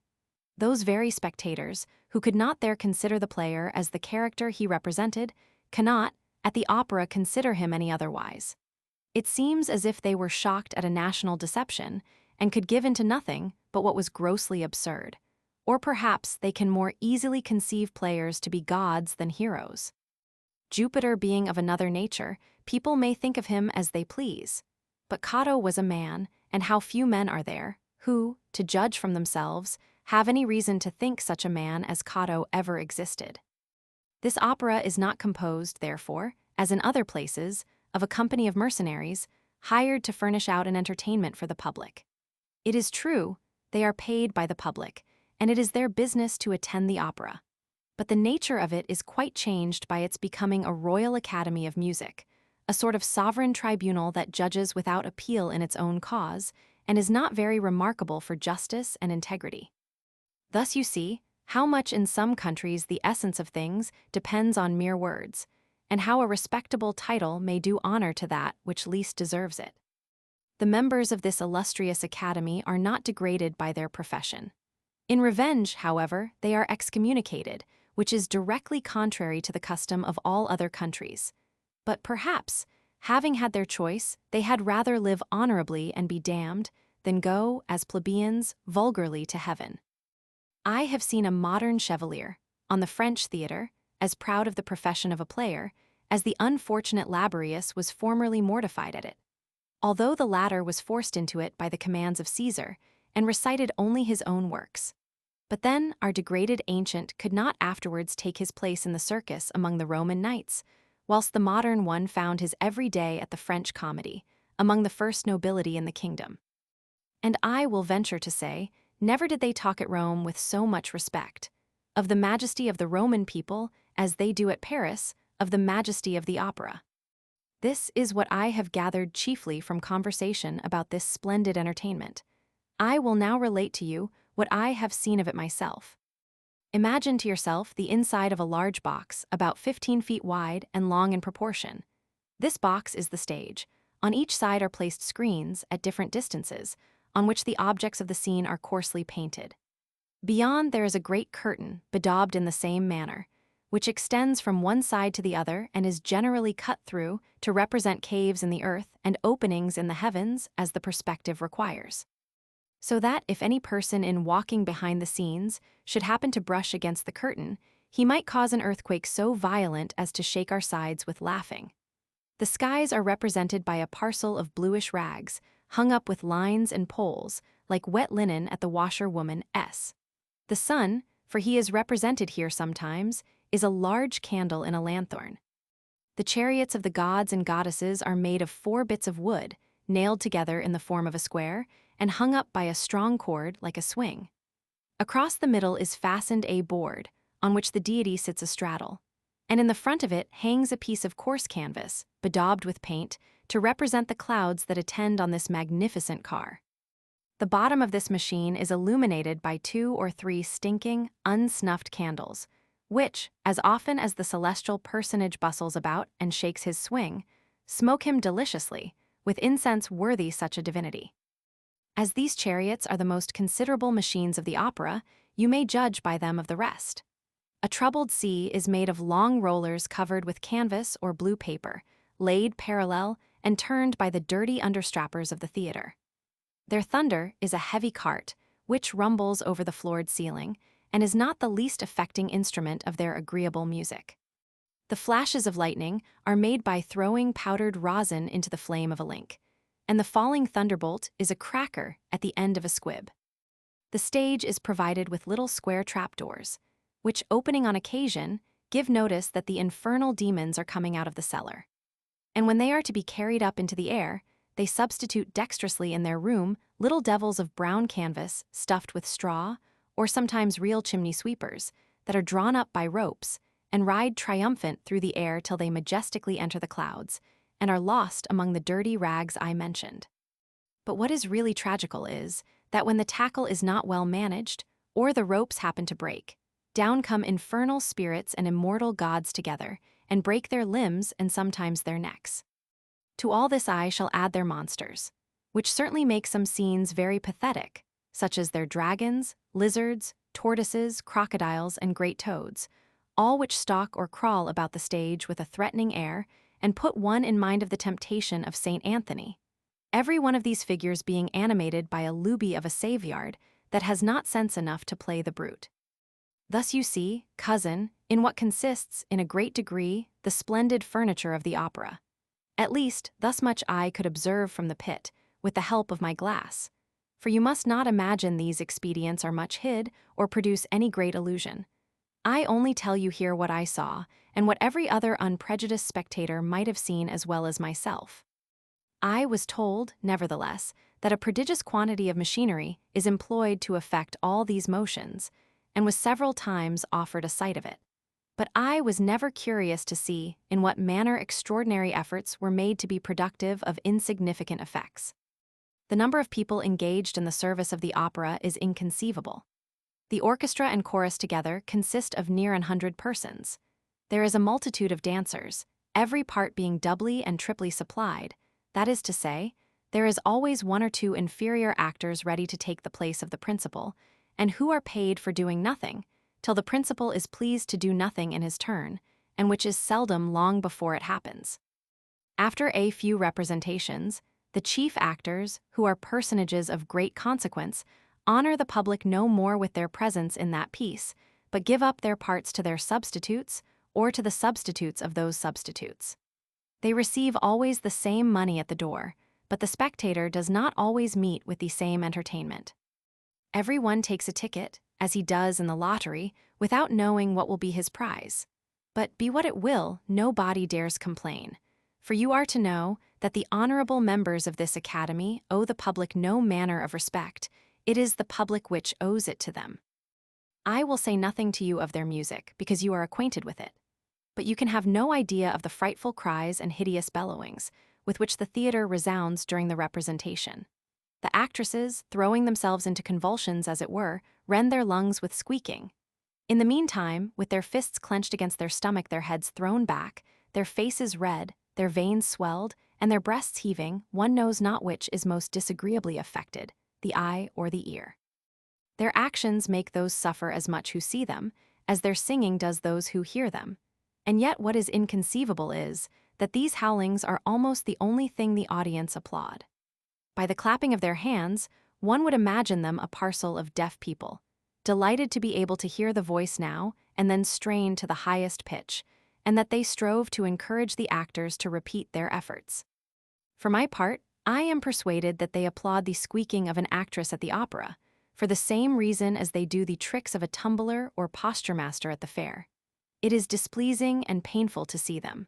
One is in pain while they last, but we are so glad to see all pass off without any accident that we willingly give them applause. Think how well this manner of singing is adapted to express all that Quinault has written the most soft and tender. Imagine the Muses, Loves, and Graces, imagine Venus herself expressing her sentiments in this delicate manner, and judge of the effects. As to their devils, let us leave their music to something infernal enough to suit it, as also that of their magicians, conjurers, and witches, all which, however, meets with the greatest applause at the French opera. To these ravishing sounds, as harmonious as sweet, we may very deservedly join those of the orchestra.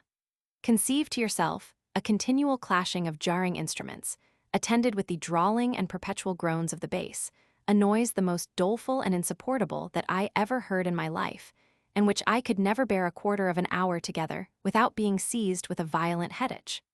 All this forms a species of psalmody, which has commonly neither time nor tune.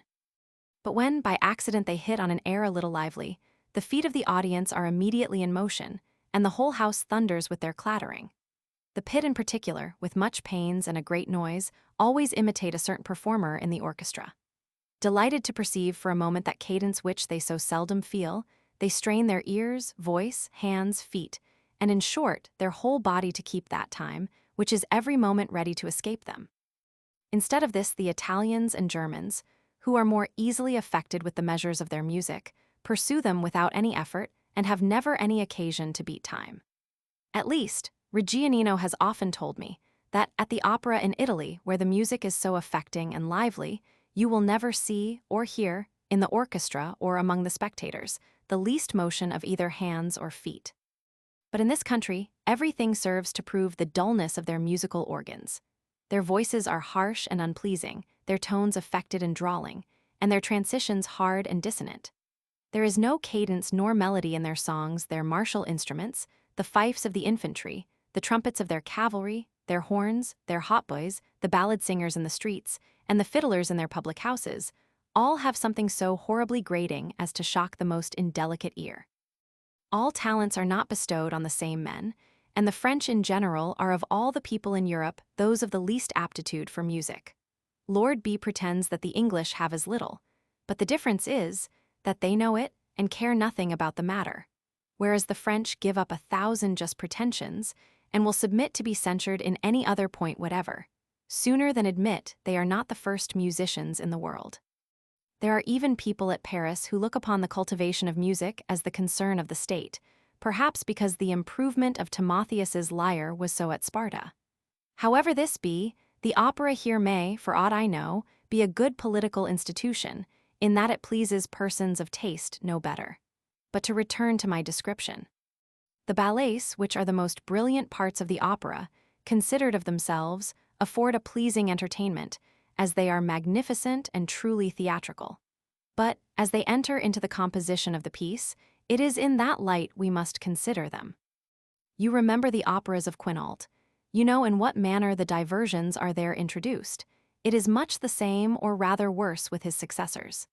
In every act, the action of the piece is stopped short, just at the most interesting period, by an interlude which is represented before the actors, who are seated on the stage while the audience in the pit are kept standing. From these interruptions, it frequently happens that the characters of the piece are quite forgotten, and always that the spectators are kept looking at actors that are looking at something else. The fashion of these interludes is very simple. If the prince is in a good humor, it partakes of the gaiety of his disposition, and is a dance. If he is displeased, it is contrived in order to bring him to temper again, and it is also a dance. I know not whether it be the fashion at court to make a ball for the entertainment of the king when he is out of humor. But this I know, with respect to our opera kings, that one cannot sufficiently admire their stoical firmness and philosophy, in sitting so tranquil to see comic dances and attend to songs, while the fate of their kingdoms, crowns, and lives is sometimes determined behind the scenes. But they have besides many other occasions for the introduction of dances. The most solemn actions of human life are here performed in a dance. The parsons dance, the soldiers dance, the gods dance, the devils dance, the mourners dance at their funerals, and in short all their characters dance upon all occasions. Dancing is thus the fourth of the fine arts employed in the constitution of the lyric drama. The other three are arts of imitation, but what is imitated in dancing? Nothing it is therefore foreign to the purpose, for what business is there for minuets or rigadoons in a tragedy? Nay, I will venture to say, dancing would be equally absurd in such compositions, though something was imitated by it. For of all the dramatic unities the most indispensable is that of language or expression, and an opera made up partly of singing, partly of dancing, is even more ridiculous than that in which they sing half French, half Italian.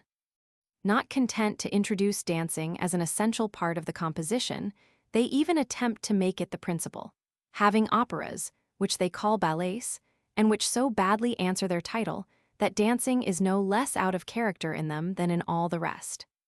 Most of these ballets consist of as many different subjects as acts, which subjects are connected together by certain metaphysical relations, of which the spectator would never form the least suspicion or conjecture if the author did not take care to advise him of it in the prologue. The seasons, ages, senses, elements are the subjects of a dance, but I should be glad to know what propriety there is in all this, or what ideas can by this means be conveyed to the mind of the spectator.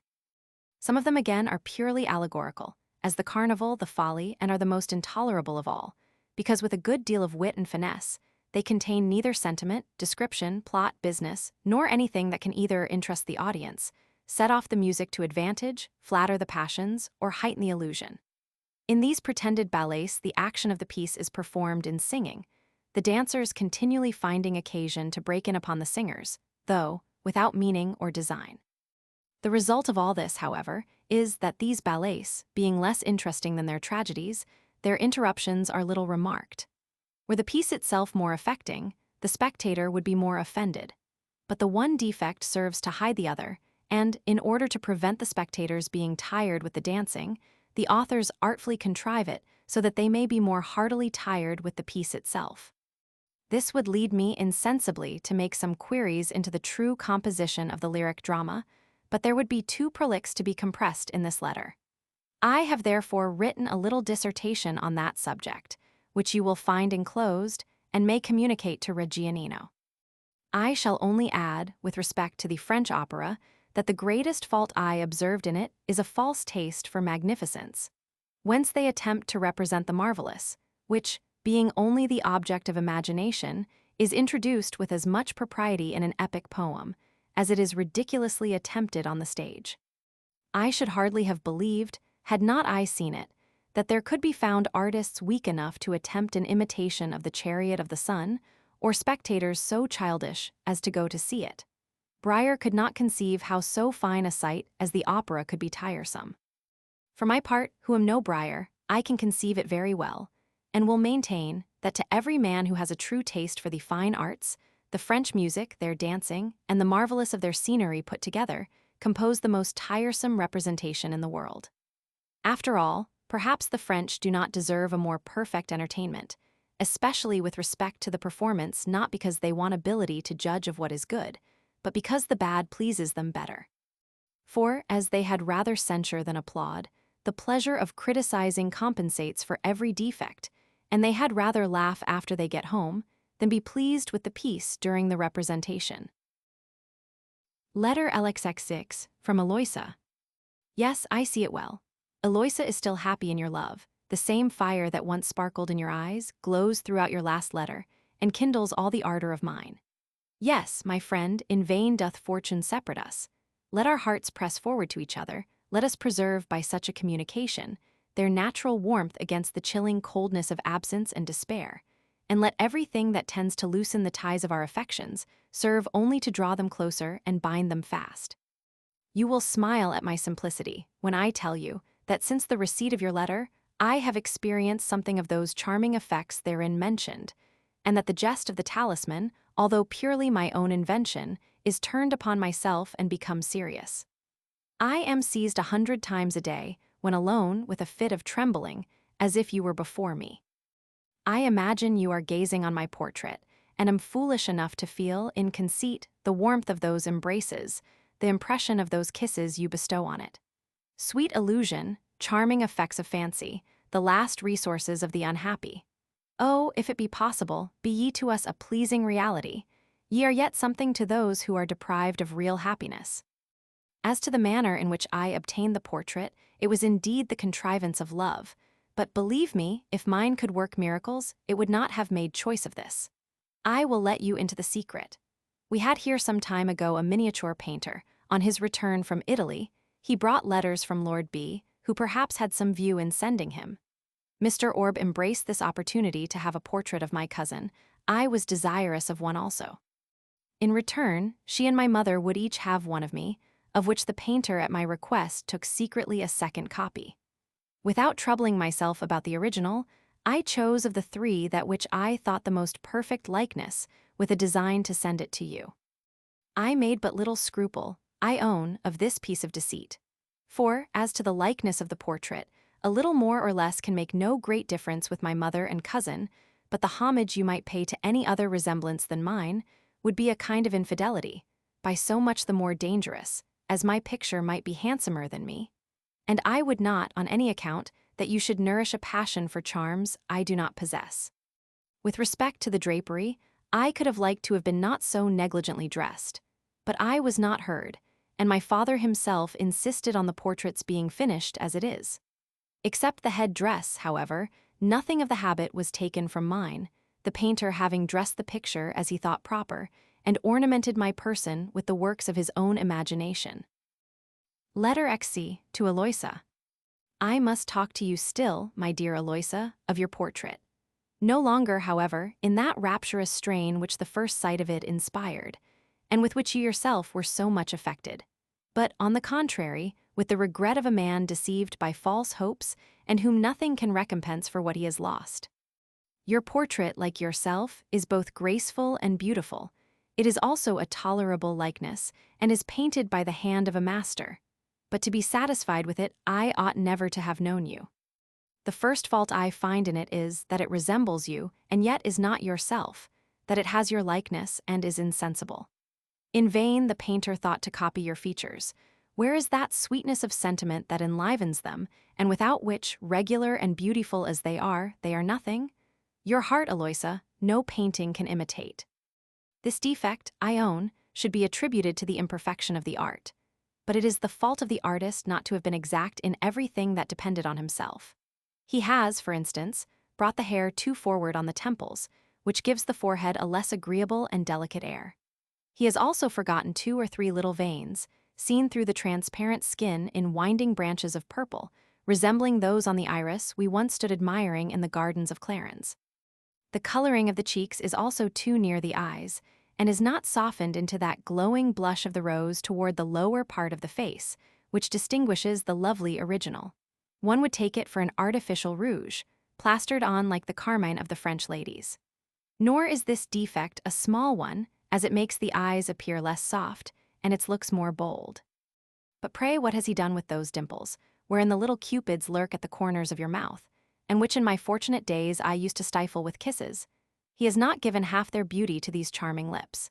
He has not given the mouth that agreeable serious turn, which changing in an instant into a smile, ravishes the heart with inconceivable enchantment, inspires it with an instantaneous rapture which no words can express. It is true, your portrait cannot pass from the serious to a smile. This is, alas, the very thing of which I complain. To paint all your charms you should be drawn every instant of your life. But to pass over the injustice the painter has done you, in overlooking your beauties, he has done you more in having omitted your defects. He has left out that almost imperceptible mole under your right eye, as well as that on the right side of your neck. He has not heavens. Was the man a statue? He has forgot the little scar under your lip. He has made your hair and eyebrows of the same color, which they are not. Your eyebrows are more upon the chestnut, and your hair rather of the ash color. Bionda testa ake azuri e bruno siglio.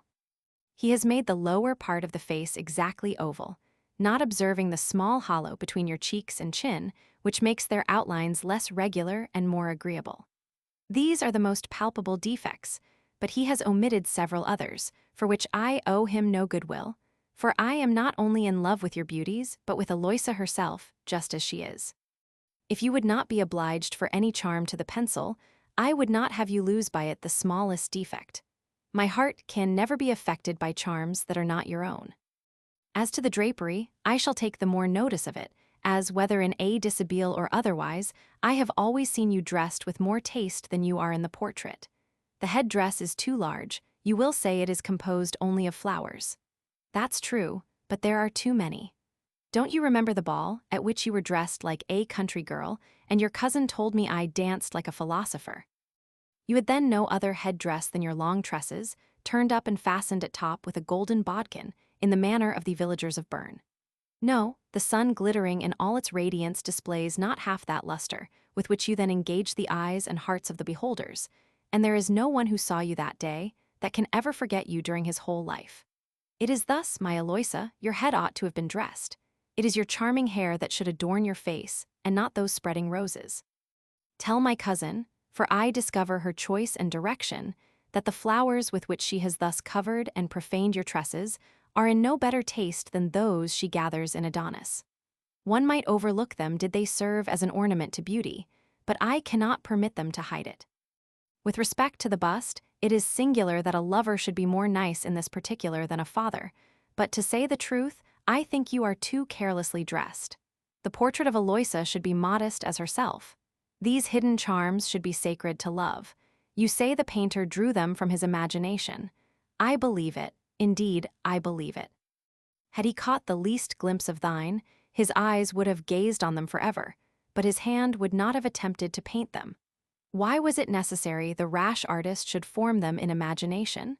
This was not only an offense against decency, but I will maintain it also to be one of taste. Yes, your countenance is too modest to support the disorder of your breast. It is plain that one of these objects ought to hinder the other from being seen. It is the privilege of love alone to see both together, and when its glowing hand uncovers the charms that modesty conceals, the sweet confusion of your eyes shows that you forget, not that you expose them. Such are the criticisms that a continual attention has occasioned me to make on your portrait, in consequence of which I have formed a design to alter it, agreeable to my own taste. I have communicated my intentions to an able master, and from what he has already done, I hope to see you soon more like yourself. For fear of spoiling the picture, however, we try our alterations first on a copy, which I have made him take, and make them in the original only when we are quite sure of their effect.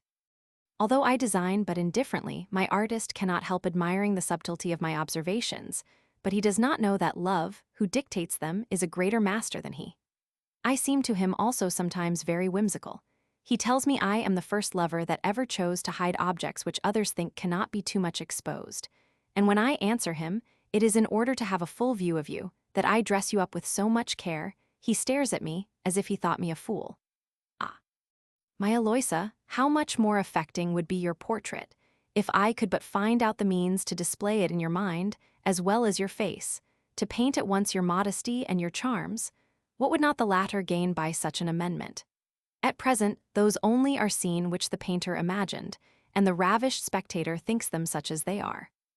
I know not what secret enchantment is about your person, but everything that touches you seems to partake of its virtue. One need only perceive the corner of your garment to revere the wearer of it. One perceives in your dress how the veil of the graces affords a covering to the model of beauty, and the taste of your modest apparel displays to the mind all those charms it conceals. Letter XCI to Eloisa. O Eloisa, you whom once I could call mine, though now I profane your virtuous name. My pen drops from my trembling hand, I blot the paper with my tears. I can hardly trace the first words of a letter which ought never to be written. Alas! I can neither speak nor be silent. Come, thou dear and respectable image of my love, come, purify and strengthen a heart depressed with shame and torn to pieces by remorse. Support my resolution that fails me, and give my contrition the power to avow the involuntary crime into which the absence of Eloisa has plunged me. Oh, Eloisa, how contemptible will you think me, and yet you cannot hold me in greater contempt than I do myself. Abject as I may seem in your eyes, I am yet 100 times more so in my own. For, in reflecting on my own demerits, what mortifies me most is to feel you still in my heart, in a place henceforward so little worthy of your image, and to think that the remembrance of the truest pleasures of love could not prevent me from falling into a snare that had no lure, from being led into a crime that had presented no temptation. Such is the excess of my confusion, that I am afraid, even in recurring to your clemency, lest the perusal of the lines in which I confess my guilt should offend you. Let your purity and chastity forgive me a recital which should have been spared your modesty, were it not the means to expiate, in some degree, my infidelity. I know I am unworthy of your goodness. I am a mean, despicable wretch, but I will not be an hypocrite or deceive you, for I had rather you should deprive me of your love, and even life itself, than to impose on Eloisa for a moment. Lest I should be tempted, therefore, to seek excuses to palliate my crime, which will only render me the more criminal, I will confine myself to an exact relation of what has happened to me. A relation that shall be as sincere as my repentance, which is all I shall say in my defense. I had commenced acquaintance with some officers in the guards and other young people among my countrymen, in whom I found a good innate disposition, which I was sorry to see spoiled by the imitation of I know not what false airs, which nature never designed for them. They laughed at me in their turn, for preserving in Paris the simplicity of our ancient Helvetian manners, and, construing my maxims and behavior into an indirect censure of theirs, resolved to make me a convert to their own practices at all hazards. After several attempts which did not succeed, they made another too well concerted to fail of success. Yesterday morning they came to me, with a proposal to go with the lady of a certain colonel they mentioned, who, from the report, they were pleased to say, of my good sense, had a mind to be acquainted with me. Fool enough to give into this idle story, I represented to them the propriety of first making her a visit. But they laughed at my punctilios, telling me the frankness of a Swiss did not at all agree with such formality, and that so much ceremony would only serve to give her a bad opinion of me. At 9 o'clock, then in the evening, we waited on the lady. She came out to receive us on the staircase, through an excess of civility which I had never seen practiced before. Having entered the apartment, I observed a servant lighting up pieces of old wax candles over the chimney, and over all an air of preparation which did not at all please me. The mistress of the house appeared handsome, though a little past her prime. There were also several other women with her much about the same age and figure. Their dress, which was rich enough, had more of finery in it than taste. But I have already observed to you that this is not a sure sign by which to judge of the condition of the women of this country. The first compliments were made as usual, custom teaching one to cut them short, or to turn them into pleasantry, before they grew tiresome. Something unusual, however, appeared as soon as our discourse became general and serious. I thought the ladies seemed to wear an air of restraint as if it were not familiar to them, and now, for the first time since I have been at Paris, I saw women at a loss to support a rational conversation. To find an easy topic, they brought up at length their family affairs, and as I knew none of them, I had little share in the conversation. Never before did I hear so much talk of the colonel, which not a little surprised me, in a country where it is the custom to distinguish people rather by their names than by their profession, and in which almost every man of rank in the army has besides some other title of distinction. This affectation of dignity soon gave way to a behavior more natural to them. They began to talk low, and, running insensibly into an air of indecent familiarity, they laughed and whispered every time they looked at me, while the lady of the house asked me the situation of my heart, with a certain boldness of manner not at all adapted to make a conquest of it. The table was spread, and that freedom which seems to make no distinction of persons, but generally puts every one without design in the proper place, fully convinced me what sort of company I was in. But it was too late to recede. Putting my confidence, therefore, in my aversion, I determined to apply that evening to observation, and to employ in the study of that order of women the only opportunity I might ever have. Little, however, was the fruit of my attention. I found them so insensible to their present situation, so void of apprehensions for the future, and, accepting the tricks of their profession, so stupid in all respects, that the contempt into which they sunk, in my opinion, soon effaced the pity I first entertained for them. In speaking even of pleasure itself, I saw they were incapable of feeling it. They appeared rapacious after everything that could gratify their avarice, and, excepting what regarded their interest, I heard not a word drop from their lips that came from the heart. I was astonished to think how men, not abandoned like themselves, could support so disgustful a society. It were, in my opinion, the most cruel punishment that could be inflicted to oblige them to keep such company. We sat a long while at supper, and the company at length began to grow noisy. For want of love, the wine went briskly round to inflame the guests. The discourse was not tender but immodest, and the women strove by the disorder of their dress to excite those passions which should have caused that disorder. All this had a very different effect upon me, and their endeavors to reduce me only heightened my disgust. Sweet modesty, said I to myself, it is thine to inspire the sublimest raptures love can bestow. How impotent are female charms when thou hast left them! If the sex did but know thy power, what pains would they not take to preserve thee inviolate, if not for the sake of virtue, at least for their interest? But modesty is not to be assumed. There is not a more ridiculous artifice in the world than that of the prude who affects it. What a difference, thought I, is there between the impudence of these creatures, with their licentious expressions, and those timid and tender looks, those conversations so full of modesty, so delicate, so sentimental, which but I dare not finish the sentence. I blush at the comparison. I reproach myself, as if it were criminal, with the delightful remembrance of her who pursues me wherever I go. But how shall I now dare to think of her, alas? It is impossible to erase your image from my heart. Let me then strive to conceal it there.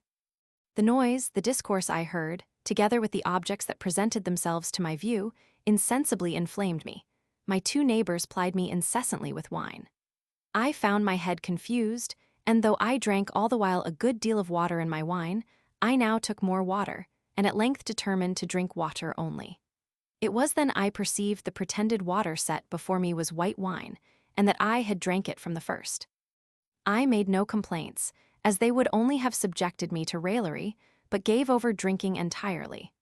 But it was too late, the mischief was already done, and the intoxicating effects of what I had already drank soon deprived me of the little sense that remained.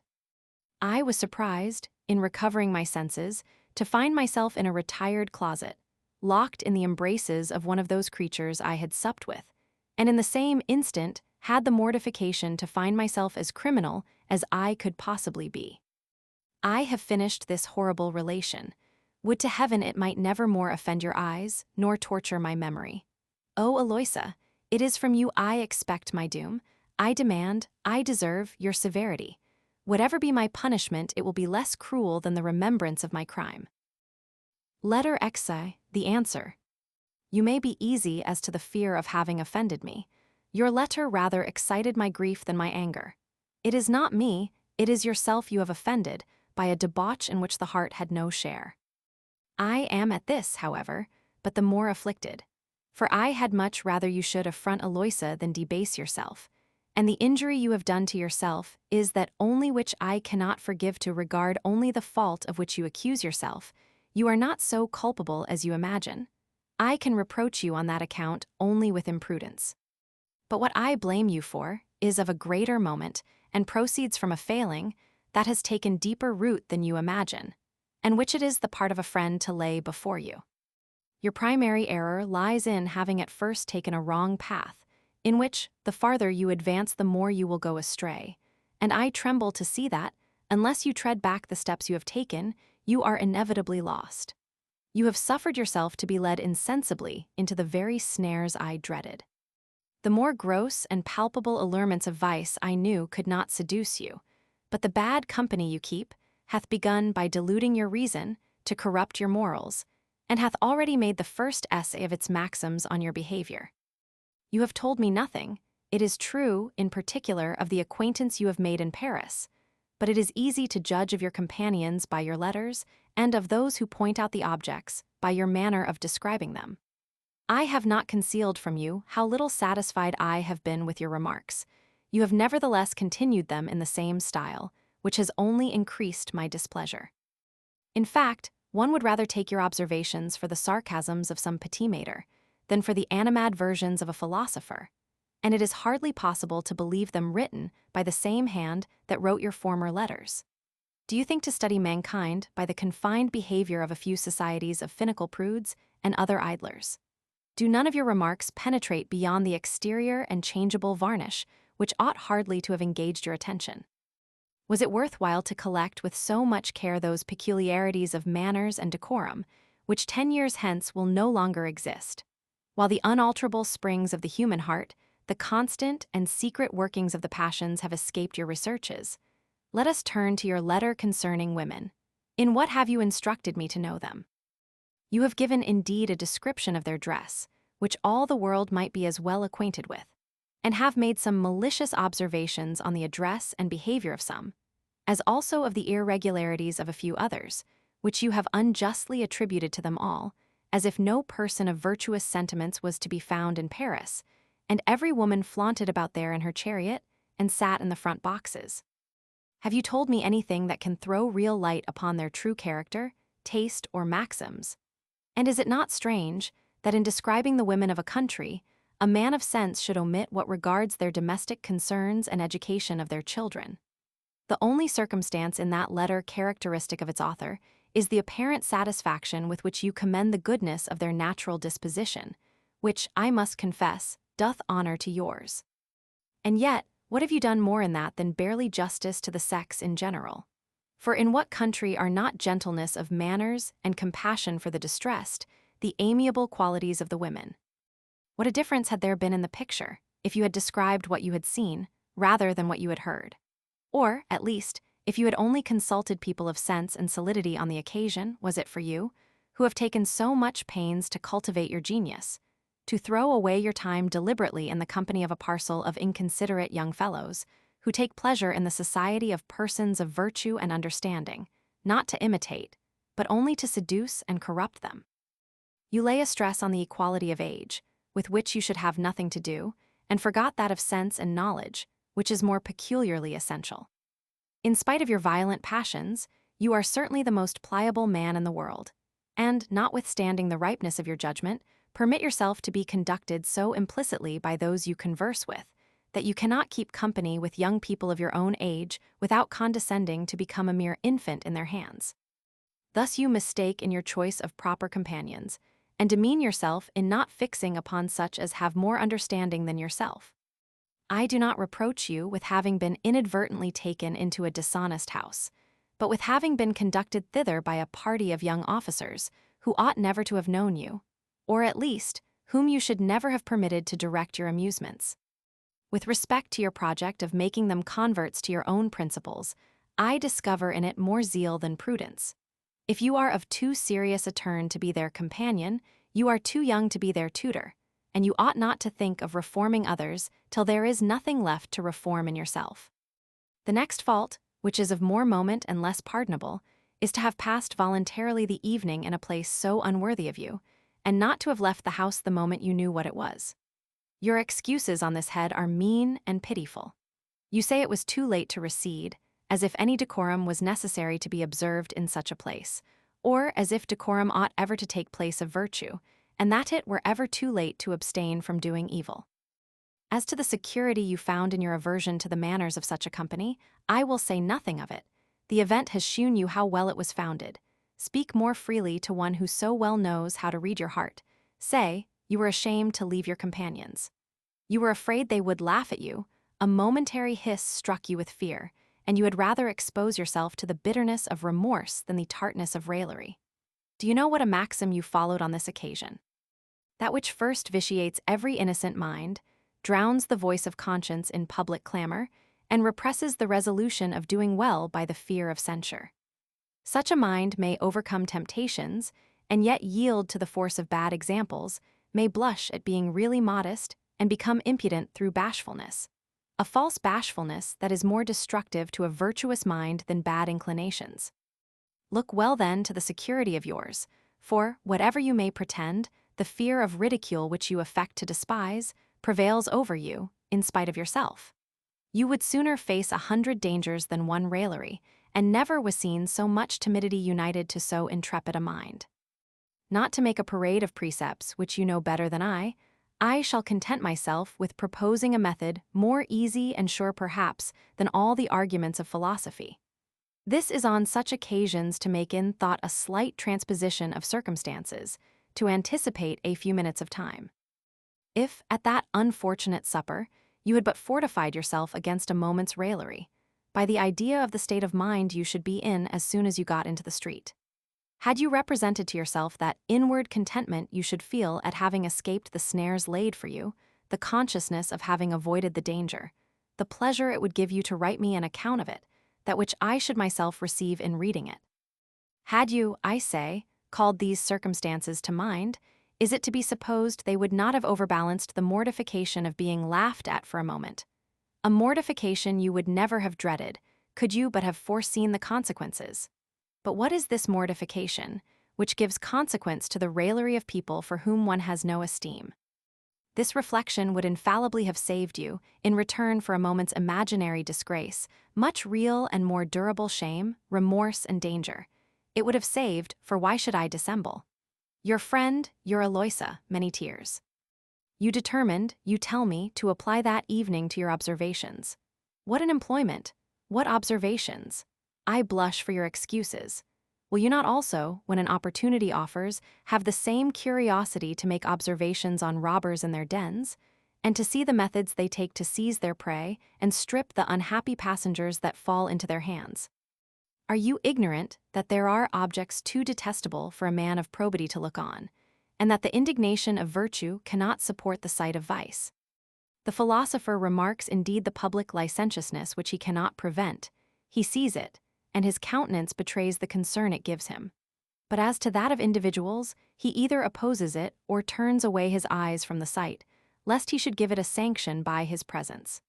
May I not ask besides what necessity there was to be eye-witness of such scenes, in order to judge of what passed, or the conversation that was held there? For my part, I can judge more easily of the whole, from the intention and design of such a society, than from the little you tell me of it, and the idea of those pleasures that are to be found there gives me a sufficient insight into the characters of such as go to seek them. I know not if your commodious scheme of philosophy has already adopted the maxims, which, it is said, are established in large towns, for the toleration of such places. But I hope, at least, you are not one of those who debase themselves so much as to put them in practice, under the pretext of I know not what chimerical necessity, that is known only to men of debauched lives, as if the two sexes were in this respect of a different constitution, and that during absence or celibacy, a virtuous man is under a necessity of indulging himself in liberties which are denied to a modest woman. But if this error does not lead you to prostitutes, I am afraid it will continue to lead your imagination astray. Alas! If you are determined to be despicable, be so at least without pretext, and add not the vice of lying to that of drunkenness. All those pretended necessities have no foundation in nature, but in the voluntary deprivation of the senses. Even the fond illusions of love are refined by a chaste mind, and pollute it only when the heart is first depraved. On the contrary, chastity is its own support. The desires constantly repressed accustom themselves to remain at rest, and temptations are only multiplied by the habit of yielding to them. Friendship has made me twice overcome the reluctance I had to write on such a subject, and this shall be the last time. For on what plea can I hope to obtain that influence over you, which you have refused to virtue, to love, and to reason? But I return to that important point, with which I began this letter. At 21 years of age you sent me, from the valet, grave and judicious descriptions of men and things. At 25 you write me from Paris a pack of trifling letters, wherein good sense is sacrificed to a certain quaintness and pleasantry, very incompatible with your character. I know not how you have managed, but since you have resided among people of refined talents, yours appear to be diminished. You profited among clowns, and have lost by the wits. This is not, however, the fault of the place you are in, but of the acquaintance you have made. For nothing requires greater judgment than to make a proper choice in a mixture of the excellent and execrable. If you would study the world, keep company with men of sense, who have known it by long experience and observations made at leisure, not with giddy-headed boys who see only the superficies of things and laugh at what they themselves make ridiculous. Paris is full of sensible men, accustomed to reflection, and to whom every day presents a fertile field for observation. You will never make me believe that such grave and studious persons run about, as you do, from house to house and from club to club, to divert the women and young fellows, and turn all philosophy into chit-chat. They have too much dignity thus to debase their characters, prostitute their talents, and give a sanction by their example to modes which they ought to correct. But if even most of them should, there are certainly many who do not, and it is those you ought to have chosen for companions. Is it not extraordinary that you should fall into the very same error in your behavior, which you blame in the writings of the comic poets, from which you say one would imagine Paris was peopled only by persons of distinction? These are your constant theme, while those of your own rank escape your notice. as if the ridiculous prejudices of nobility had not cost you sufficiently dear to make you hate them forever, or that you thought you degraded yourself in keeping company with honest citizens and tradesmen, the most respectable order of men, perhaps in the whole country. It is in vain you endeavor to excuse yourself, in that yours are the acquaintance of Lord B. With the assistance of these, you might easily have made others of an inferior rank. So many people are desirous to rise, that it is always easy to descend. And by your own confession, the only way to come at the true manners of a nation is to study the private life of the most numerous order among them. For to confine your observations to those who only personate assumed characters is only to observe the actions of a company of comedians. I would have your curiosity exerted still farther. How comes it that, in so opulent a city, the poor people are so miserable, while such extreme distress is hardly ever experienced among us, where, on the other hand, we have no examples of immense wealth? This question is, in my opinion, well worth your asking, but it is not the people you converse with that are to resolve it. It is in the splendid apartments of the rich that the novice goes to learn the manners of the world, but the man of sense and experience betakes himself to the cottages of the poor. These are the places for the detection of those iniquitous practices that in polite circles are varnished over and hid beneath a specious show of words. It is here that the rich and powerful, by coming to the knowledge of the basest arts of oppression, feel for the unhappy what in public they only affect. If I may believe our old officers, you will learn many things in the garrets of a fifth floor, which are buried in profound silence at the hotels in the suburbs of Saint-Germain. You will find that many fine talkers would be struck dumb if all those they have made unhappy were present to contradict their boasted pretensions to humanity. I know the sight of misery that excites only fruitless pity is disagreeable, and that even the rich turn away their eyes from the unhappy objects to whom they refuse relief. But money is not the only thing the unfortunate stand in need of, and they are but indolent in well-doing who can exert themselves only with their purse in their hands. Consolation, advice, concern, friends, protection, there are all so many resources which compassion points out to those who are not rich, for relief of the indigent. The oppressed often stand in need only of a tongue to make known their complaints. They often want no more than a word they cannot speak, a reason they are ashamed to give, entrance at the door of a great man which they cannot obtain. The intrepid countenance of disinterested virtue may remove infinite obstacles, and the eloquence of a man of probity make even a tyrant tremble in the midst of his guards. If you would then act as a man, learn to descend again. Humanity, like a pure salutary stream, flows always downwards to its level, fertilizing the humble vales, while it leaves dry those barren rocks, whose threatening heads cast a frightful shade, or tumbling headlong down involve the plain in ruins. Thus, my friend, may you make use of the past, by drawing thence instructions for your future conduct, and learn how goodness of heart may be of advantage to the understanding. Whoever lives among people in office cannot be too cautious of the corruptible maxims they inculcate, and it is only the constant exercise of their benevolence that can secure the best hearts from the contagion of ambition. Try this new kind of study. It is more worthy of you than those you have hitherto adopted. And, believe me, as the genius is impoverished in proportion as the mind is corrupted, you will soon find, on the contrary, how much the practice of virtue elevates and improves it. You will experience how much the interest you take in the misfortunes of others will assist you in tracing their source, and will thereby learn to escape the vices that produce them.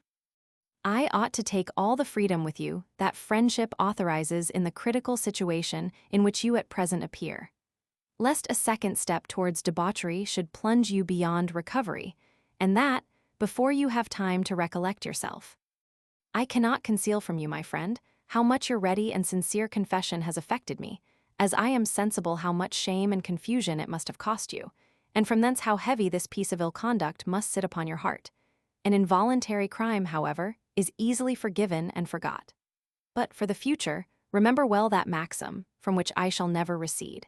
He who is a second time deceived on these occasions cannot be said to have been deceived the first.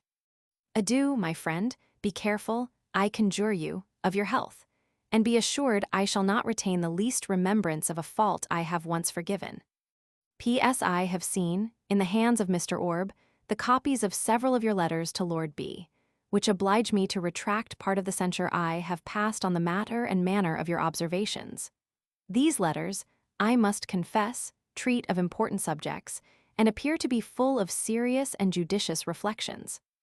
But hence it is evident that you either treat my cousin and me disdainfully, or that you set little value on our esteem, in sending us such trivial relations as might justly forfeit it, while you transmit so much better to your friend.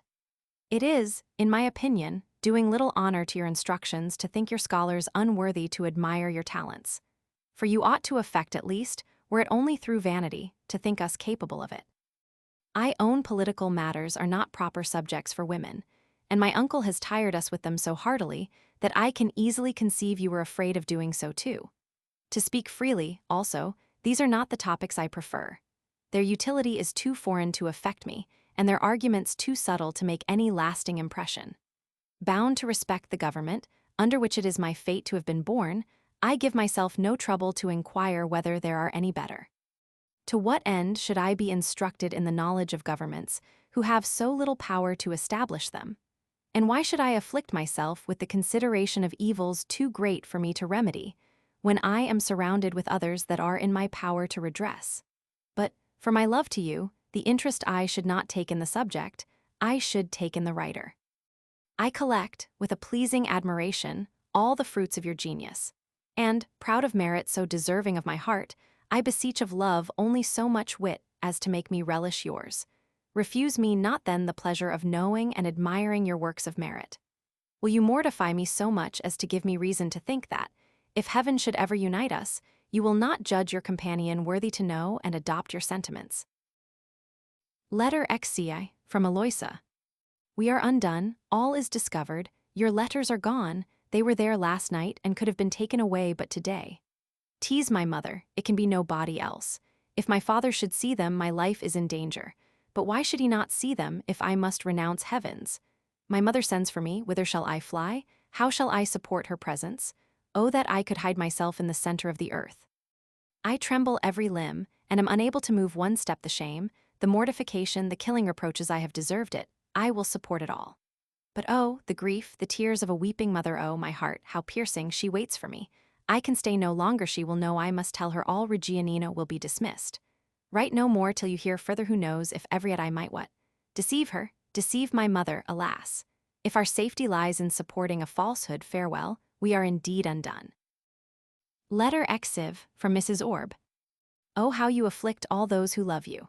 What tears have already been shed on your account, in an unfortunate family, whose tranquility has been disturbed by you alone. Fear to add to these tears by covering us with mourning.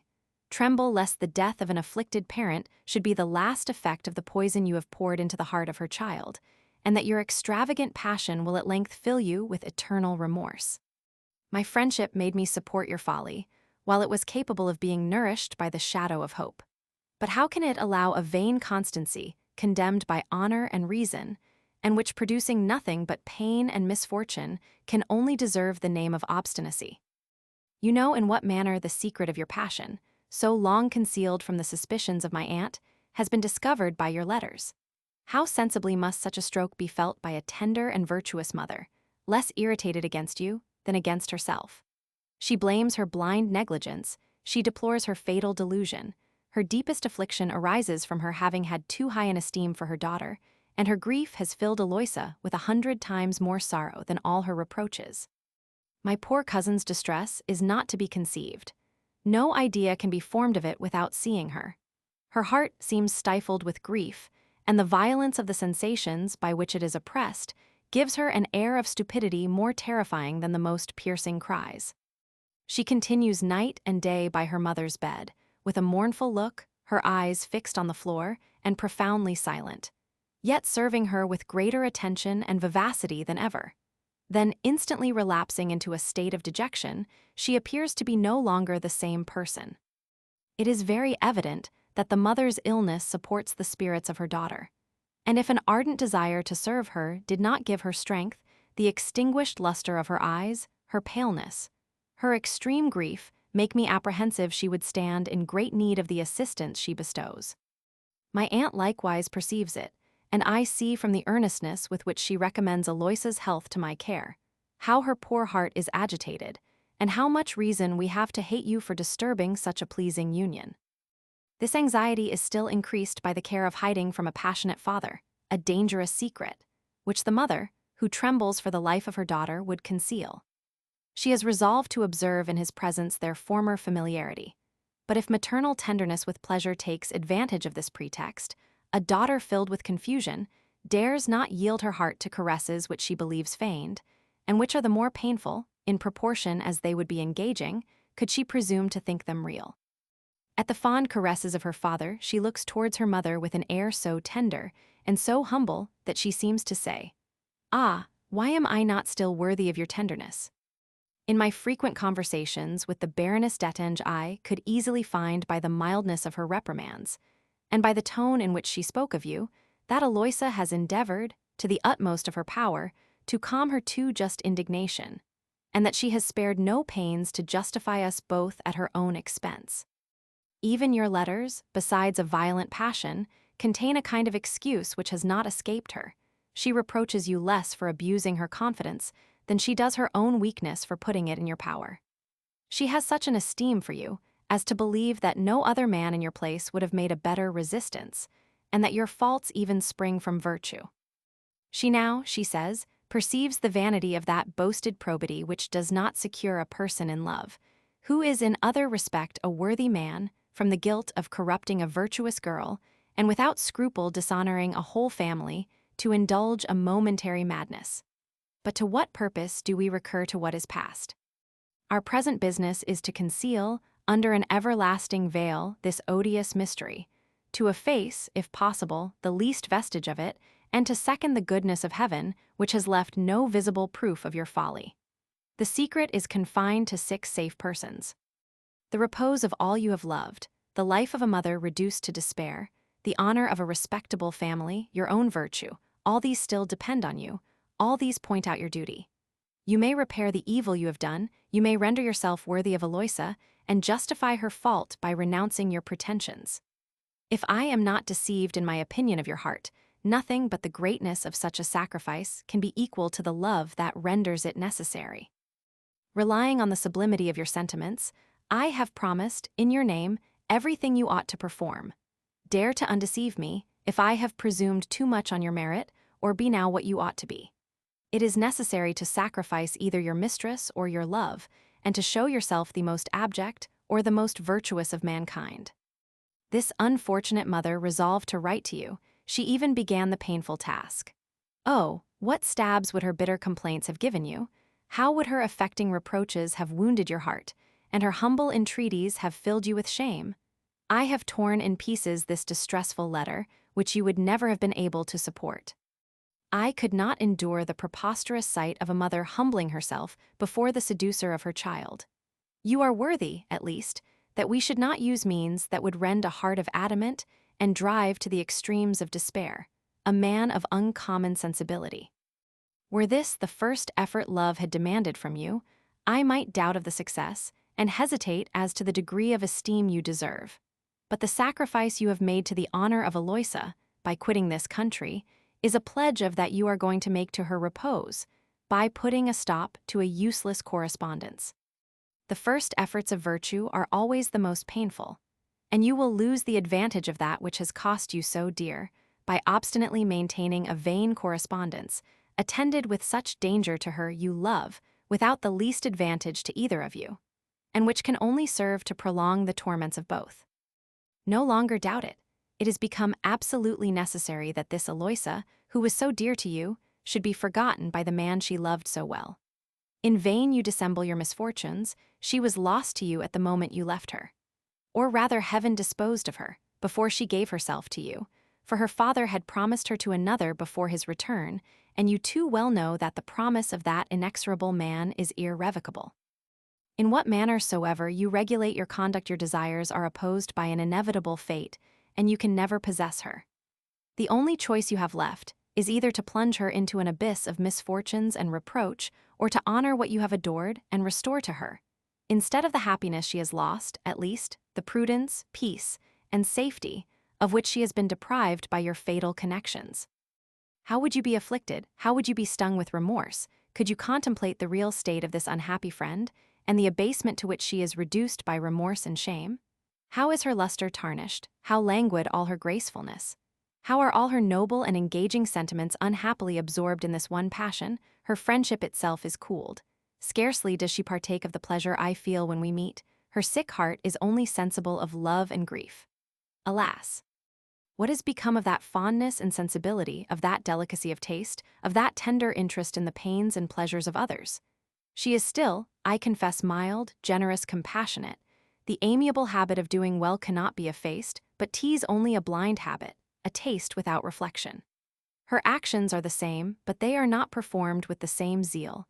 Those sublime sentiments are weakened, that divine flame is extinguished. This angel is now no more than woman. Oh, what a noble mind have you seduced from the path of virtue. Letter XCV to the Baroness d'Etanges.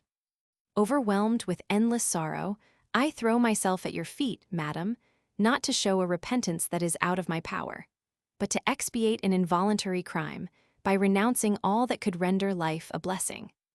As no human passion ever equaled that inspired by your celestial daughter, never was there a sacrifice equal to that I am going to make to the most respectable of mothers. But Eloisa has too well taught me how to sacrifice happiness to duty. She has too courageously set me the example, for me, at least, in one instance, not to imitate her.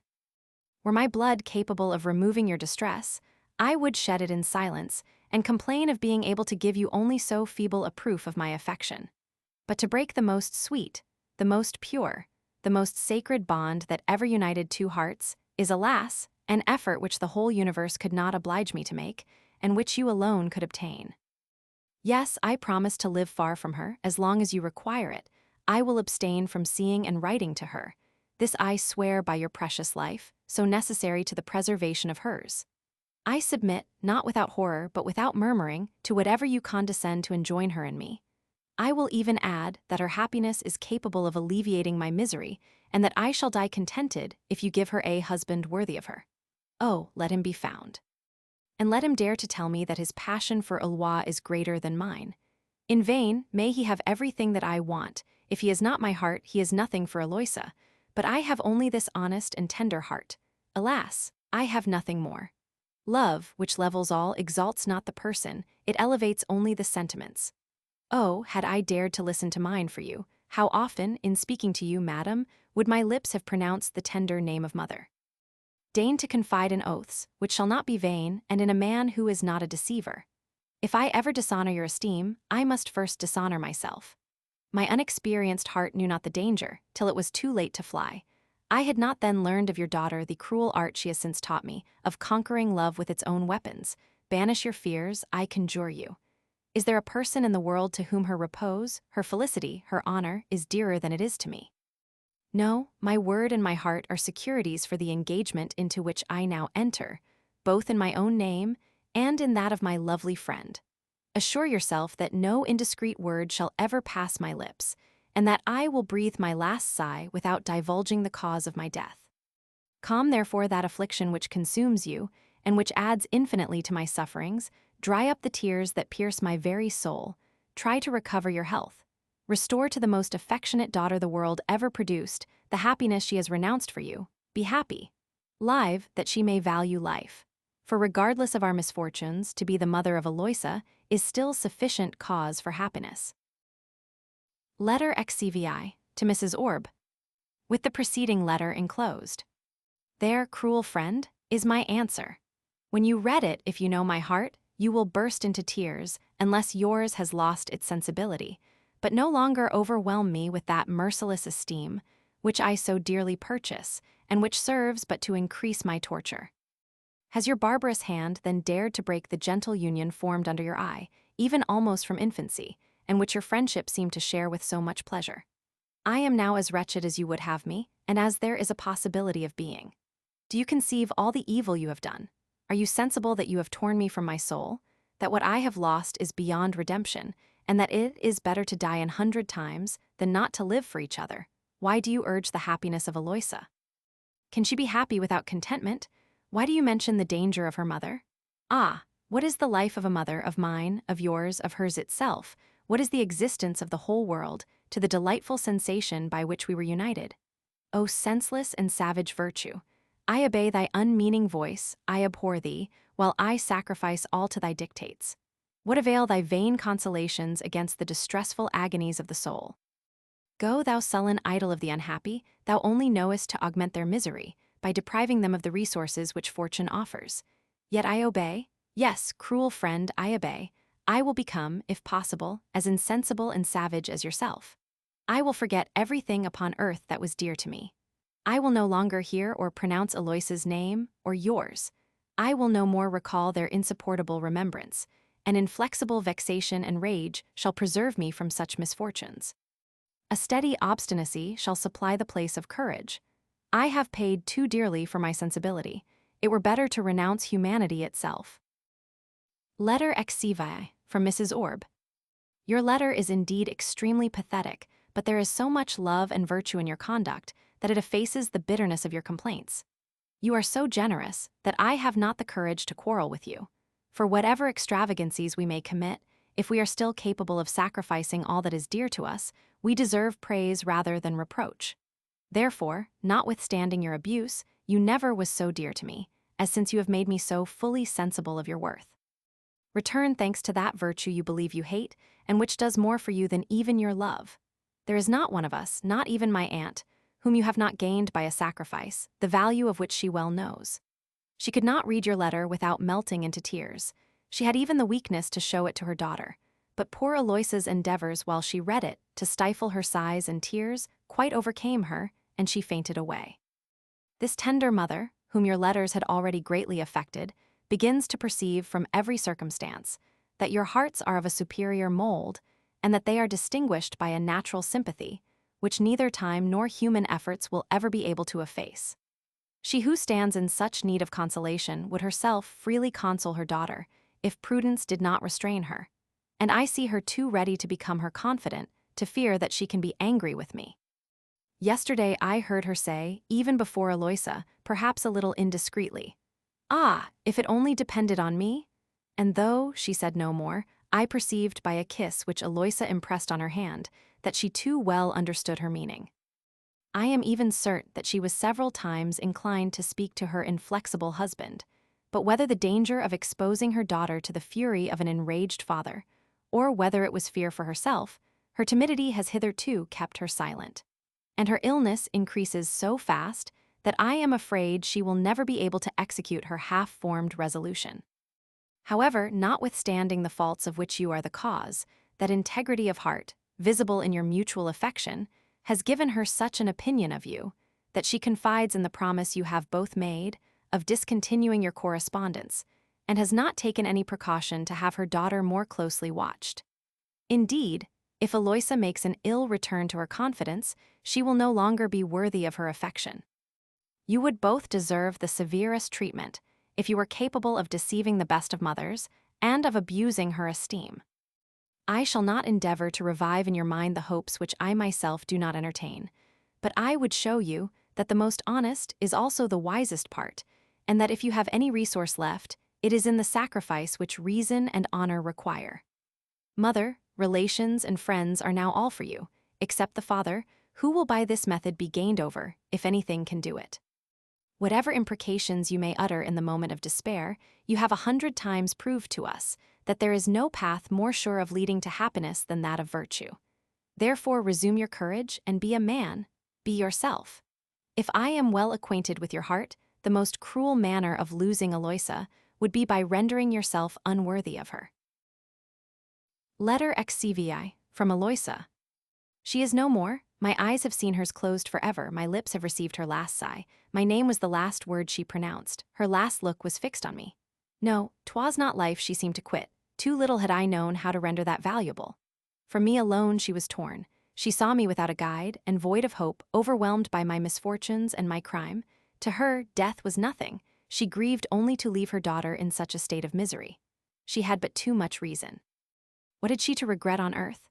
What could there be here below in her eye worth the immortal prize of patience and virtue reserved for her in a better world? What had she to do on earth but to lament my shame? Oh, most incomparable woman, thou now dwellest in the abode of glory and felicity. thou liest, whilst I, given up to repentance and despair, deprived for ever of thy care, of thy counsel, of thy sweet caresses, am dead to happiness, to peace, to innocence. Nothing do I feel but thy loss, nothing do I see but my reproach. My life is only pain and grief. O my dear, my tender mother, alas, I am more dead than thou art. Good God, to whom do I shed these tears and vent these sighs? The cruel man who caused them I make my confidant. With him who has rendered my life unhappy, I dare to deplore my misfortunes. Yes, yes, barbarous as you are, share the torments you have made me suffer. You, for whom I have plunged the poignard into a mother's bosom, tremble at the misfortunes you have occasioned, and shudder with me at the horrid act you have committed. To what eyes dare I presume to appear, as despicable as I really am? Before whom shall I degrade myself to the bent of my remorse? To whom, but to the accomplice of my crime, can I sufficiently make it known? It is my insupportable punishment to have no accuser but my own heart, and to see attributed to the goodness of my disposition the impure tares that flow from a bitter repentance. I trembling saw the poisonous sorrow put a period to the life of my unhappy mother. In vain did her pity for me prevent her confessing it. In vain she affected to attribute the progress of her illness to the cause by which it was produced. In vain was my cousin induced to talk in the same strain. Nothing could deceive a heart torn with regret, and to my lasting torment, I shall carry to my tomb the frightful idea of having shortened her life, to whom I am indebted for my own. O thou, whom heaven in its anger raised up to render me guilty and unhappy, for the last time receive into thy bosom the tears thou hast occasioned. I come not, as formerly, to share with thee the grief that ought to be mutual. These are the sighs of a last adieu, which escape from me in spite of myself. It is done, the empire of love is subdued in a soul condemned wholly to despair. I will consecrate the rest of my days to lamentation for the best of mothers. To her I will sacrifice that passion which was the cause of her death.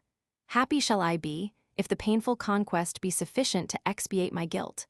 Oh, if her immortal mind penetrates into the bottom of my heart, she will know that the sacrifice I make is not entirely unworthy of her. Share with me then an effort which you have rendered necessary. If you have any remaining respect for the memory of an union, once so dear and fatal, by that I conjure you to fly from me forever. No more to write to me, no more to exasperate my remorse, but suffer me to forget, if possible, our former connection. May my eyes never behold you more, may I never more hear your name pronounced, may the remembrance of you never more agitate my mind. I dare still entreat, in the name of that love which ought never to have existed, that to so many causes of grief, you add not that of seeing my last request despised. Adieu then for the last time, dear and only fool that I am, adieu forever. Letter X6 to Mrs. Orb. At last the veil is rent, the long illusion is vanished, all my flattering hopes are extinguished. Nothing is left to feed the eternal flame, but a bitter, yet pleasing remembrance, which supports my life, and nourishes my torments with the vain recollection of a happiness that is now no more. Is it then true that I have tasted supreme felicity? Am I the same being whose happiness was once so perfect? Could anyone be susceptible of such torments, who is not doomed to eternal misery? Can he who has enjoyed the blessings I have lost be deprived of felicity and still exist? And can such contrary sensations affect the same mind? O ye glorious and happy days, surely ye were immortal. Ye were too celestial ever to perish. Your whole duration was one continued ecstasy, by which you were converged like eternity into a single point. I knew neither of past nor future, and I tasted at once the delights of 1,000 ages. Alas, ye are vanished like a shadow, that eternity of happiness was but an instant of my life. Time now resumes his tardy pace, and slowly measures the sad remains of my existence. To render my distress still more insupportable, my increasing affliction is cruelly aggravated by the loss of all that was dear to me. It is possible, madam, that you have still some regard for me, but you are busied by other cares and employed in other duties. These my complaints, to which you once listened with concern, are now indiscreet. Eloisa herself discourages and abandons me. Gloomy remorse has banished love forever. All is changed with respect to me, except the steadfastness of my own heart, which serves but to render my fate still more dreadful. But to what purpose is it to say what I am and what I ought to be? Eloisa suffers. Is it a time to think of myself? Her sorrow adds bitterness to mine. Yes, I had rather she would cease to love me, and that she were happy cease to love me. Can she hope it? Never, never. She has indeed forbid me to see or write to her. Alas, she removes the comforter, but never can the torment. Should the loss of a tender mother deprive her of a still more tender friend? Does she think to alleviate her griefs by multiplying her misfortune? O love, can nature be revenged only at thy expense? No, no, in vain she pretends to forget me. Can her tender heart ever be separated from mine? Do I not retain it in spite of herself? Are sensations like those we have experienced to be forgotten, and can they be remembered without feeling them still? Triumphant love was the bane of her felicity, and having conquered her passion, she will only be the more deserving of pity. Her days will pass in sorrow, tormented at once by vain regret and vain desires, without being ever able to fulfill the obligations either of love or virtue. Do not, however, imagine that in complaining of her errors, I cease to respect them. After so many sacrifices, it is too late for me to begin to disobey. Since she commands it is sufficient, she shall hear of me no more. Is my fate now sufficiently dreadful? Renounce my Eloisa, yes, but that's not the chief cause of my despair. It is for her I feel the keenest pangs, and her misfortunes render me more miserable than my own. You, whom she loves more than all the world, and who next to me are best acquainted with her worth. You, my amiable friend, are the only blessing she has left. A blessing so valuable as to render the loss of all the rest supportable. Be you her recompense for the comforts of which she is deprived, and for those also which she rejects. Let a sacred friendship supply at once the tenderness of a parent and a lover, by administering every consolation that may contribute to her happiness. Oh, let her be happy if she can, how great soever the purchase. May she soon recover the peace of mind of which I, alas, have robbed her. I shall then be less sensible of the torment to which I am doomed. Since in my own eyes I am nothing, since it is my fate to pass my life in dying for her, let her regard me as already dead. I am satisfied if this idea will add to her tranquility. Heaven grant that by your kindness she may be restored to her former excellence and her former happiness. Unhappy daughter, alas, thy mother is no more. This is a loss that cannot be repaired, and for which so long as she reproaches herself she can never be consoled. Her troubled conscience requires of her this dear and tender mother, and thus the most dreadful remorse is added to her affliction. O Eloisa, oughtest thou to feel these terrible sensations, thou who wert a witness of the sickness and of the last moments of that unfortunate parent? I entreat, I conjure you to tell me what I ought to believe. If I am guilty, tear my heart in pieces. If our crimes were the cause of her death, we are two monsters unworthy of existence, and it were a double crime to think of so fatal an union. Oh, it were even a crime to live. But no, I cannot believe that so pure a flame could produce such black effects. Surely the sentiments of love are too noble. Can heaven be unjust? And could she, who sacrificed her happiness to the author of her life, ever deserve to be the cause of her death? Let her see the answer. How can I cease to love you when my esteem for you is daily increasing? How can I stifle my affection whilst you are growing every day more worthy of my regard? No, my dear, my excellent friend, what we were to each other in early life, we shall continue to be forever. And if our mutual attachment no longer increases, it is because it cannot be increased. All the difference is that I then loved you as my brother, and that now I love you as my son. For though we are both younger than you and were even your scholars, I now in some measure consider you as ours. In teaching us to think, you have learnt of us sensibility, and whatever your English philosopher may say, this education is more valuable than the other. If it is reason that constitutes the man, it is sensibility that conducts him. Would you know why I have changed my conduct towards you? It is not, believe me, because my heart is not still the same, but because your situation is changed. I favored your passion, while there remained a single ray of hope. But since, by obstinately continuing to aspire to Eloisa, you can only make her unhappy, to flatter your expectations would be to injure you, I had even rather increase your discontent, and thus render you less deserving of my compassion. When the happiness of both becomes impossible, all that is left for a hopeless lover is to sacrifice his own to that of his beloved. This, my generous friend, you have performed in the most painful sacrifice that ever was made. But by renouncing Eloisa, you will purchase her repose, though at the expense of your own. I dare scarce repeat to you the ideas that occur to me on this subject, but they are fraught with consolation, and that emboldens me. In the first place, I believe that true love as well as virtue has this advantage, that it is rewarded by every sacrifice we make to it, and that we in some measure enjoy the privations we impose on ourselves in the very idea of what they cost us, and of the motives by which we were induced. You will be sensible that your love for Eloisa was in proportion to her merit, and that will increase your happiness. The exquisite self-love, which knows how to reap advantage from painful virtue, will mingle its charm with that of love. You will say to yourself, I know how to love, with a pleasure more durable and more delicate than even possession itself would have afforded. The latter wears out the passion by constant enjoyment, but the other sails forever, and you will still enjoy it even when you cease to love. Besides, if what Eloisa and you have so often told me be true, that love is the most delightful sensation that can enter into the human heart, everything that prolongs and fixes it, even at the expense of 1,000 vexations, is still a blessing. If love is a desire that is increased by obstacles, as you still say, it ought never to be satisfied. It is better to preserve it at any rate than that it should be extinguished in pleasure. Your passion, I confess, has stood the proof of possession, of time, of absence, and of dangers of every kind. It has conquered every obstacle, except the most powerful of all, that of having nothing more to conquer and of feeding only on itself. The world has never seen the passion stand this proof. What right have you then to hope that yours would have stood the test? Time, which might have joined to the disgust of a long possession, the progress of age, and the decline of beauty, seems by your separation fixed and motionless in your favor. You will be always to each other in the bloom of your years.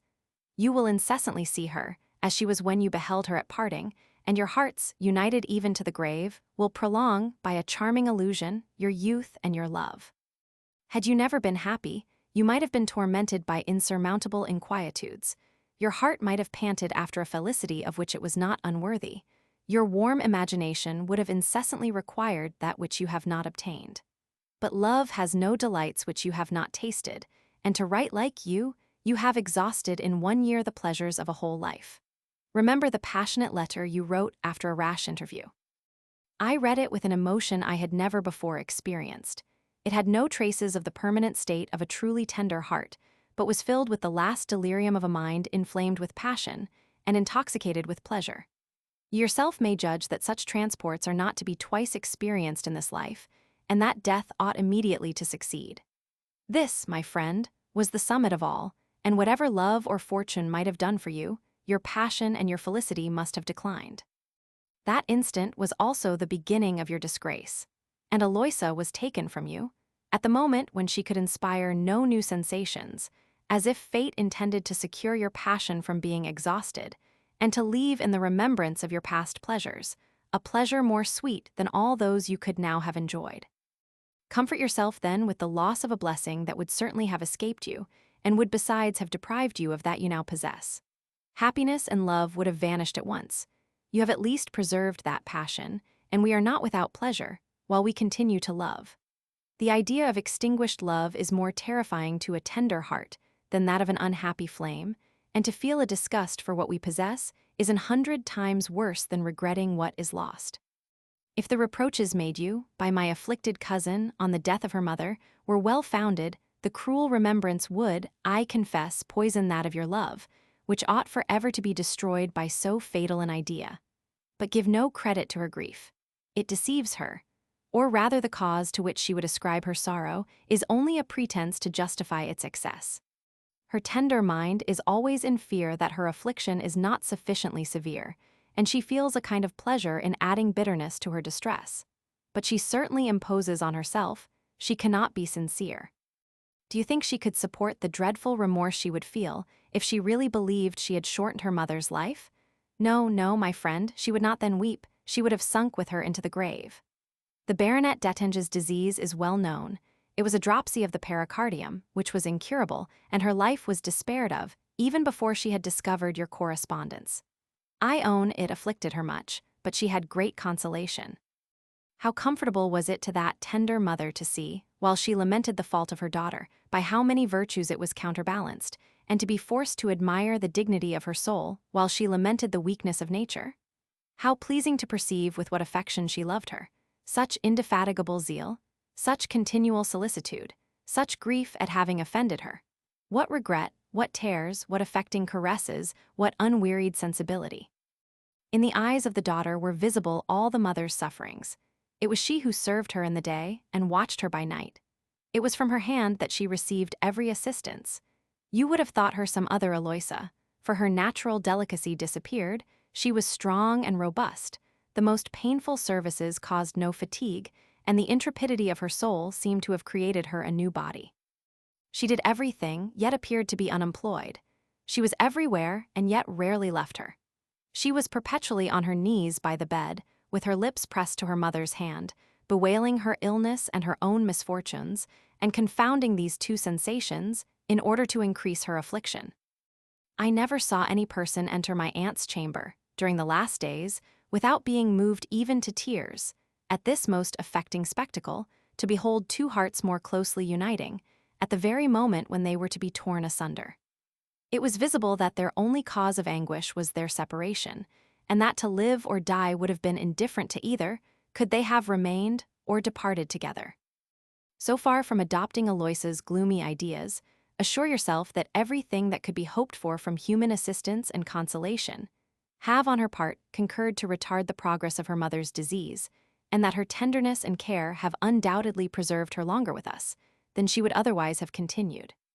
My aunt herself has told me 100 times that her last days were the sweetest of her life, and that the happiness of her daughter was the only thing wanting to complete her own. If grief must be supposed in any degree to have hastened her dissolution, it certainly sprang from another source. It is to her husband it ought to be ascribed. Being naturally inconstant, he lavished the fire of his youth on 1,000 objects infinitely less pleasing than his virtuous wife, and when age brought him back to her, he treated her with that inflexible severity with which faithless husbands are accustomed to aggravate their faults. My poor cousin has felt the effects of it. An high opinion of his nobility, and that roughness of disposition which nothing can ever soften, have produced your misfortunes and hers.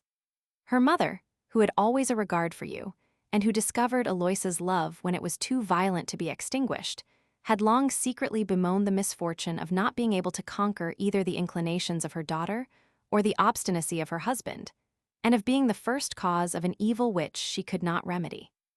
When your letters unexpectedly fell into her hands, and she found how far you had misused her confidence, she was afraid of losing all by endeavoring to save all, and to hazard the life of her child in attempting to restore her honor. She several times sounded her husband without success. She often resolved to venture an entire confidence in him and to show him the full extent of his duty, but she was always restrained by her timidity. She hesitated while it was in her power, and when she would have told him, she was no longer able to speak. Her strength failed her. She carried the fatal secret with her to the grave, and I, who know this austerity, without having the least idea how far it may be tempered by natural affection, am satisfied, since Eloisa's life is in no danger. All this she knows, but you will ask what I think of her apparent remorse, in answer to which I must tell you that love is more ingenuous than she.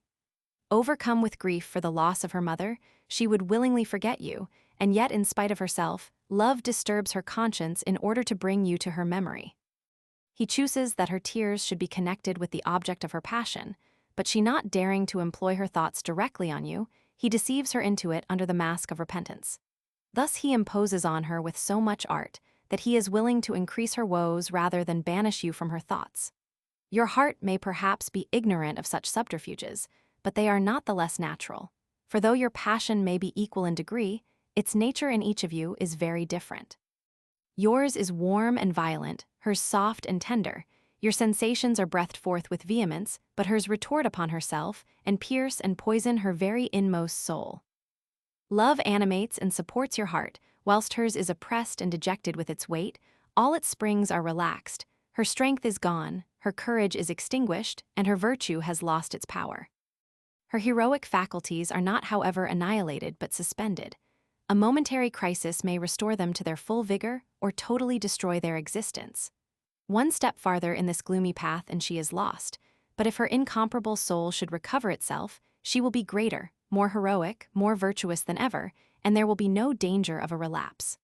Learn then, in this perilous situation, to revere the object of your love. Anything that should come from you, though it were against yourself, would at this time prove mortal. If you are determined to persist, your triumph will be certain, but you will never possess the same Eloisa. Letter CI, from Lord B. I had some pretensions to your friendship, you were become serviceable to me, and I was prepared to meet you. But what are my pretensions, my necessities, or my eagerness to you? You have forgot me, you do not even deign to write to me. I am not ignorant of your solitude, nor of your secret design, you are weary of existence. Die then, weak youth, yes die, thou daring yet cowardly mortal. But in thy last moments, remember that thou hast stung the soul of thy sincere friend, with the recollection having served an ungrateful man. Letter CI, the answer. Yes, my kind friend, you may come. I was determined to taste no more pleasure upon earth, but we will meet once more. You are wrong. It is as impossible that you should meet with ingratitude as that I should ever be ungrateful. Billet from Eloisa. It is time to renounce the errors of youth and to abandon an elusive hope. I can never be yours. Restore to me that liberty of which my father chooses to dispose, or complete my misery by a refusal which will ruin me forever, without producing any advantage to yourself. Eloisa Ettinge. Letter CI, from the Baron d'Ettinge, in which the preceding billet was enclosed. If there remains in the mind of a seducer the least sentiment of honor or humanity, answer the billet of an unhappy girl, whose heart you have corrupted, and who would no longer exist, if I could suppose her to have carried the forgetfulness of herself any farther. I should not indeed be much surprised if the same philosophy which taught her to catch at the first man she saw, should also instruct her to disobey her father. Think of this matter. I always choose to proceed with lenity and decency, when those methods are likely to succeed. But because I act thus with you, you are not to suppose me ignorant in what manner a gentleman should take revenge of those beneath him. Letter Civ, the answer. Let me entreat you, sir, to spare those vain menaces, and that unjust reproach, which can neither terrify nor humble me. Between two persons of the same age, there can be no seducer but love, and you can have no right to vilify a man whom your daughter honored with her esteem. What concessions do you expect, and from what authority are they imposed? Is it to the author of all my misfortunes that I must sacrifice my remaining glimpse of hope? I will respect the father of Eloisa, but let him deign to be mine if he expects obedience. No, sir, what opinions soever you may entertain of your proceedings, they will not oblige me, for your sake, to relinquish such valuable and just pretensions. As you are the sole cause of my misery, I owe you nothing but hatred. Your pretensions are without foundation. But Eloisa commands, her eye shall never disobey, therefore you have my consent. Another may possess her, but I shall be more worthy. If your daughter had deigned to consult me concerning the limits of your authority, doubt not but I would have taught her to disregard your unjust pretensions. How despotic soever may be the empire you assume, my rights are infinitely more sacred. The chain by which we are united marks the extent of paternal dominion, even in the estimation of human laws, and whilst you appeal to the law of nature, you yourself are trampling upon its institutions. Do not allege that delicate phantom honor, which you seem so determined to vindicate, for here again you are the sole offender. Respect Eloisa's choice, and your honor is secure, for I honor you in my heart, regardless of your insults. Notwithstanding all your Gothic maxims, one honest man was never dishonored by his alliance with another. If my presumption offends you, attempt my life. Against you I shall never defend it. As to the rest, I am little anxious to know in what consists the honor of a gentleman, but with regard to that of an honest man, I own, it concerns me, and therefore I shall defend and preserve it pure and spotless to the end of my life. Go, inhuman father, and meditate the destruction of your only child, whilst she, full of duty and affection, stands ready to yield her happiness a victim to prejudice and opinion. But be assured your own remorse will one day severely revenge my injuries, and you will then perceive, when it is too late, that your blind and unnatural hatred was no more fatal to me than to yourself. That I shall be wretched is most certain. But if ever the just feelings of nature should emerge from the bottom of your heart, how infinitely greater will be your unhappiness in having sacrificed the only daughter of your bosom to a mere phantom. A daughter who has no equal in beauty, merit, or virtue, and on whom indulgent heaven has bestowed every blessing, except a kind father. Billet, enclosed in the foregoing. I restore to Eloisa the power to dispose of herself, and to give her hand without consulting her heart. S.G. Letter CV, from Eloisa. I designed to give you a description of the scene which produced the billet you have received, but my father took his measures so skillfully that it ended only the instant before the post went out. His letter as certainly saved the mail as this will be too late, so that your resolution will be taken and your answer dispatched before it can possibly reach you. Therefore all detail would now be useless. I have done my duty, you will do yours, but fate will overwhelm us, and we are betrayed by honor. We are divided forever, and to increase my horror, I am going to be forced into the heavens. It was once in my power to live in thine. Just God, we must tremble and be silent. The pen falls from my hand. I have been of late much indisposed. This morning's affair has hurt me not a little, my head, my poor heart. I feel, I shall faint. Will heaven have no mercy on my sufferings? I am no longer able to support myself. I will retire to my bed, and console myself in the hope of rising no more. Adieu, my only love. Adieu, for the last time, my dear, my tender friend. Ah, I live no longer for thee. Have I not then already ceased to live? Letter CVI, from Eloisa to Mrs. Orb. Can it be true, my dear, my cruel friend, that you have called me back to life and sorrow? I saw the happy instant when I was going to be again united to the tenderest of mothers, but thy inhuman kindness has condemned me to bemoan her yet longer. When my desire to follow her had almost snatched me from this earth, my unwillingness to leave thee behind held me fast. If I am at all reconciled to life, it is from the comfort of not having entirely escaped the hand of death. Thank heaven. That beauty is no more for which my heart has paid so dearly. The distemper from which I have risen has happily deprived me of it. This circumstance, I hope, will abate the gross ardor of a man so indelicate as to dare to marry me without my consent. When the only thing which he admired no longer exists, surely he will be little anxious about the rest. Without breach of promise to my father, without injuring that friend whose life is in his power, I shall be able to repulse this importunate wretch. My lips will be silent, but my looks will speak for me. His disgust will defend me against his tyranny, and he will find me too disagreeable to dare to make me unhappy. Ah, my dear cousin, you know a constant tender heart that would not be so repulsed. His passion was not confined to outward form or charms of person. It was me that he loved, and not my face. We were united in every part of our being, and so long as Eloisa had remained, her beauty might have fled, but love would forever have continued. And yet he could consent ungrateful youth, yet it was but just, since I could ask it. Who would wish to retain by promise those who could withdraw their heart? And did I attempt to withdraw mine? Have I done it? O heavens! Why must everything conspire to remind me of times that are no more, and to increase a flame which ought to be extinguished? In vain, Eloisa, are thy endeavors to tear the dear image from thy heart. 'Tis too firmly attached. Thy heart itself would first be torn in pieces, and all thy endeavors serve but to engrave it the deeper. May I venture to tell you a vision of my delirium during my fever, which has continued to torment me ever since my recovery? Yes, learn and pity the distraction of your unhappy friend, that you may thank heaven for preserving your heart from the horrid passion by which it is occasioned. During the most violent moment of my frenzy, when my fever was at the height, I thought I beheld the unhappy youth kneeling by my bedside, not such as when he charmed my senses during the short period of my felicity, but pale, wild, and lost in despair.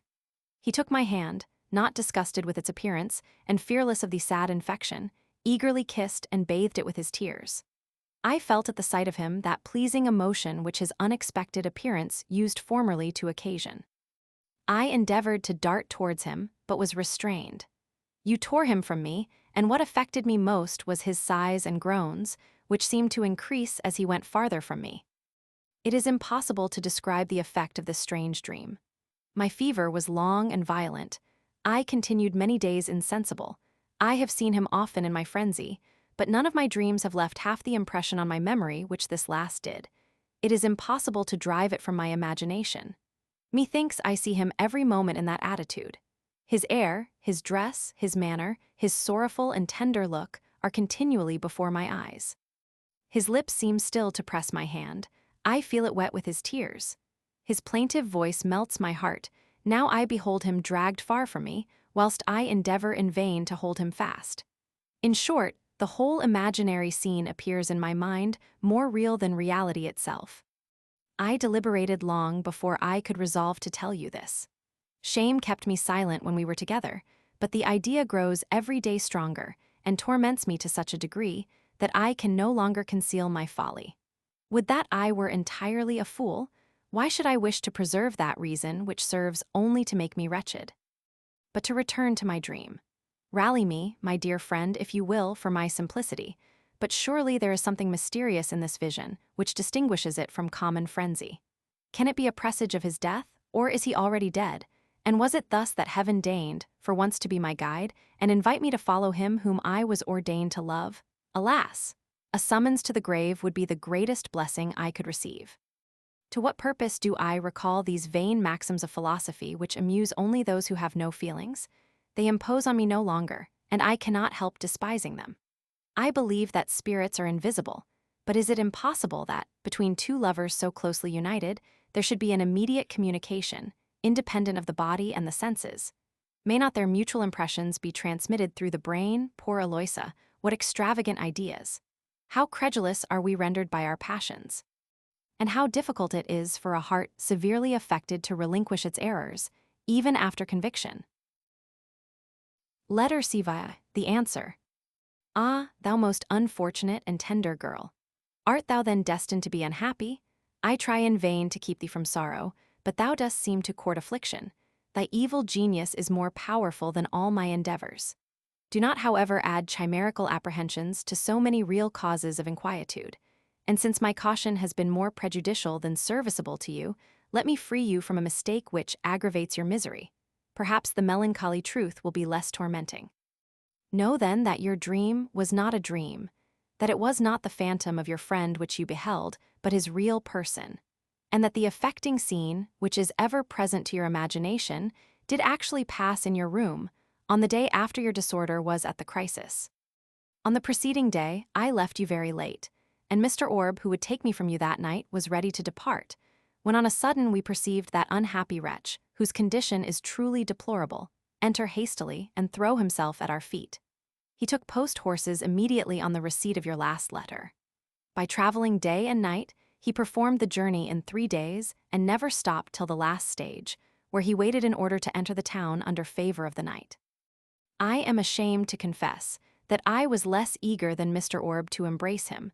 Without knowing the intent of his journey, I foresaw the consequence. The bitter recollection of former times, your danger and his manifest discomposure of mind, all contributed to check so agreeable a surprise, and I was too powerfully affected to salute him with eagerness. I nevertheless embraced him with a heartfelt emotion in which he sympathized, and which reciprocally displayed itself in a kind of mute grief, more eloquent than tears and lamentations. The first words he uttered were, "How does she? Oh, how is my Eloisa? Am I to live or die?" I concluded from thence that he was informed of your illness, and upon the supposition that he was likewise acquainted with the nature of it, I spoke without any other precaution than that of extenuating the danger.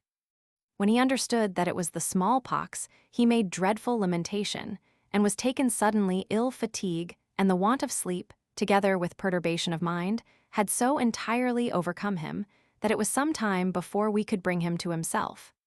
He had scarce strength to speak. We persuaded him to take rest. Nature being quite spent, he slept 12 hours successively, but with so much agitation that such a sleep must rather impair than recruit his strength. The next day gave birth to new perplexity. He was absolutely determined to see you. I represented to him the danger there was that his presence might occasion some fatal revolution in your distemper.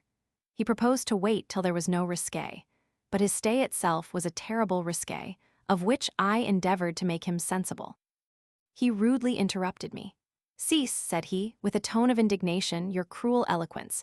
It is too much to exert it for my ruin. Do not hope to drive me from hence as you did when I was forced into exile. I would travel 100 times from the farthest extremity of the world for one glance of my Eloisa. But I swear," added he with vehemence, "by the author of my being, that I will not stir till I have seen her. We will try for once, whether I shall move you with compassion, or you make me guilty of perjury." His resolution was fixed. Mr. Orb was of opinion that we should contrive some means to gratify him, that we might send him away before his return was discovered. For he was only known to one person in the house, of whose secrecy I was assured, and we called him by a feigned name before the family. I promised him that he should see you the next night, upon condition that he stayed but a minute, that he did not utter a syllable, and that he departed the next morning before break of day. To these conditions, I exacted his solemn promise. Then I was easy, I left my husband with him and returned to you. I found you much better, the eruption was quite complete, and the physician raised my courage by giving me hope. I laid my plan beforehand with Bab, and the increase of your fever, though a little abated, leaving you still somewhat lightheaded, I took that opportunity to dismiss everybody and send my husband word to introduce his guest, concluding that before the paroxysm of your disorder was over, you would be less likely to recollect him. We had all the difficulty in the world to get rid of your disconsolate father, who was determined to sit up with you every night. At length, I told him with some warmth that he would spare nobody the trouble of watching, for that I was determined likewise to sit up with you, and that he might be assured, though he was your father, his tenderness for you was not more diligent than mine. He departed with reluctance, and we remained by ourselves. Mr. Orb came about 11 and told me that he had left your friend in the street. I went in search of him. I took him by the hand. He trembled like a leaf. As he went through the antechamber, his strength failed him. He drew his breath with difficulty and was forced to sit down. At length, having singled out some objects by the faint glimmering of a distant light, yes, said he, with a deep sigh, I recollect these apartments. Once in my life I traversed them about the same hour with the same mysterious caution. I trembled, as I do now. My heart fluttered with the same emotion. Oh, rash creature that I was, though but a poor mortal, I nevertheless dared to taste. What am I now going to behold in that same spot, where everything diffused a delight with which my soul was intoxicated? What am I going to view, in that same object which inspired and shared my transports, the retinue of melancholy, the image of death, afflicted virtue, and expiring beauty? Dear cousin, I will spare thy tender heart the dismal detail of such an affecting scene. He saw you and was mute. He had promised to be silent, but such a silence! He fell upon his knees, he sobbed and kissed the curtains of your bed, he lifted up his hands and eyes, he fetched deep and silent groans, he could scarce stifle his grief and lamentations. Without seeing him, you accidentally put one of your hands out of bed. He seized it with extravagant eagerness. The ardent kisses he impressed on your sick hand awaked you sooner than all the noise and murmur which buzzed about you. I perceived that you recollected him, and in spite of all his resistance and complaints, I forced him from your chamber directly, hoping to elude the impression of such a fleeting apparition, under the pretense of its being the effect of your delirium. But finding that you took no notice of it, I concluded that you had forgot it. I forbade Bab to mention it, and I am persuaded she has kept her word. A needless caution which love has disconcerted, and which has only served to aggravate the pain of a recollection which it is too late to efface. He departed as he had promised, and I made him swear not to stop in the neighborhood. But my dear girl, this is not all. I must acquaint you with another circumstance, of which likewise you cannot long remain ignorant. Lord B passed by 2 days afterwards. He hastened to overtake him. He joined him at Dijon, and found him ill. The unlucky wretch had caught the smallpox. He kept it secret from me that he had never had the distemper, and I introduced him without precaution. As he could not cure your disorder, he was determined to partake of it.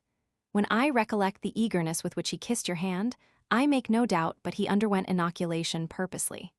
It is impossible to have been worse prepared to receive it, but it was the inoculation of love, and it proved fortunate. The author of life preserved the most tender lover that ever existed. He is recovered, and according to my lord's last letter, they are by this time actually set out for Paris. You see, my too lovely cousin, that you ought to banish those melancholy terrors which alarm you without reason. You have long since renounced the person of your friend, and you find that his life is safe. Think of nothing, therefore, but how to preserve your own, and how to make the promised sacrifice to paternal affection with becoming grace. Cease to be the sport of vain hope, and to feed yourself with chimeras. You are in great haste to be proud of your deformity. Let me advise you to be more humble. Believe me, you have yet too much reason to be so. You have undergone a cruel infection, but it has spared your face. What you take for seems is nothing but a redness which will quickly disappear. I was worse affected than you, yet nevertheless you see I am tolerable. My angel, you will still be beautiful in spite of yourself. And do you think that the enamored Walmer, who, in 3 years' absence, could not conquer a passion conceived in 8 days, is likely to be cured of it when he has an opportunity of seeing you every hour? Oh, if your only resource is the hope of being disagreeable, how desperate is your condition? Letter CVI, from Eloisa. It is too much, it is too much. Oh, my friend, the victory is yours. I am not proof against such powerful love, my resolution is exhausted. My conscience affords me the consolatory testimony that I have exerted my utmost efforts. Heaven, I hope, will not call me to account for more than it has bestowed upon me. This sorrowful heart which cost you so dear, and which you have more than purchased, is yours without reserve. It was attached to you the first moment my eyes beheld you, and it will remain yours to my dying breath. You have too much deserved it, ever to be in danger of losing it, and I am weary of being the slave of a chimerical virtue at the expense of justice. Yes, thou most tender and generous lover, thy Eloisa will be ever thine, will love thee ever. I must, I will, I ought. To you I resign the empire which love has given you, a dominion of which nothing shall ever deprive thee more. The deceitful voice which murmurs at the bottom of my soul whispers in vain, it shall no longer betray me. What are the vain duties it prescribes, in opposition to a passion which heaven itself inspire? Is not the obligation which binds me to you the most solemn of all? Is it not to you alone that I have given an absolute promise? Was not the first vow of my heart never to forget you? And is not your insoluble attachment a fresh tie to secure my constancy? Ah, in the transports of love with which I once more surrender my heart to thee, my only regret is that I have struggled against sentiments so agreeable and so natural. Nature, O gentle nature, resume thy rights. I abjure the savage virtues which conspire to thy destruction. Can the inclinations which you have inspired be more seductive than a specious reason which has so often misled me? Oh, my dear friend, have some regard for the tenderness of my inclinations. You are too much indebted to them to abhor them, but allow of a participation which nature and affection demands. Let not the rights of blood and friendship be totally extinguished by those of love. Do not imagine that to follow you, I will ever quit my father's house. Do not hope that I will refuse to comply with the obligations imposed on me by parental authority. The cruel loss of one of the authors of my being has taught me to be cautious how I afflict the other. No, she whom he expects to be his only comfort hereafter will not increase the affliction of his soul, already oppressed with disquietude. I will not destroy all that gave me life. No, no, I am sensible of my crime, but cannot abhor it. Duty, honor, virtue, all these considerations have lost their influence, but yet I am not a monster. I am frail, but not unnatural. I am determined, I will not grieve any of the object of my affection. Let a father, tenacious of his word and jealous of a vain prerogative, dispose of my hand according to his promise, but let love alone dispose of my heart. Let my tears incessantly trickle down the bosom of my tenderest friend. Let me be lost and wretched, but if possible, let every one dear to me be happy and contented. On you three my existence depends, and may your felicity make me forget my misery and despair. Letter 6, the answer. We revive my Eloisa. All the real sentiments of our souls resume their wonted course. Nature has preserved our existence, and love has restored us to life. Did you suppose, could you be rash enough to imagine you could withdraw your affections from me? I am better acquainted with your heart than yourself, that heart which heaven destined to be mine. I find them united by one common thread, which death alone can divide. Is it in our power to separate them, or ought we even to attempt it? Are they joined together by ties which man hath formed, and which man can dissolve? No, no, my Eloisa. If cruel destiny bars our claim to tender conjugal titles, yet nothing can deprive us of the character of faithful lovers. That shall be the comfort of our melancholy days, and we will carry it with us to the grave. Thus we recover life only to renew our sufferings, and the consciousness of our existence is nothing more than a sense of affliction. Unfortunate beings, how we are altered! How have we ceased to be what we were formerly? Where is that enchantment of supreme felicity? Where are those exquisite raptures which enlivened our passion? Nothing is left of us but our love. Love alone remains, and all its charms are eclipsed. Oh, thou dear and too dutiful girl, thou fond fair one without resolution. all our misfortunes are derived from thy errors. Alas, a heart of less purity would not have so fatally misled thee. Yes, the honor of thy heart has been our ruin, the upright sentiments which fill thy breast have banished discretion. You would endeavor to reconcile filial tenderness with unconquerable love. By attempting to gratify all your inclinations, you confound instead of conciliating them, and your very virtue renders you guilty. O Eloisa, how incredible is your power! By what strange magic do you fascinate my reason? Even while you endeavor to make me blush at our passion, you have the art of appearing amiable in your very failings. You force me to admire you, even while I partake of your remorse. Does it become you to feel remorse, you, whom I loved you, whom I shall never cease to adore? Can guilt ever approach thy spotless heart, O cruel Eloisa?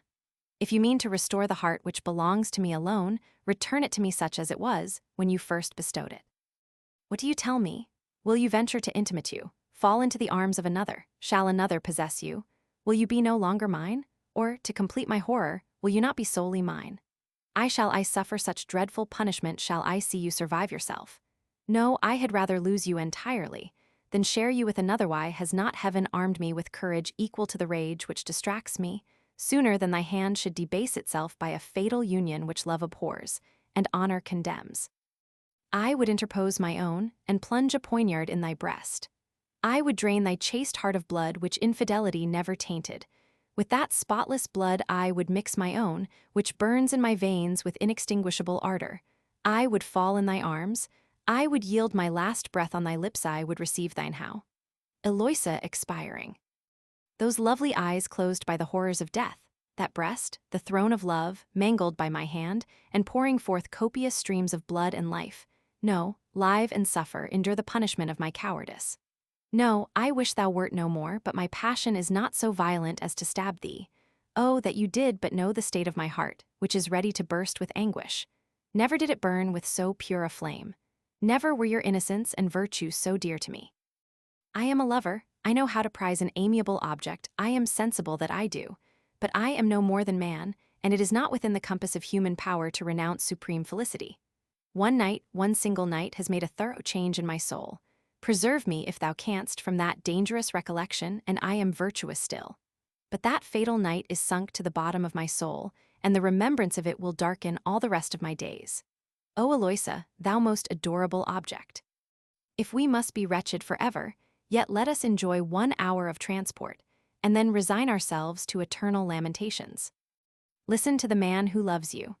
Why should we alone affect to be wiser than the rest of mankind, and pursue, with puerile simplicity, those chimerical virtues which all the world talks of and no one practices? What? Shall we pretend to be greater moralists than the crowd of philosophers which people London and Paris, who all laugh at conjugal fidelity and treat adultery as a jest? Instances of this nature are far from being scandalous. We are not at liberty even to censure them, and people of spirit would laugh at a man who should stifle the affections of his heart out of respect to matrimony. In fact, say they, an injury which only consists in opinion is no injury while it remains secret. What injury does a husband receive from an infidelity to which he is a stranger? By how many obliging condescensions does a woman compensate for her failings? What endearments she employs to prevent and to remove his suspicions? Deprived of an imaginary good, he actually enjoys more real felicity. And this supposed crime which makes such a noise is but an additional tie which secures the peace of society. O God forbid, thou dear partner of my soul, that I should wish to preserve thy affections by such shameful maxims. I abhor them, though I am not able to confute them, and my conscience is a better advocate than my reason. Not that I pride myself upon a spirit which I detest, or that I am fond of a virtue bought so dear. But I think it less criminal to reproach myself with my failings than to attempt to vindicate them, and I consider an endeavor to stifle remorse as the strongest degree of guilt. I know not what I write. I find my mind in a horrid state, much worse than it was, even before I received your letter. The hope you tender me is gloomy and melancholy. It totally extinguishes that pure light which has so often been our guide. Your charms are blasted, and yet appear more affecting. I perceive that you are affectionate and unhappy. My heart is overwhelmed with the tears which flow from your eyes, and I vent bitter reproaches on myself for having presumed to taste a happiness, which I can no longer enjoy, but at the hazard of your peace. Nevertheless, I perceive that a secret ardor fires my soul and revives that courage which my remorse has subdued. Ah, lovely Eloisa, do you know how many losses a love like mine can compensate for? Do you know how far a lover, who only breathes for you, can make your life agreeable? Are you sensible that it is for you alone I wish to live, to move, to think? No, thou delicious source of my existence, I will have no soul but thine. I will no longer be anything but a part of thy lovely self, and you will meet with such a kind reception in the inmost recesses of my heart, that you will never perceive any decay in your charms.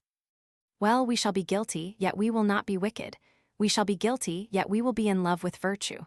So far from attempting to palliate our failings, we will deplore them, we will lament together. If possible, we will work our redemption by being good and benevolent. Eloisa, oh Eloisa, what will you do? What can you do? You can never disengage yourself from my heart. Is it not espoused to thine? I have long since bid adieu to those vain prospects of fortune which so palpably deluded me. I now solely confine my attention to the duties I owe Lord B. He will force me with him to England. He imagines I can be of service to him there. Well, I will attend him, but I will steal away once every year. I will come in secret to visit you. If I cannot speak to you, at least I shall have the pleasure of gazing on you. I may at least kiss your footsteps. One glance from your eyes will support me 10 months. When I am forced to return and retire from her I love, it will be some consolation to me to count the steps which will bring me back again. These frequent journeys will be some amusement to your unhappy lover. When he sets out to visit you, he will anticipate the pleasure of beholding you. The remembrance of the transports he has felt will enchant his imagination during his absence. In spite of his cruel destiny, his melancholy time will not be utterly lost. Every year will be marked with some tincture of pleasure, and the short-lived moments he passes near you will be multiplied during his whole life. Letter CX from Mrs. Orb.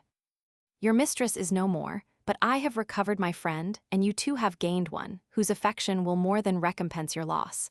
Eloisa is married, and her merit is sufficient to make the gentleman happy, who has blended his interest with hers. After so many indiscretions, thank heaven which has preserved you both, her from ignominy, and you from the regret of having dishonored her. Reverence her change of condition. Do not write to her, she desires you will not. Wait till she writes to you, which she will shortly do. Now is the time to convince me that you merit that esteem I ever entertained for you, and that your heart is susceptible of a pure and disinterested friendship. Letter CXI from Eloisa.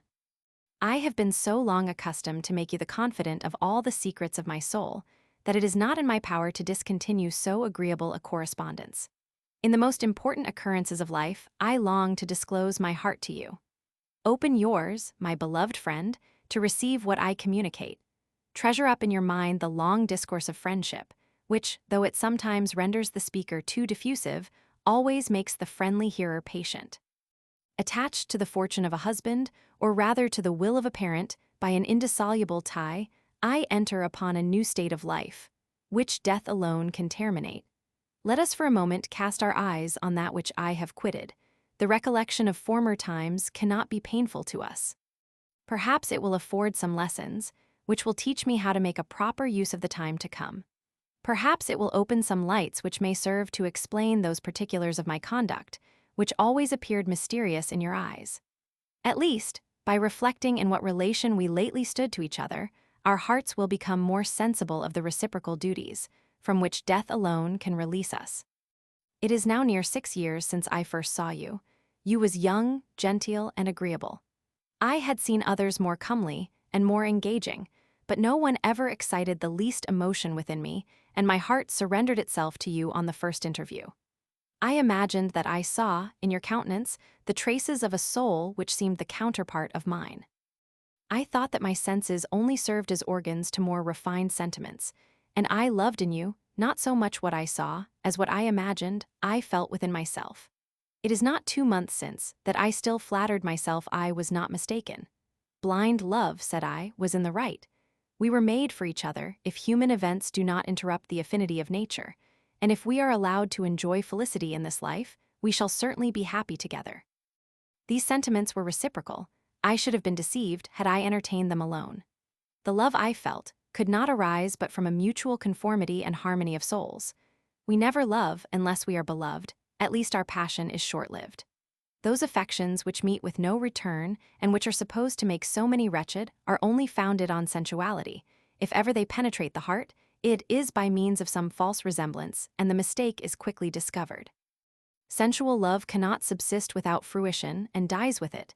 The sublimer passion cannot be satisfied without engaging the heart, and is as permanent as the analogy which gave it birth. Such was ours from the beginning, and such, I hope, it will ever be to the end of our days. I felt that I was beloved, and that I merited your affection. My lips were silent, my looks were constrained. But my heart explained itself. We quickly experienced I know not what, which renders silence eloquent, which gives utterance to the downcast eye, which occasions a kind of forward bashfulness which discovers the tumult of desire through the veil of timidity, and conveys ideas which it dares not express. I perceived the situation of my heart, and gave myself over for lost, the first word you spoke. I found what pain your reserve cost you. I approved of the distance you observed, and admired you the more. I endeavored to recompense you for such a necessary and painful silence without prejudice to my innocence. I offered violence to my natural disposition. I imitated my cousin. I became, like her, arch and lively, to avoid too serious explanations, and to indulge 1,000 tender caresses, under cover of that affected sprightliness. I took such pains to make your situation agreeable, that the apprehensions of a change increased your reserve. This scheme turned to my disadvantage. We generally suffer for assuming a borrowed character. Fool that I was! I accelerated my ruin instead of preventing it. I employed poison as a palliative, and what should have induced you to preserve silence was the occasion which tempted you to explain yourself. In vain did I attempt, by an affected indifference, to keep you at a distance in our private interviews. That very constraint betrayed me, you wrote. Instead of committing your first letter to the fire, or delivering it to my mother, I ventured to open it. That was my original crime, and all the rest was a necessary consequence of that first fault. I endeavored to avoid answering those fatal letters, which I could not forbear reading. This violent struggle affected my health. I saw the abyss in which I was going to plunge. I looked upon myself with horror, and could not resolve to endure your absence.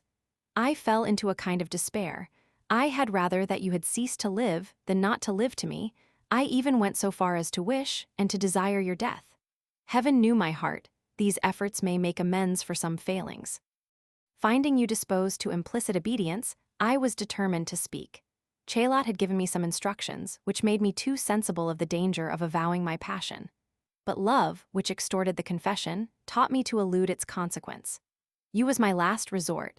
I had such an entire confidence in you that I furnished you with arms against my weakness. Such was my opinion of your integrity that I trusted you would preserve me from myself, and I did you no more than justice. When I found the respect you paid to so valuable a trust, I perceived that my passion had not blinded me in my opinion of those virtues with which I supposed you endowed. I resigned myself with greater security, as I imagined that we should both of us be contented with a sentimental affection.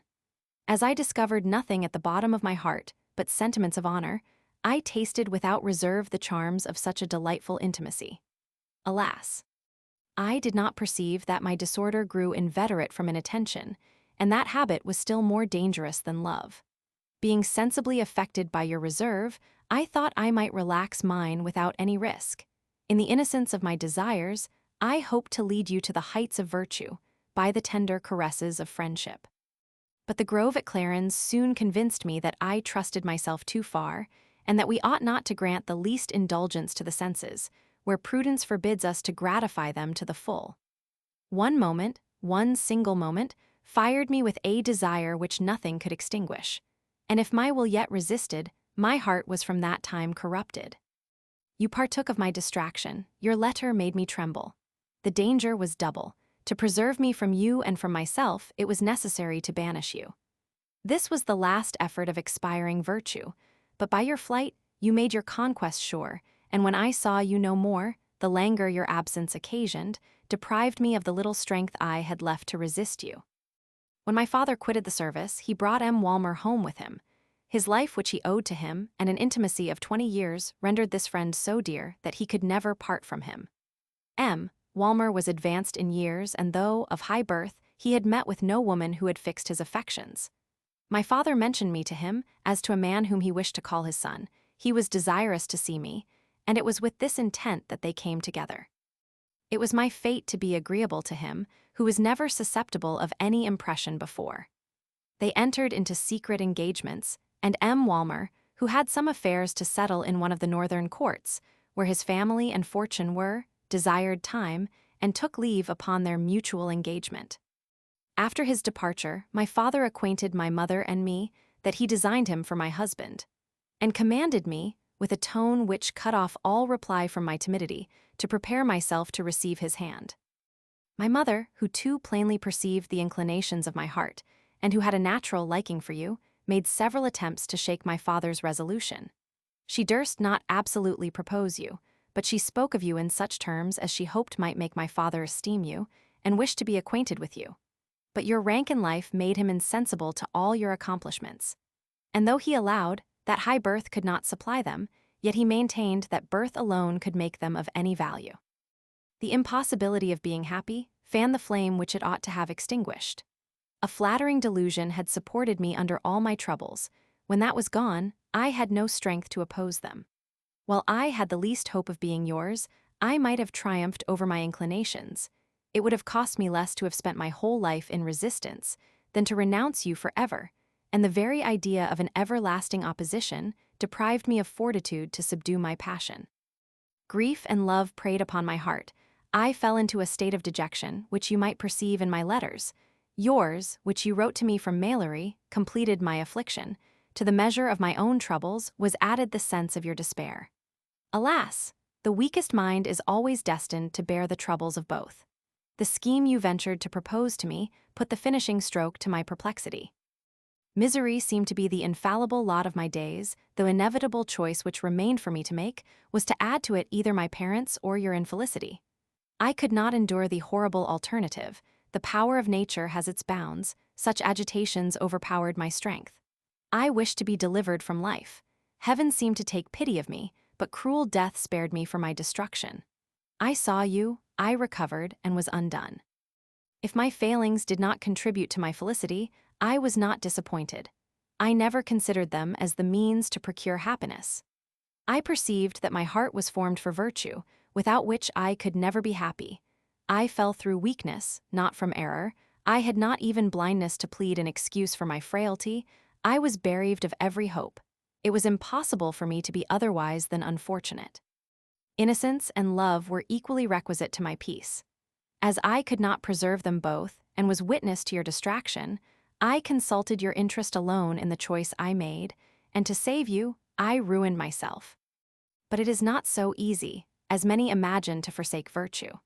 She continues for some time to torment those who abandon her, and her charms, which are the delight of refined souls, constitute the chief punishment of the wicked, who are condemned to be in love with her when they can no longer enjoy her. Guilty, yet not depraved, I could not escape the remorse which pursued me. Honor was dear to me, even after it was gone. Though my shame was secret, it was not less grievous, and though the whole world had been witness to it, I could not have been more sensibly affected. I comforted myself under my affliction, like one who, having a wound, dreads a mortification, and who, by the sense of pain, is encouraged not to despair of a cure. Nevertheless, my shameful state was insupportable. By endeavoring to stifle the reproach of guilt, without renouncing the crime, I experienced what every honest mind feels when it goes astray, and is fond of its mistake. A new delusion lent its aid to assuage the bitterness of repentance. I flattered myself that my frailty would afford me the means of repairing my indiscretion, and I ventured to form a design of forcing my father to unite our hands. I depended on the first pledge of our love to close this delightful union.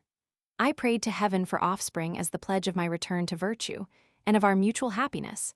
I wished for it with as much earnestness as another, in my place, would have dreaded it. The tenderness of love, by its soft illusion, allayed the murmurs of my conscience.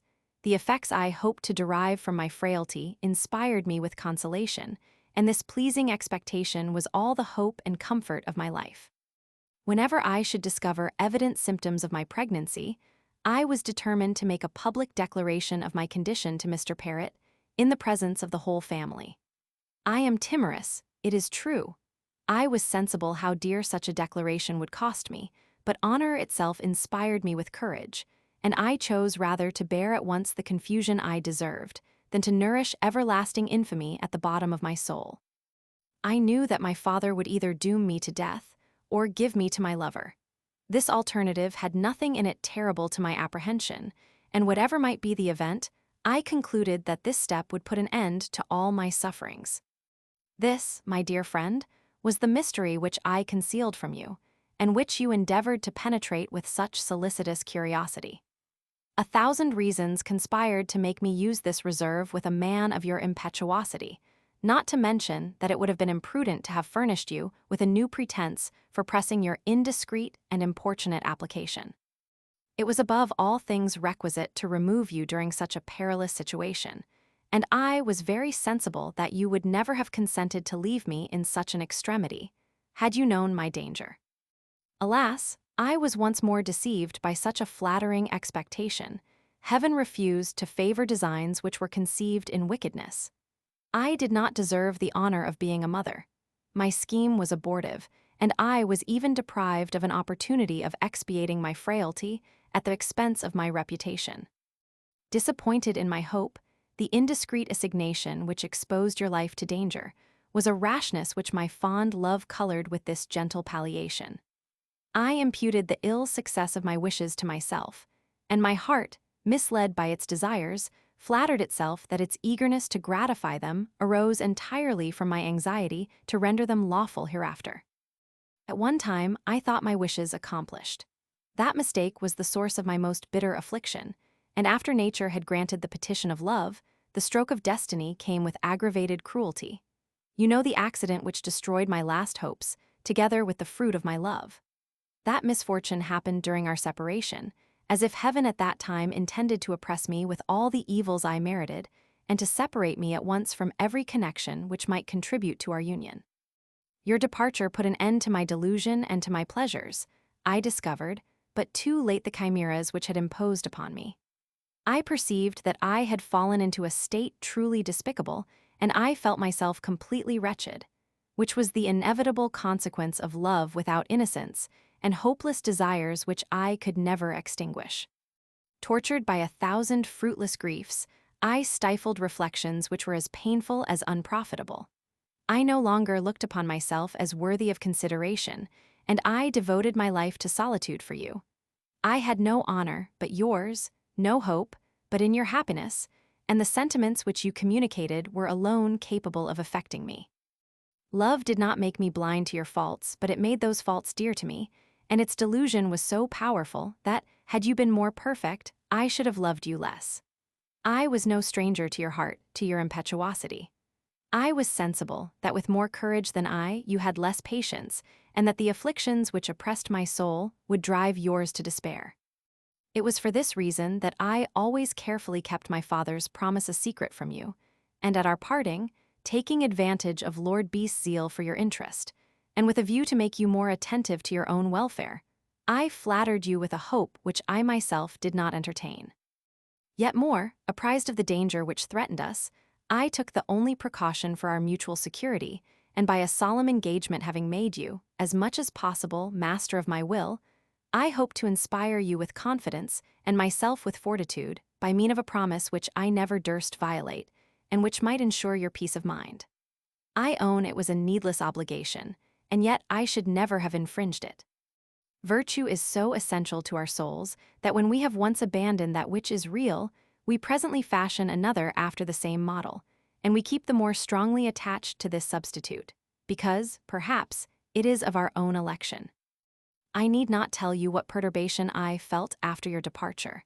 The worst of my apprehensions was the dread of being forsaken.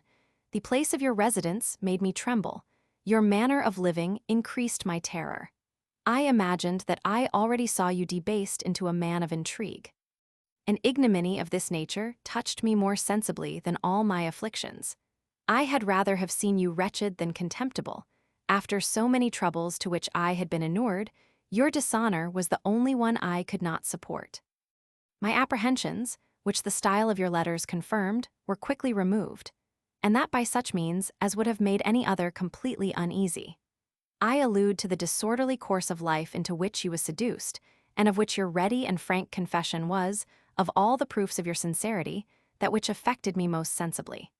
I knew you too well to be ignorant what such a confession must have cost you, even if I had been no longer dear to you. I perceived that love alone had triumphed over shame and extorted it from you. I concluded that a heart so sincere was incapable of disguised infidelity. I discovered less guilt in your failing than merit in the confession, and calling to mind your former engagements, I was entirely cured of jealousy. My worthy friend, my cure did not increase my felicity. For one torment less, 1,000 others rose up incessantly, and I was never more sensible of the folly of seeking that repose in an unsettled mind, which nothing but prudence can bestow. I had for a long time secretly lamented the best of mothers, who insensibly wasted away with a fatal decay. Bab, whom the unhappy consequence of my misconduct obliged me to make my confidant, betrayed me and discovered our mutual love and my frailty to my mother. I had just received your letters from my cousin when they were seized. The proofs were too convincing. Grief deprived her of the little strength her illness had left her. I thought I should have expired at her feet with remorse. So far from consigning me to the death I merited, she concealed my shame and was contented to bemoan my fall. Even you, who had so ungratefully abused her kindness, was not odious to her. I was witness to the effect which your letter produced on her tender and affectionate mind. Alas! She wished for your happiness and mine. She attempted more than once, but why should I recall a hope which is now forever extinguished? Heaven decreed it otherwise. She closed her melancholy days with the afflicting consideration of being unable to move a rigid husband, and of leaving a daughter behind her so little worthy of such a parent. Oppressed with such a crude loss, my soul had no other strength than what it received from that impression, the voice of nature uttered groans which stifled the murmurs of love. I regarded the author of my troubles with a kind of horror. I endeavored to stifle the detestable passion which had brought them upon me, and to renounce you forever. This, no doubt, was what I ought to have done, had I not sufficient cause of lamentation the remainder of my days, without being in continual quest of new subjects of affliction. Everything seemed to favor my resolution. If melancholy softens the mind, deep affliction hardens it. The remembrance of my dying mother effaced your image. We were distant from each other. Hope had entirely abandoned me. My incomparable friend was never more great or more deserving wholly to engross my heart. Her virtue, her discretion, her friendship, her tender caresses seemed to have purified it. I thought I had forgotten you and imagined myself cured. But it was too late. What I took for the indifference of extinguished love was nothing but the heaviness of despair. As a sick man who falls into a weak state when free from pain is suddenly revived by more acute sensations, so I quickly perceived all my troubles renewed when my father acquainted me with Mr. Walmer's approaching return. Invincible love then gave me incredible strength. For the first time, I ventured to oppose my father to his face. I frankly protested that I could never like Mr. Walmer, that I was determined to die single, that he was master of my life but not of my affections, and that nothing could ever make me alter my resolution. I need not describe the rage he was in, nor the treatment I was obliged to endure. I was immovable. My timidity once vanquished, carried me to the other extreme, and if my tone was less imperious than my father's, it was nevertheless equally resolute. He found that I was determined, and that he should make no impression on me by dint of authority. For a minute I thought myself freed from his persecution. But what became of me, when on a sudden I saw the most rigid father softened into tears and prostrate at my feet? Without suffering me to rise, he embraced my knees, and fixing his streaming eyes on mine, he addressed himself to me in a plaintive voice, which still murmurs within me. "Oh, my child, have some respect for the gray hairs of your unhappy father. Do not send me with sorrow to the grave, after her who bore thee. Ah, will you be the death of all your family?" Imagine my grief and astonishment. That attitude, that tone, that gesture, those words, that horrible idea overpowered me to that degree that I dropped half dead into his arms, and it was not till after repeated sobs, which for some time stifled utterance, that I was able to answer him in a faint and faltering voice. "Oh, my father, I was armed against your menaces, but I am not proof against your tears. You will be the death of your daughter." We were both of us in such violent agitation that it was a long while before we could recover. In the meantime, recollecting his last words, I concluded that he was better informed of the particulars of my conduct than I had imagined, and being resolved to turn those circumstances of information against him, I was preparing, at the hazard of my life, to make a confession which I had too long deferred, when he hastily interrupted me, and as if he had foreseen and dreaded what I was going to declare, he spoke to me in the following terms. "I know you have encouraged inclinations unworthy a girl of your birth. It is time to sacrifice to duty and honor a shameful passion which you shall never gratify but at the expense of my life. Attend to what your father's honor and your own require of you, and then determine for yourself. Mr. Walmer is of noble extraction, one who is distinguished by all the accomplishments requisite to maintain his dignity, one who enjoys the public esteem and who deserves it. I am indebted to him for my life, and you are no stranger to the engagement I have concluded with him. You are farther to understand that on his return home to settle his concerns, he found himself involved by an unfortunate turn of affairs. He had lost the greatest part of his estate, and it was by singular good luck that he himself escaped from exile to Siberia. He is coming back with the melancholy wreck of his fortune, upon the strength or his friend's word, which never yet was forfeited. Tell me now, in what manner I shall receive him on his return? Shall I say to him, 'Sir, I promised you my daughter while you were in affluent circumstances, but now your fortune is ruined, I must retract my word, for my daughter will never be yours.' If I do not express my refusal in these words, it will be interpreted in this manner. To allege your pre-engagement will be considered as a pretense, or it will be imputed as an additional disgrace to me, and we shall pass, you for an abandoned girl, and I for a dishonest man, who has sacrificed his word and honor to forbid interest, and has added ingratitude to infidelity. My dear child, I have lived too long, now to close an unblemished life with infamy, and 60 years spent with honor are not to be prostituted in a quarter of an hour. You perceive, therefore, continued he, how unreasonable is every objection which you can offer. Judge whether the giddy passion of youth, whether attachments which modesty disavows, are to be put in competition with the duty of a child, and the honor by which a parent stands bound. If the dispute was, which of us two should fall a victim to the happiness of the other, my tenderness would challenge the right of making that sacrifice to affection. But honor, my child, calls upon me, and that always determines the resolution of him whose blood you inherit." I was not without a pertinent answer to these remonstrances, but my father's prejudices confirmed him in his principles, so different from mine, that reasons which appeared to me unanswerable would not have had the least weight with him. Besides, not knowing whence he had gathered the intelligence he seemed to have gained with respect to my conduct, or how far his information extended. Apprehending likewise by his eagerness to interrupt me, that he had formed his resolution with regard to the matter I was going to communicate, and above all, being restrained by a sense of shame which I could never subdue, I rather chose to avail myself of an excuse, which I thought would have greater weight, as it squared more with my father's peculiarity of thinking. I therefore made a frank declaration of the engagement I had made with you. I protested that I would never be false to my word, and that whatever was the consequence, I would never marry without your consent. In truth, I was delighted to find that my scruples did not offend him. He reproached me severely for entering into such an engagement, but he made no objection to its validity. So exalted are ideas which a gentleman of honor naturally entertains with regard to the faith of engagements, and so sacred a thing does he esteem a promise. Instead of attempting, therefore, to dispute the force of my obligation to you, he made me write a note, which he enclosed in a letter and sent away directly. With what agitation did I expect your answer? How often did I wish that you might show less delicacy than you ought? But I knew you too well, however, to doubt your compliance, and was sensible that the more painful you felt the sacrifice required of you, the readier you would be to undergo it. Your answer came. It was kept a secret from me during my illness. After my recovery, my fears were confirmed, and I was cut off from all farther excuses. At least, my father declared he would admit of no more, and the dreadful expression he had made use of gave him such an ascendancy over my will that he made me swear never to say anything to M. Walmer which might make him averse from marrying me. For, he added, that will appear to him like a trick concerted between us, and at all events the marriage must be concluded.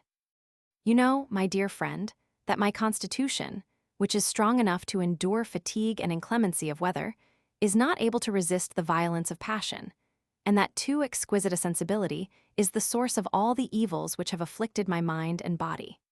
Whether continued grief had tainted my blood, or whether nature took that opportunity to purify it from the fatal effects of fermentation, however it was, I found myself violently disordered at the end of our conversation. When I left my father's room, I endeavored to write a line to you, but found myself so ill that I was obliged to go to bed, from whence I hoped never to rise. You are too well acquainted with the rest. My imprudence led you to indiscretion. You came, I saw you, and thought that I had only beheld you in one of those dreams, which, during my delirium, so often presented your image before me. But when I found that you had really been there, that I had actually seen you, that being resolved to partake of my distemper which you could not cure, you had purposely caught the infection, I could no longer resist this last proof, and finding that the tenderness of your affection survived even hope itself, my love which I had taken such pains to smother, instantly broke through all restraint and revived with more ardor than ever. I perceived that I was doomed to love in spite of myself. I was sensible that I must be guilty, that I could neither resist my father nor my love, and that I could never reconcile the rights of love and consanguinity, but at the expense of honor. Thus all my noble sentiments were utterly extinguished, all my faculties were altered. Guilt was no longer horrible in my sight. I felt a thorough change within me. At length, the unruly transports of a passion, rendered impetuous by opposition, threw me into the most dismal dejection with which human nature was ever oppressed. I even dared to despair of virtue. Your letter, which was rather calculated to awaken remorse than to stifle it, put the finishing stroke to my distraction. My heart was so depraved that my reason could not withstand the arguments of your plausible philosophy. Horrible ideas ventured to crowd into my mind, with which it had never been tainted before. My will still opposed them, but my imagination grew familiar with them, and if my soul did not harbor anticipated guilt, yet I was no longer mistress of that noble resolution which alone is capable of resisting temptation. I am scarce able to proceed. Let me stop a while. Recall to your mind those days of innocence and felicity, when the lively and tender passion with which we were mutually animated only served to refine our sentiments, when that holy ardor contributed to render modesty more lovely, and honor more amiable, when our very desires seemed kindled only that we might have the glory of subduing them, and of rendering ourselves more worthy of each other. Look over our first letters. Reflect on those moments so fleeting and so little enjoyed, when love appeared to us arrayed in all the charms of virtue, and when we were too fond of each other to enter into any connections which she condemned. What were we then, and what are we now? Two tender lovers spent a whole year together in painful silence. They scarce ventured to breathe a sigh, but their hearts understood each other. They thought their sufferings great, but had they known it, they were happy. Their mutual silence was so intelligible that at length they ventured to converse. But satisfied with the power of triumphing over their inclinations, and with giving each other the glorious proofs of their victory, they passed another year in a reserve scarce less severe. They imparted their troubles to each other, and were happy. But these violent struggles were too painful to be supported long. One moment's weakness led them astray. They forgot themselves in their transports, but if they were no longer chaste, they were still constant. At least, heaven and nature authorized the ties which united them. At least virtue was still dear to them. They still loved and honored her charms. They were less corrupted than debased. Though they were less worthy of felicity, they still continued happy. What now are those affectionate lovers who glowed with so refined a passion, and were so sensible of the worth of honor? Who can be acquainted with their condition, without sighing over them, behold them a prey to guilt? Even the idea of defiling the marriage bed does not now strike them with horror. They meditate adultery. How, is it possible that they can be the same pair? Are not their souls entirely altered? How could that lovely image which the wicked never behold be effaced in the minds where it once shone so bright? Are not they, who have once felt the charms of virtue, forever after disgusted with vice? How many ages have passed to produce this astonishing alteration? What length of time could be capable of destroying so delightful a remembrance, and of extinguishing the true sense of happiness in those who had once enjoyed it? Ah, if the first step of irregularity moves with slow and painful pace, how easy and precipitate are those which follow. Oh, the illusion of passion. It is that which fascinates reason, betrays prudence, and new models nature before we perceive the change. A single moment leads us astray, one step draws us out of the right path. From that time, an irresistible propensity hurries us on to our ruin. From that time, we fall into a gulf and arise frightened to find ourselves oppressed with crimes, with a heart formed to virtue. My dear friend, let us drop the curtain. Can it be necessary to see the dangerous precipice it conceals from us in order to avoid approaching it? I resume my narrative. M. Walmer arrived and made no objection to the alteration in my features. My father pressed me. The mourning for my mother was just over, and my grief was proof against time. I could form no pretense to elude my promise, and was under a necessity of fulfilling it. I thought the day which was to separate me forever from you and from myself would have been the last of my life.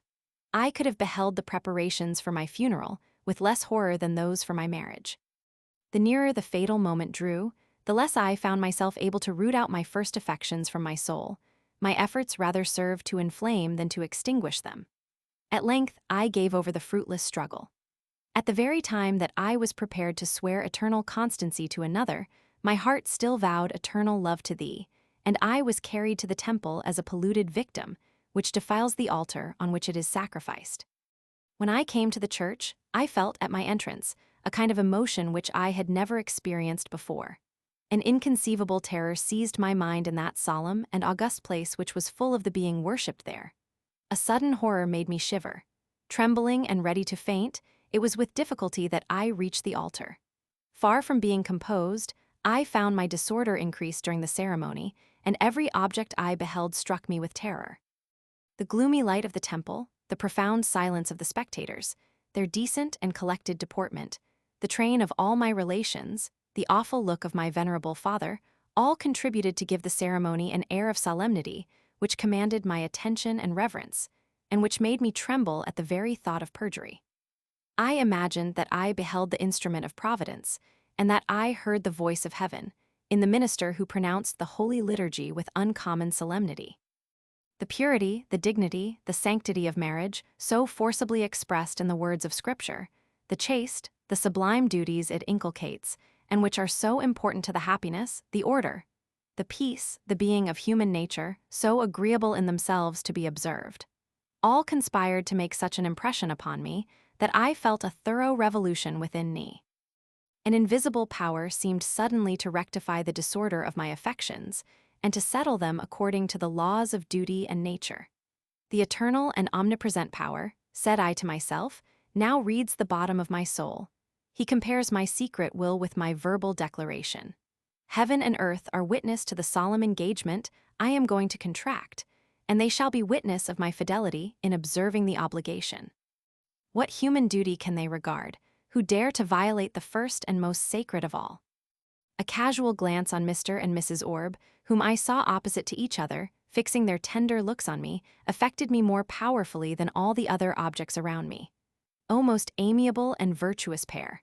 Though your love is less violent, are you therefore less closely attached to each other? Duty and honor are the bonds which unite you, affectionate friends. Faithful couple.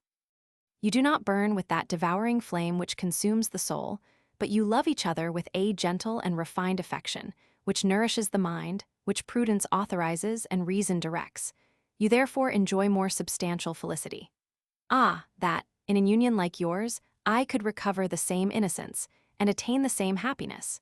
If I have not like you deserved it, I will at least endeavor to make myself worthy of it by your example. These sentiments renewed my hopes and revived my courage. I considered the sacred tie I was preparing to form as a new state which would purify my soul and restore me to a just sense of my duty. When the minister asked me whether I promised perfect obedience and fidelity to him whom I received for my husband, I made the promise not only with my lips but with my heart, and I will keep it inviolably till my death. When we returned one, I sighed for an hour's solitude and recollection. I obtained it, not without difficulty, and however eager I was to make the best advantage of it, I nevertheless entered into self-examination with reluctance, being afraid lest I should discover that I had only been affected by some transitory impressions, and that at the bottom I should find myself as unworthy a wife as I had been an indiscreet girl. The method of making the trial was sure, but dangerous. I began it by turning my thoughts on you. My heart bore witness that no tender recollection had profaned the solemn engagement I had lately made. I could not conceive, without astonishment, how your image could have forborne its obstinate intrusion, and have left me so long at rest, amid so many occasions which might have recalled you to my mind. I should have mistrusted my insensibility and forgetfulness as treacherous dependencies, which were too unnatural to be lasting. I found, however, that I was in no danger of delusion. I was sensible that I still loved you as much, if not more than ever, but I felt my affection for you without a blush. I found that I could venture to think of you, without forgetting that I was the wife of another. When a tacit self-confession reported how dear you was to me, my heart was affected, but my conscience and my senses were composed, and from that moment I perceived that my mind was changed in reality. What a torrent of pure joy then rushed into my soul! What tranquil sensations, so long effaced, then began to revive a heart which ignominy had stained, and to diffuse an unusual serenity through my whole frame. I felt as if I had been new-born, and I fancied that I was entering into another life. O gentle and balmy virtue, I am regenerated for thee, thou alone canst make life dear to me, to thee alone I consecrate my being. Oh, I have too fatally experienced the loss of thee, ever to abandon thee a second time. In the rapture of so great, so sudden, so unexpected a change I ventured to reflect on the state I was in the preceding day. I trembled on thinking what a state of unworthy debasement I had been reduced by forgetting what I owed to myself, and I shuddered at all the dangers I had since my first step of deviation.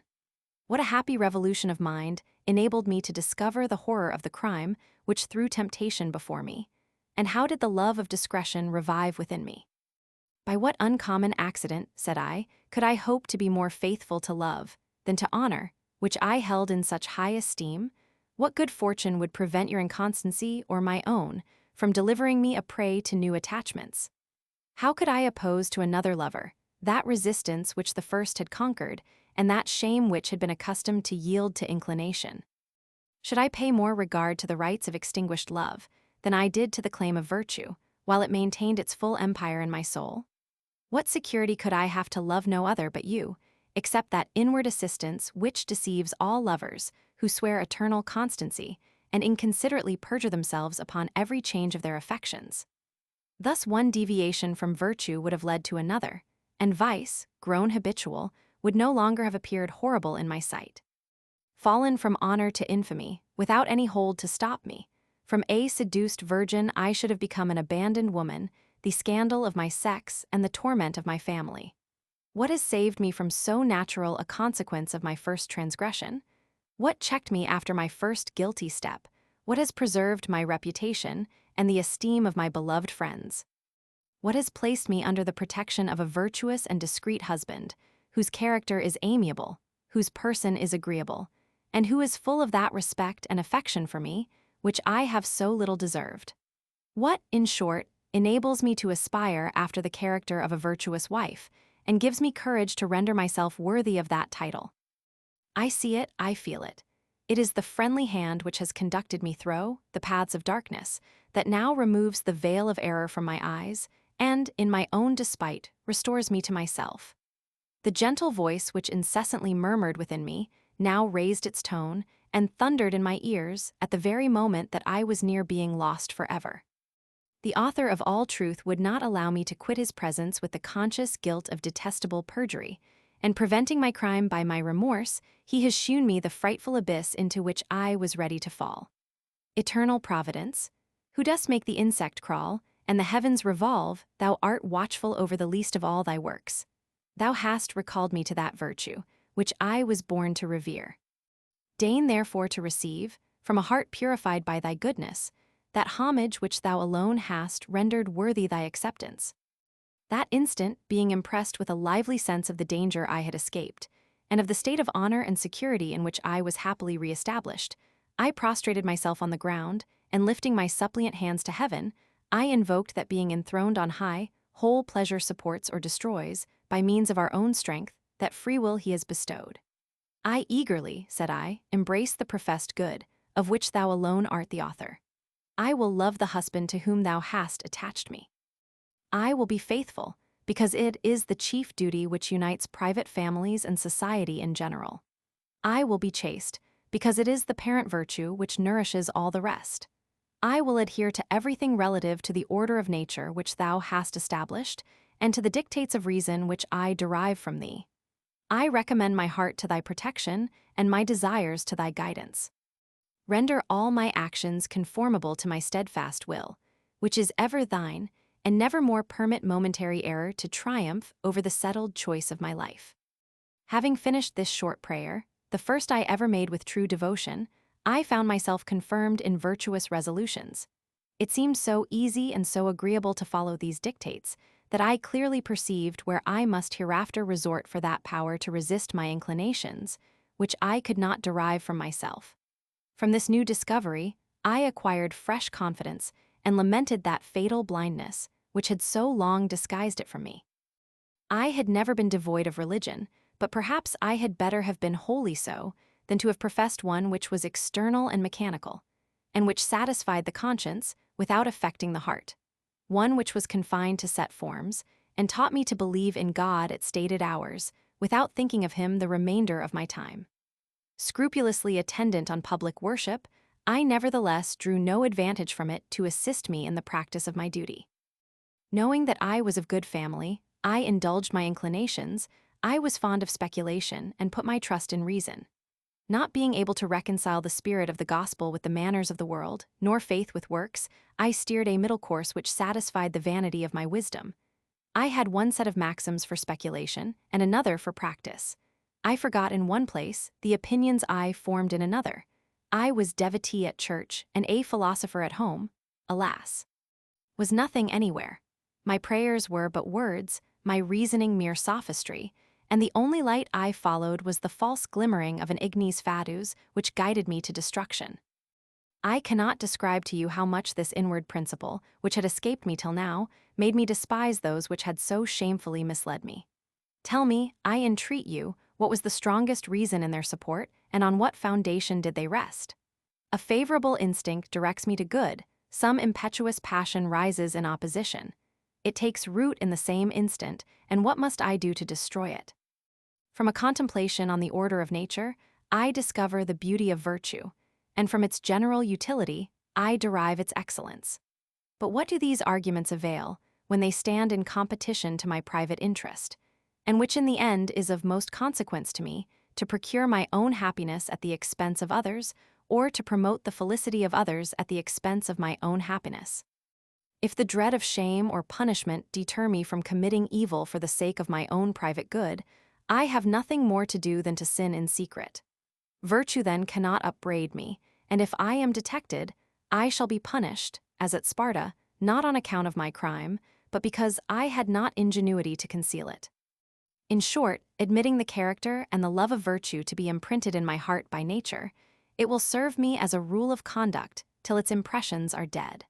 But how shall I be sure always to preserve this inward effigies in its original purity, which has no model, among sublunary beings, to which it can be referred? Is it not evident that irregular afflictions corrupt the judgment as well as the will, and that conscience changes, and in every age, in every people, in every individual, accommodates itself to inconstancy of opinion and diversity of prejudice? Adore the Supreme Being, my worthy and prudent friend. With one puff of breath you will be able to dissipate those chimeras of reason, which have a visionary appearance, and which fly like so many others before immutable truth. Nothing exists but through him who is self-existent. It is he who directs the tendency of justice, fixes the basis of virtue, and gives a recompense to a short life spent according to his will. It is he who proclaims aloud to the guilty that their secret crimes are detected, and gives assurance to the righteous in obscurity that their virtues are not without a witness.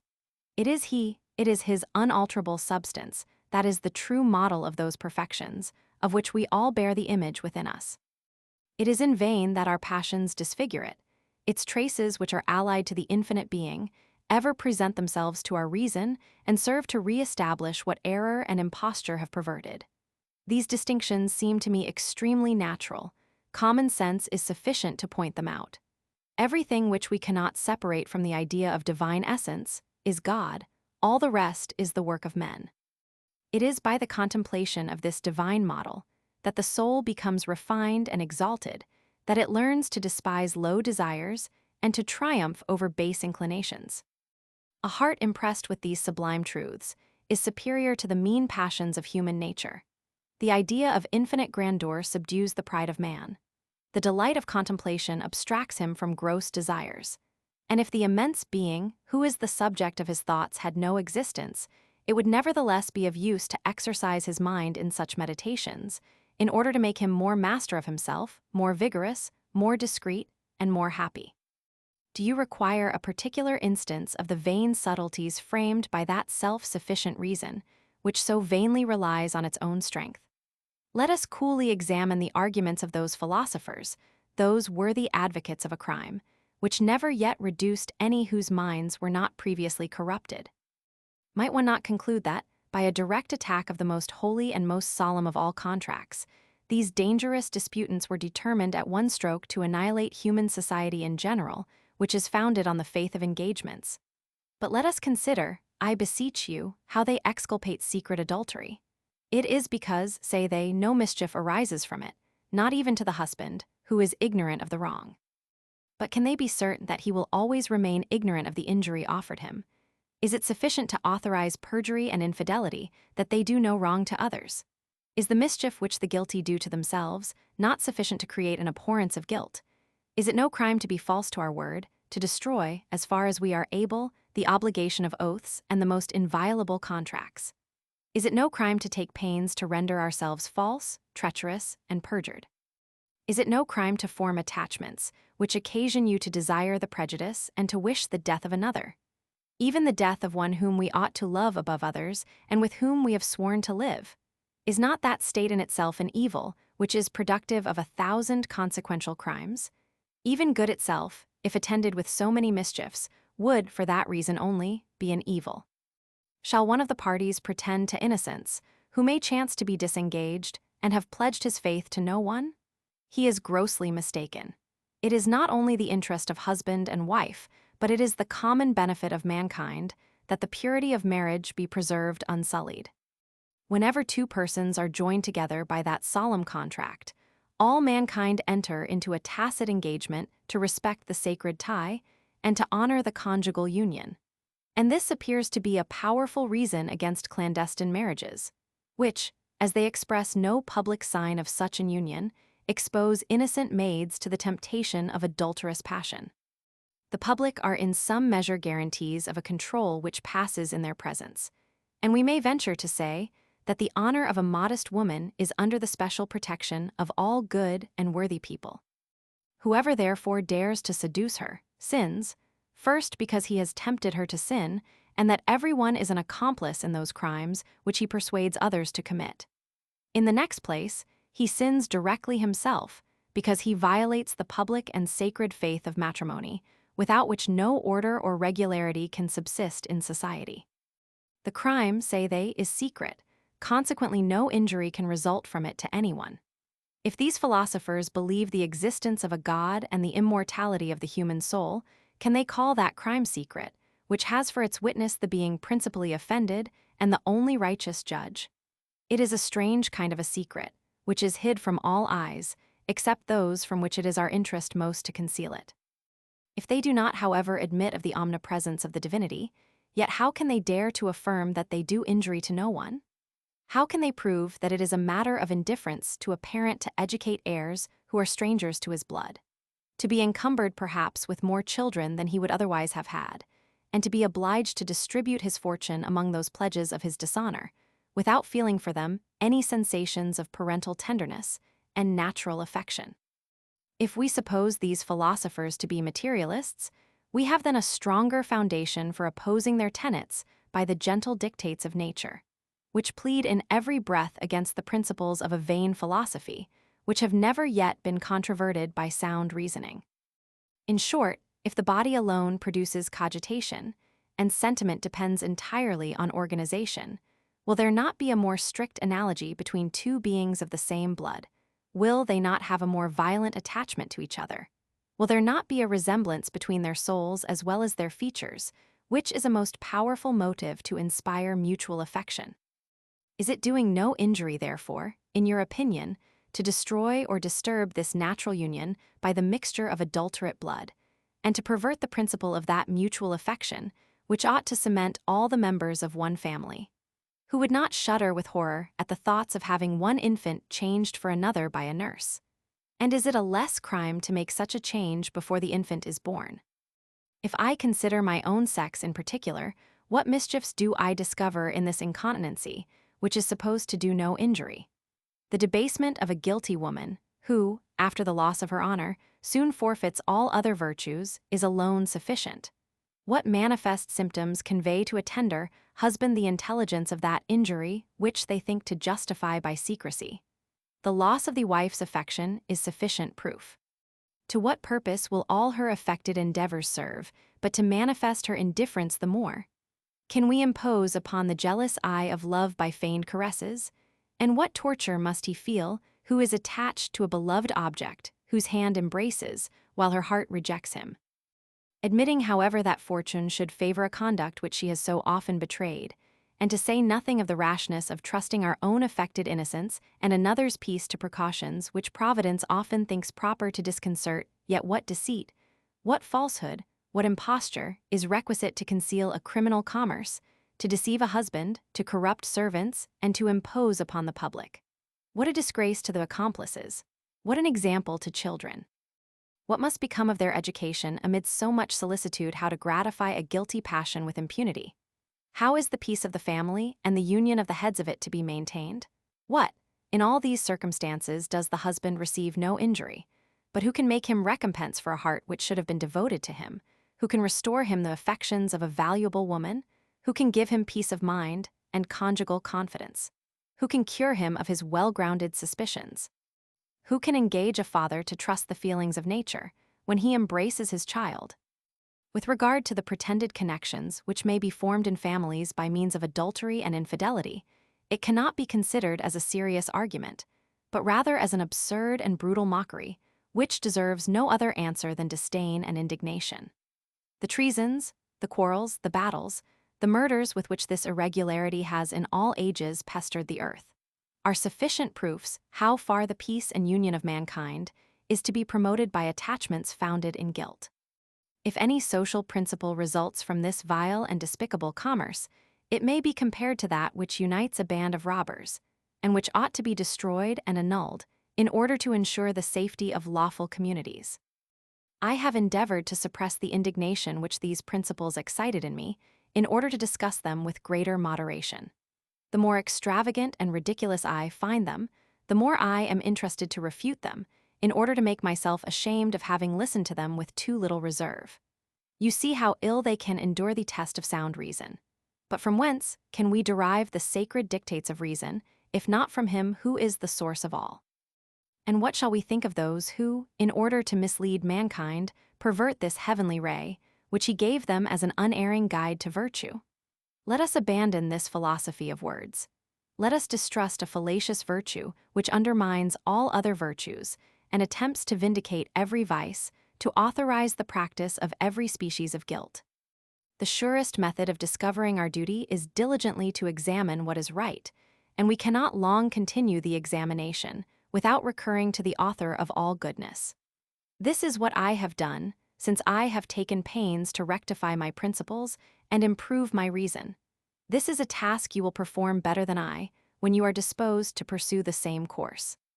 It is a comfort to me to reflect that you have frequently nourished my mind with elevated notions of religion, and you whose heart disguised nothing from me would not have talked to me in that strain had your sentiments differed from your declaration. I recollect that conversations of this kind were ever delightful to us. We never found the presence of the Supreme Being troublesome. It rather filled us with hope than terror. It never yet dismayed any but guilty souls. We were pleased to think that he was witness to our interviews, and we loved to exalt our minds to the contemplation of the deity. If we were now and then abased by shame, we reflected that at least he was privy to our inmost thoughts, and that idea renewed our tranquility. If this confidence led us astray, nevertheless the principle on which it was founded is alone capable of reclaiming us to virtue. Is it not unworthy of a man to be always at variance with himself, to have one rule for his actions, another for his opinions, to think as if he was abstracted from matter, to act as if he was devoid of soul, and never to be capable of appropriating a single action of his life to his own entire self? For my own part, I think the principles of the ancients are sufficient to fortify us when they are not confined to mere speculation. Weakness is incident to human nature, and the merciful being who made man frail will no doubt pardon his frailty. But guilt is a quality which belongs only to the wicked and will not remain unpunished by the author of all justice. An infidel, who is otherwise well inclined, praises those virtues he admires. He acts from taste, not from choice. If all his desires happen to be regular, he indulges them without reserve. He would gratify them in the same manner if they were irregular, for what should restrain him? But he who acknowledges and worships the common Father of mankind perceives that he is destined for nobler purposes. An ardent wish to fulfill the end of his being animates his zeal. He follows a more certain rule of action than appetite. He knows how to do what is right at the expense of his inclinations, and to sacrifice the desires of his heart to the call of duty. Such, my dear friend, is the heroic sacrifice required of us both. The love which attached us would have proved the delight of our lives. It survived hope, it bid defiance to time and absence, it endured every kind of proof. So sincere a passion ought not ever to have decayed of itself. It was worthy to be sacrificed to virtue alone. I must observe farther. All circumstances are altered between us, and your heart must accommodate itself to the change. The wife of Mr. Walmer is not your former Eloisa.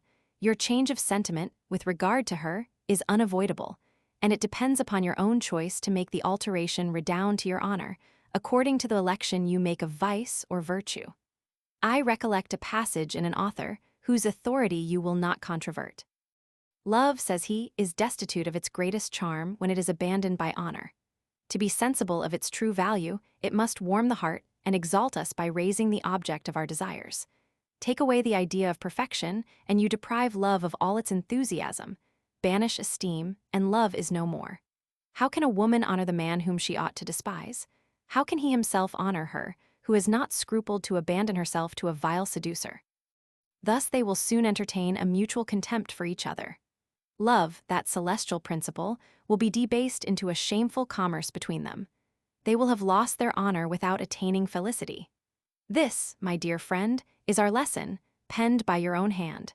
Never were our hearts more agreeably attached, and never was honor so dear to us as in those happy days when this letter was written. Reflect, then, how we should be misled at this time by a guilty passion, nourished at the expense of the most agreeable transports which can inspire the soul. The horror of vice which is so natural to us both would soon extend to the partner of our guilt. We should entertain mutual hatred for having loved each other indiscreetly, and remorse would quickly extinguish affection. Is it not better to refine a generous sentiment in order to render it permanent? Is it not better at least to preserve what we may grant with innocence? Is not this preserving what is more delightful than all other enjoyments? Yes, my dear and worthy friend, to keep our love inviolable, we must renounce each other. Let us forget all that has passed and continue the lover of my soul. This idea is so agreeable that it compensates for everything.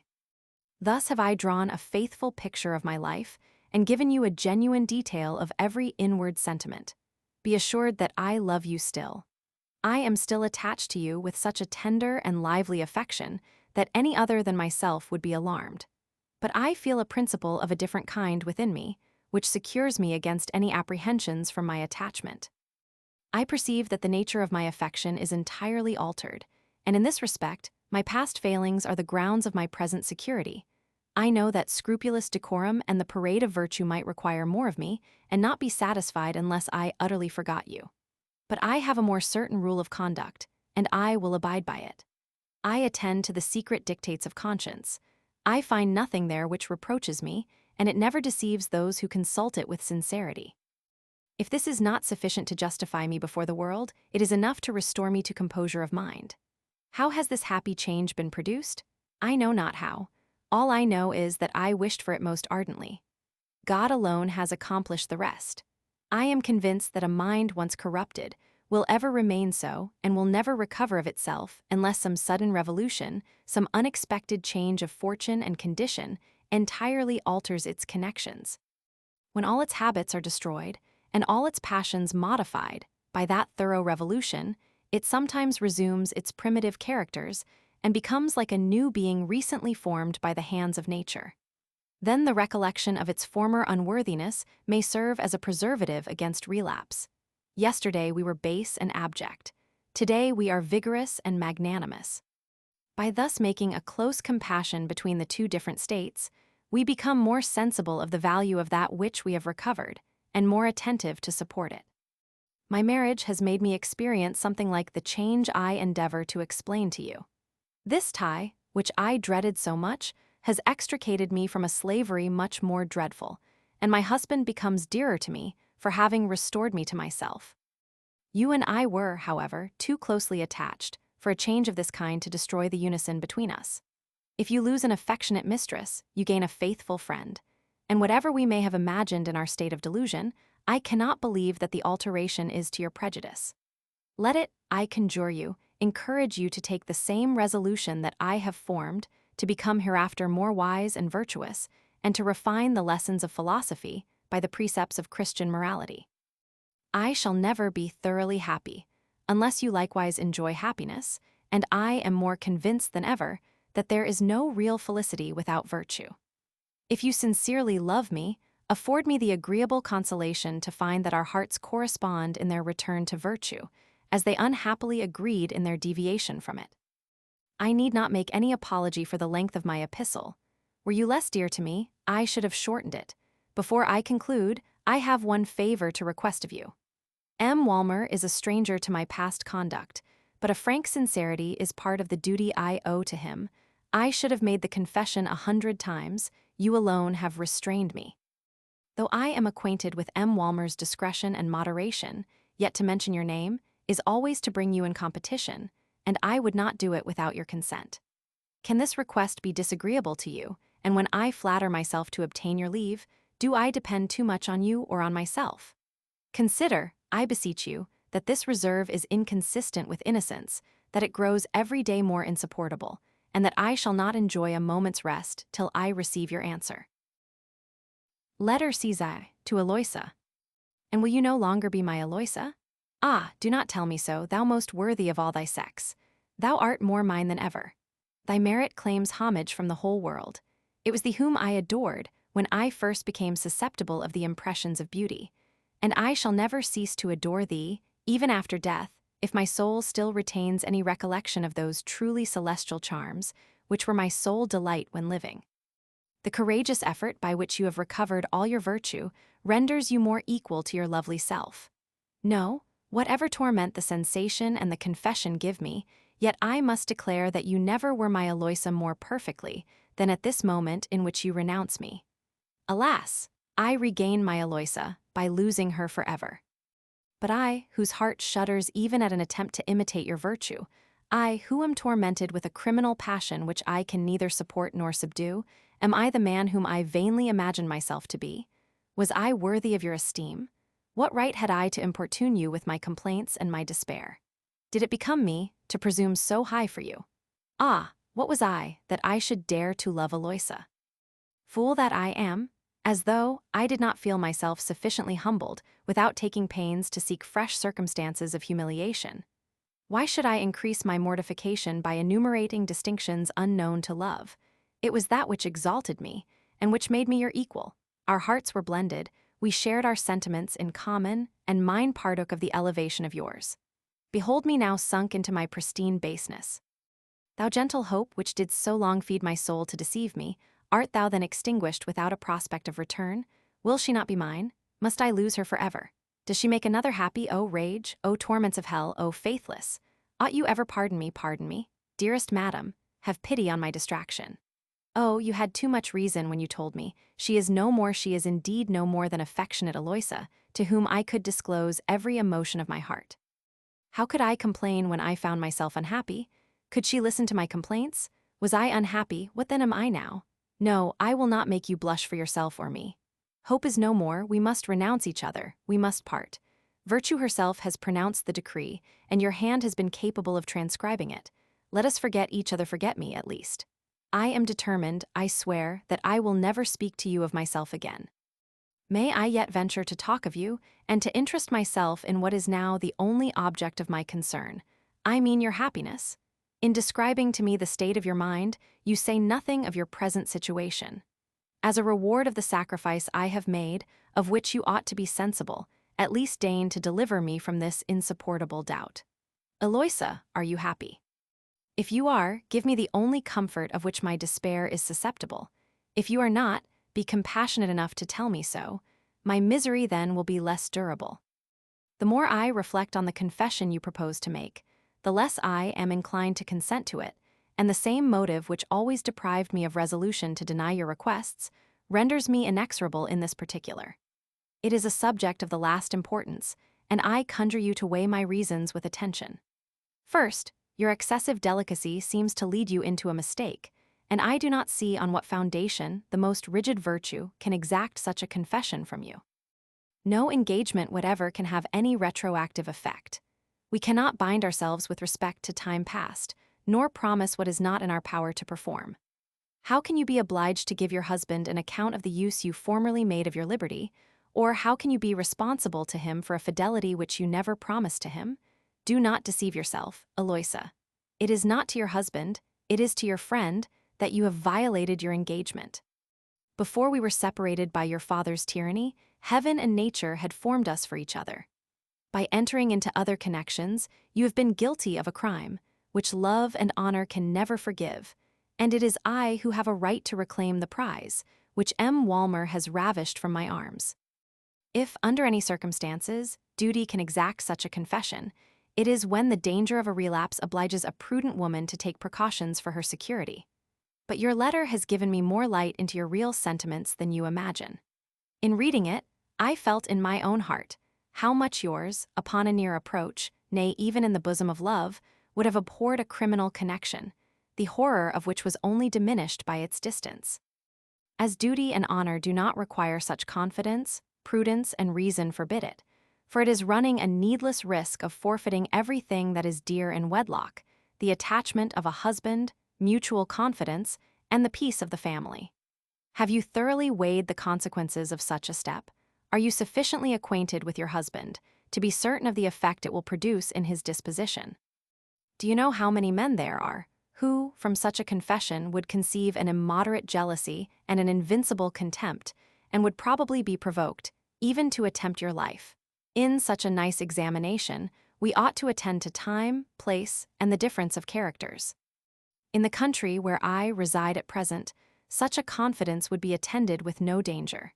And they who make so light of conjugal fidelity are not people to be violently affected by any frailty of conduct prior to the engagement.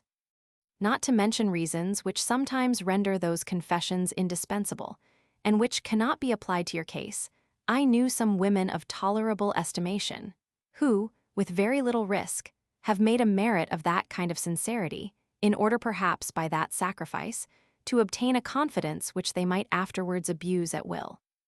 But in those countries where the sanctity of marriage is more respected, in those countries where that sacred tie forms a solid union, and where husbands have a real attachment to their wives, they require a more severe account of their conduct.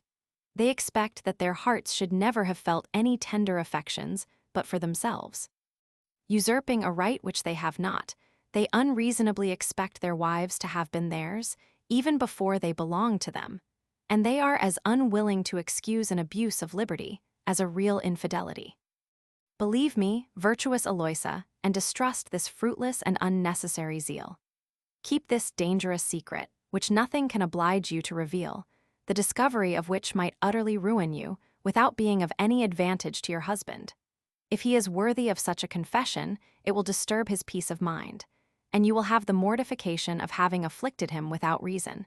If he is unworthy, why will you give him a pretense for using you ill?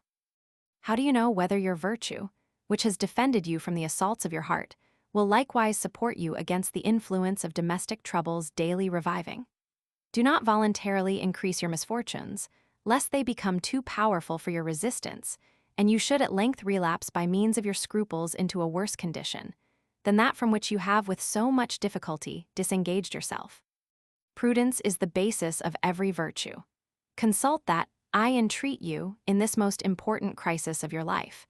And if the fatal secret oppresses you so violently, wait at least, before you unbosom yourself, till time and a length of years shall have made you more perfectly acquainted with your husband. Stay till his heart, now affected by the power of your beauty, shall be susceptible of those more lasting impressions, which the charms of your disposition cannot fail to make, until he has become habitually sensible of your perfections. After all, if these reasons, powerful as they are, should not convince you, yet do not refuse to listen to the voice which utters them. O Eloisa, hearken to a man who is yet, in some degree, susceptible of virtue, and who has a right to expect some concession from you at least, in return for the sacrifice he has made to you today. I must conclude this letter. I find that I cannot forbear resuming a strain to which you must no longer give ear. Eloisa, I must part with you. Young as I am I already destined to renounce felicity? O time never to be recalled, time irrevocably past, source of everlasting sorrows, pleasures, transports, delightful ecstasies, delicious moments, celestial raptures. My love, my only love, the honor and delight of my soul. Farewell forever. Letter CZI, from Eloisa. You ask me whether I am happy. The question affects me, and by your manner of asking it, you facilitate my answer. For so far from wishing to banish you from my memory as you desire me, I confess that I should not be happy was your affection for me to cease. Yet at present I am happy in most respects, and nothing but your felicity is wanting to complete mine. If in my last, I avoided making any mention of Mr. Walmer, it was out of tenderness to you. I was too well acquainted with your sensibility of temper, not to be under apprehensions of irritating your pain.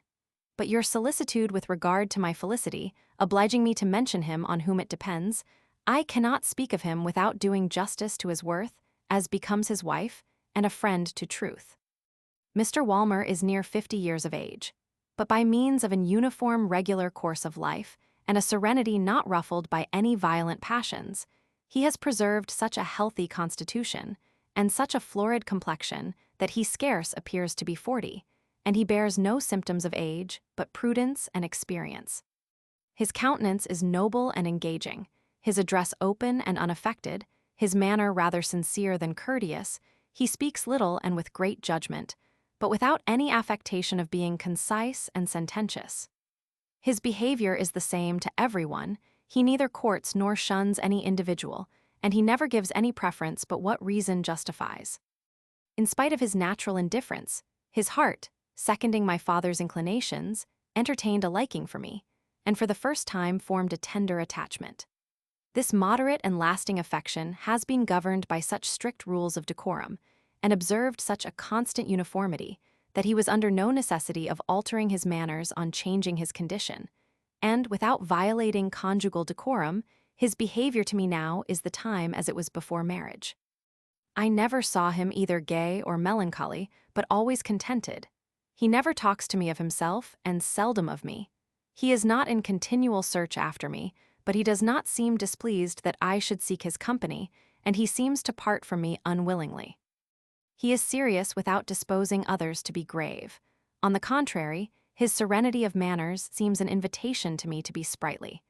And as the pleasures I relish are the only pleasures of which he is susceptible, an endeavor to amuse myself is among the duties I owe to him. In one word, he wishes to see me happy. He has not told me so, but his conduct declares it, and to wish the happiness of a wife is to make her really happy. With all the attention with which I have been able to observe him, I cannot discover any particular passion to which he is attached, except his affection for me. It is, however, so even and temperate, that one would conclude he had power to limit the degree of his passion, and that he had determined not to love beyond the bounds of discretion.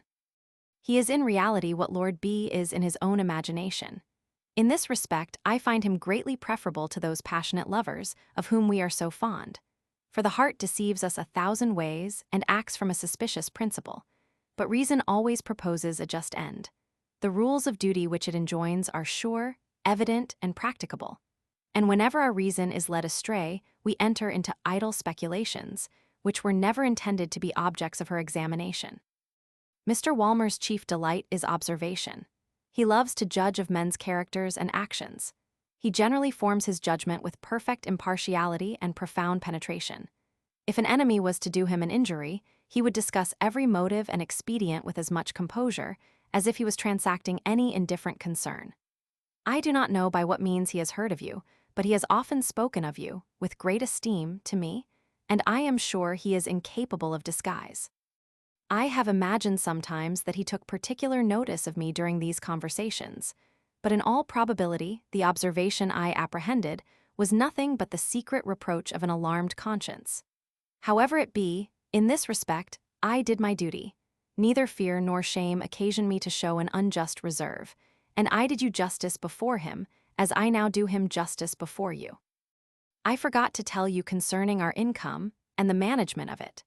The wreck of Mr. Walmer's inheritance, with the addition from my father, who has only reserved a pension for himself, makes up a handsome and moderate fortune, which Mr. Walmer uses with generosity and discretion, by maintaining in his family not an inconvenient and vain display of luxury, but plenty, with the real conveniences of life, and by distributing necessaries among his indigent neighbors.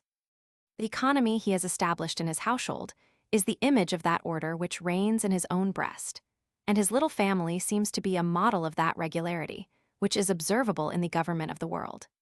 You neither discover that inflexible formality which is rather inconvenient than useful, and which no one but he who exerts it can endure, nor do you perceive that mistaken confusion which, by being encumbered with superfluities, renders everything useless.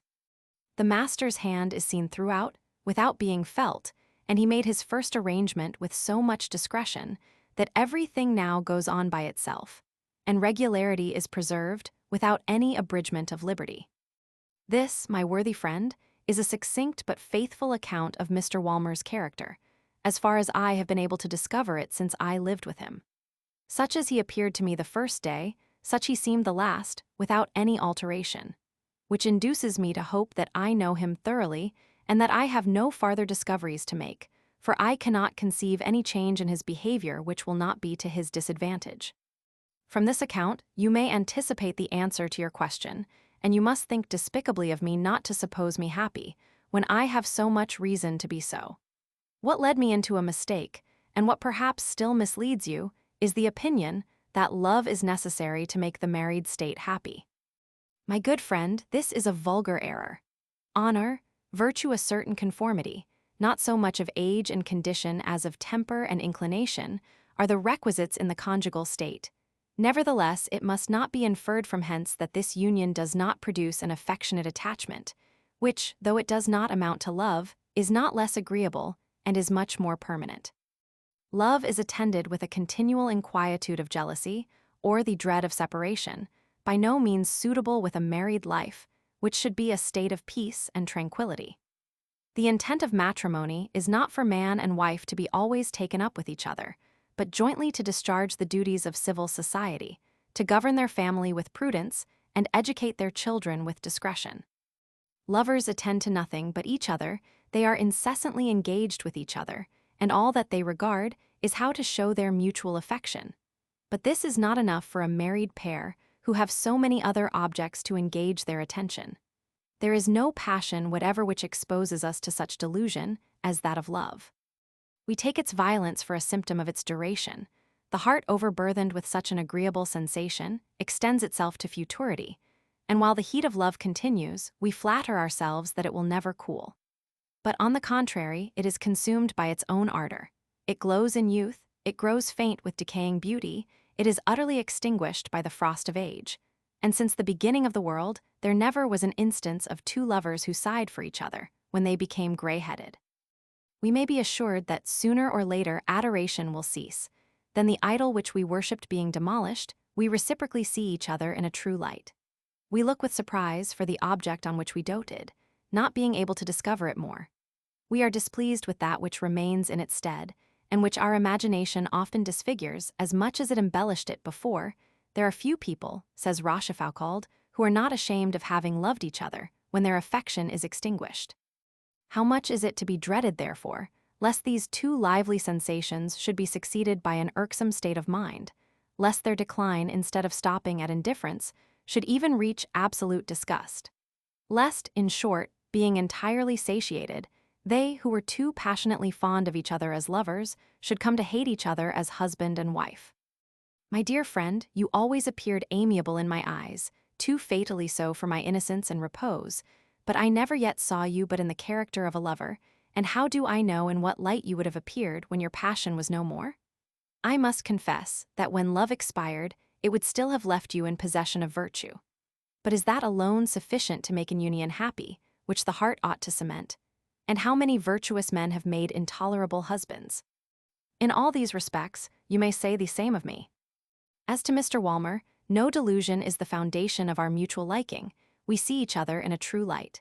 The sentiment which unites us is not the blind transport of passionate desire, but a constant and invariable attachment between two rational people who, being destined to pass the remainder of their lives together, are content with their lot and endeavor to make themselves mutually agreeable.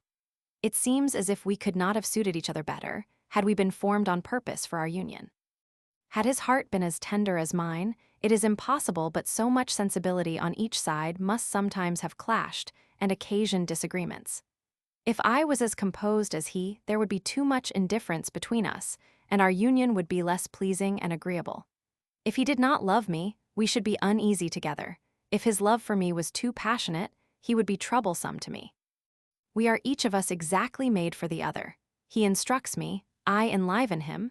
The value of both is increased by our union, and we seem destined to form but one soul between us, to which he gives intelligence, and I direct the will. Even his advanced age redounds to our common advantage.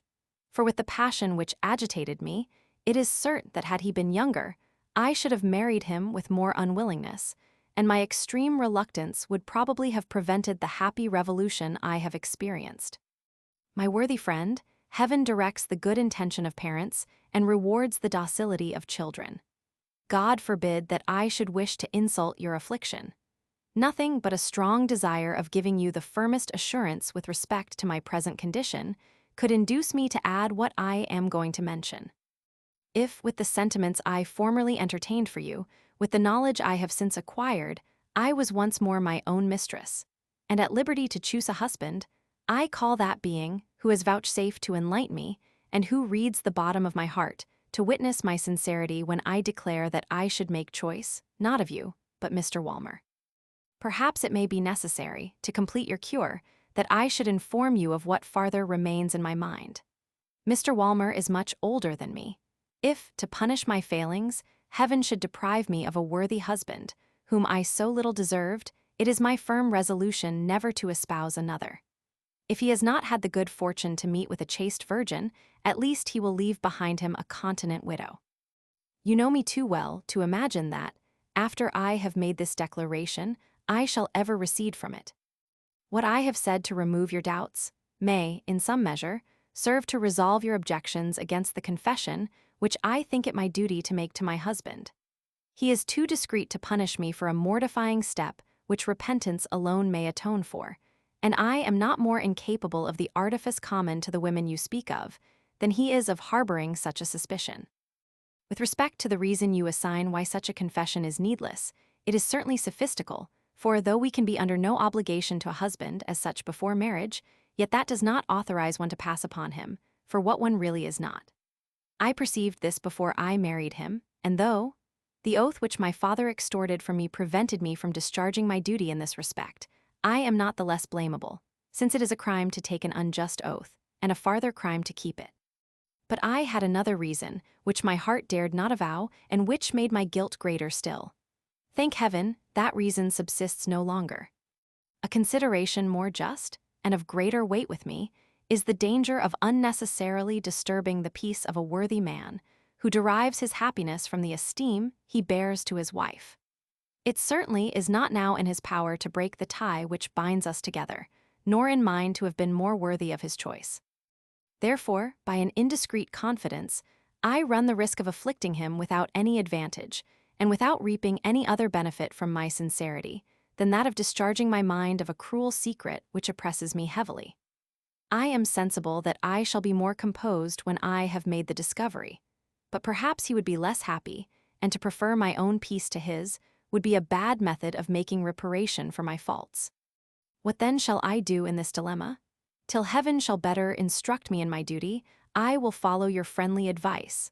I will be silent, conceal my failings from my husband, and endeavor to repair them by a conduct which may hereafter secure me a pardon. To begin this necessary reformation, you must consent, my dear friend, that from this time all correspondence between us shall cease. If Mr. Walmer had received my confession, he might have determined how far we ought to gratify the sensations of friendship and give innocent proofs of our mutual attachment.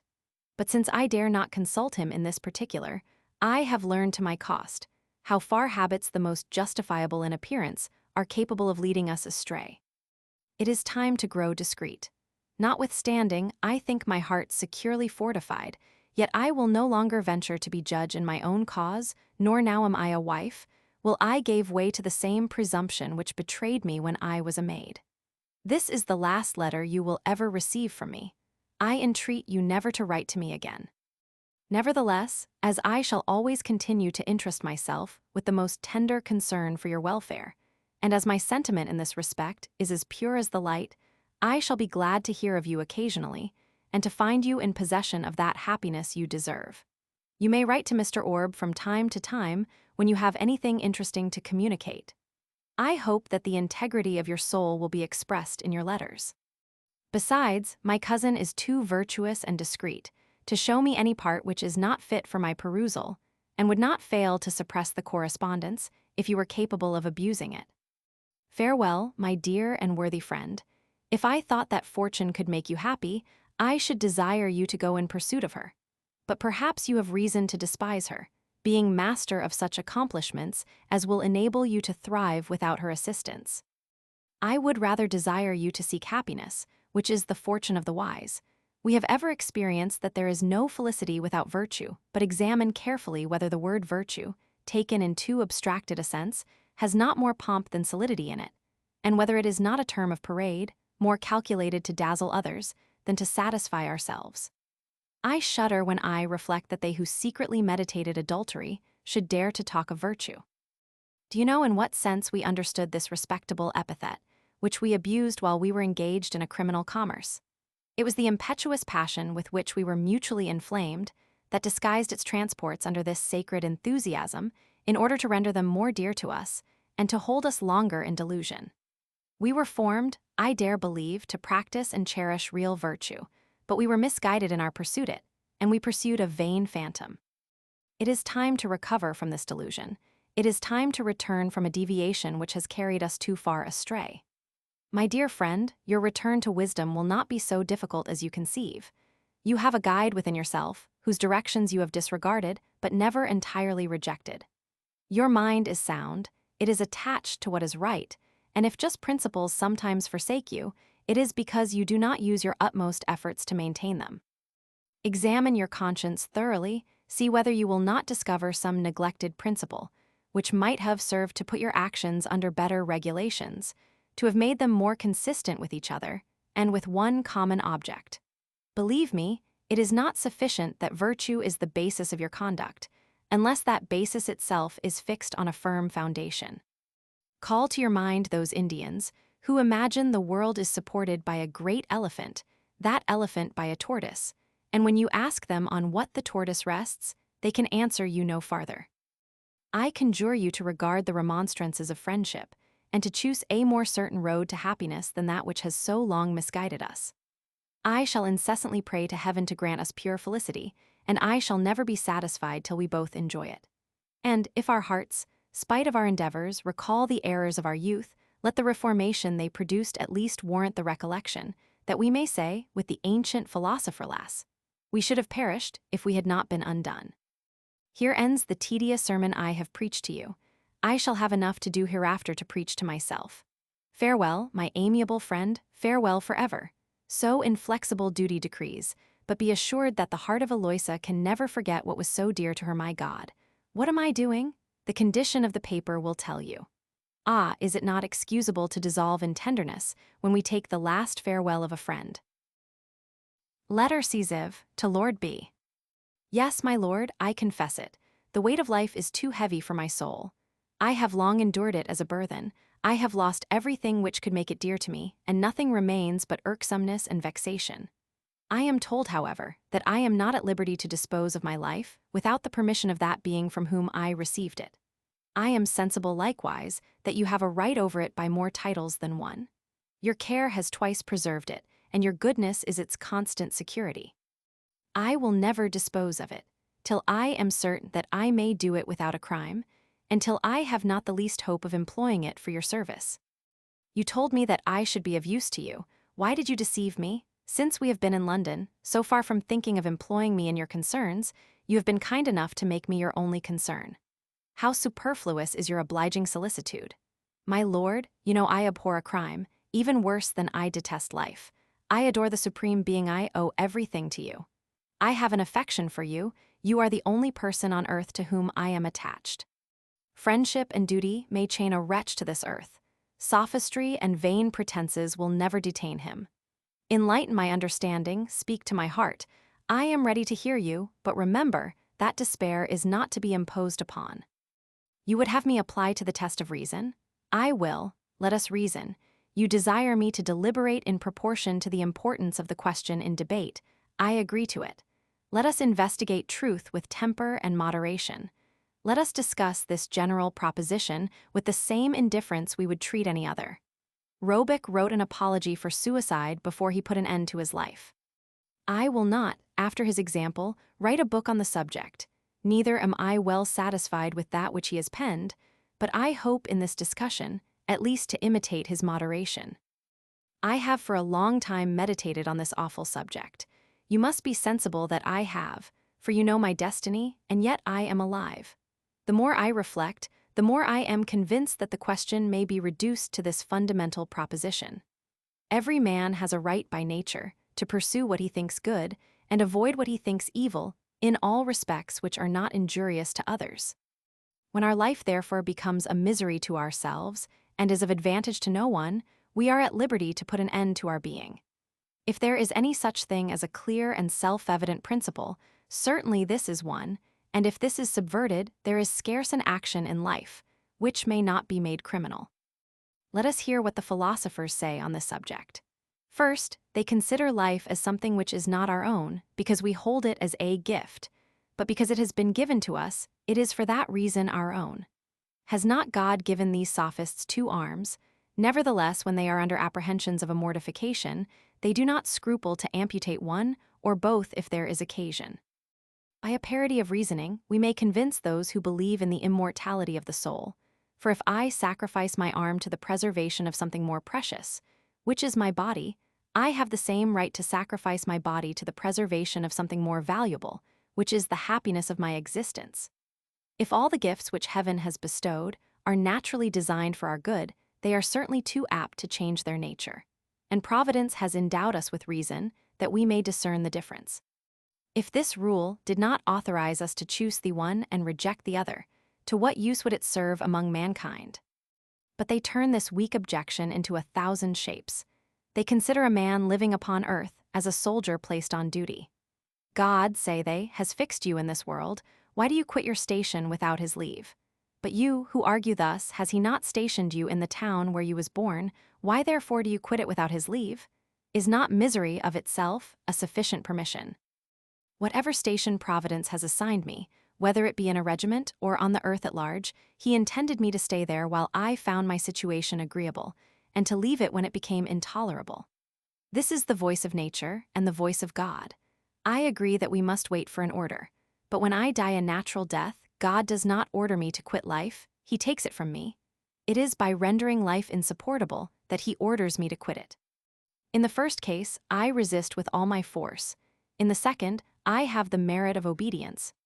Can you conceive that there are some people so absurd as to arraign suicide as a kind of rebellion against Providence, by an attempt to fly from his laws? But we do not put an end to our being, in order to withdraw ourselves from his commands, but to execute them. What? Does the power of God extend no farther than my body? Is there a spot in the universe? Is there any being in the universe which is not subject to his power? And will that power have less immediate influence over me, when my being is refined and thereby becomes less compound, and of nearer resemblance to the divine essence? No, his justice and goodness are the foundation of my hopes, and if I thought that death would withdraw me from his power, I would give up my resolution to die. This is one of the quibbles of the Phaedo, which, in other respects, abounds with sublime truths. If your slave destroys himself, says Socrates to Cebes, would you not punish him for having unjustly deprived you of your property? Prithee, good Socrates, do we not belong to God after we are dead? The case you put is not applicable. You ought to argue thus. If you encumber your slave with a habit which confines him from discharging his duty properly, will you punish him for quitting it in order to render you better service? The grand error lies in making life of too much importance, as if our existence depended upon it, and that death was a total annihilation. Our life is of no consequence in the sight of God. It is of no importance in the eyes of reason, neither ought to be of any in our sight, and when we quit our body, we only lay aside an inconvenient habit. Is this circumstance so painful to be the occasion of so much disturbance? My lord, these declaimers are not in earnest. Their arguments are absurd and cruel, for they aggravate the supposed crime as if it put a period to existence, and they punish it as if that existence was eternal. With respect to Plato's Phaedo, which has furnished them with the only specious argument that has ever been advanced, the question is discussed there in a very light and desultory manner. Socrates being condemned, by an unjust judgment, to lose his life in a few hours, had no occasion to enter into an accurate inquiry whether he was at liberty to dispose of it himself. Supposing him really to have been the author of those discourses which Plato ascribes to him, yet believe me, my lord, he would have meditated with more attention on the subject, had he been in circumstances which required him to reduce his speculations to practice.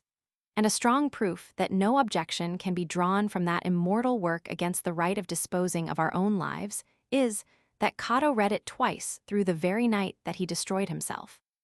The same sophisters make it a question whether life can ever be an evil, but when we consider the multitude of errors, torments, and vices with which it abounds, one would rather be inclined to doubt whether it can ever be a blessing. Guilt incessantly besieges the most virtuous of mankind. Every moment he lives, he is in danger of falling a prey to the wicked, or of being wicked himself. To struggle and to endure is his lot in this world.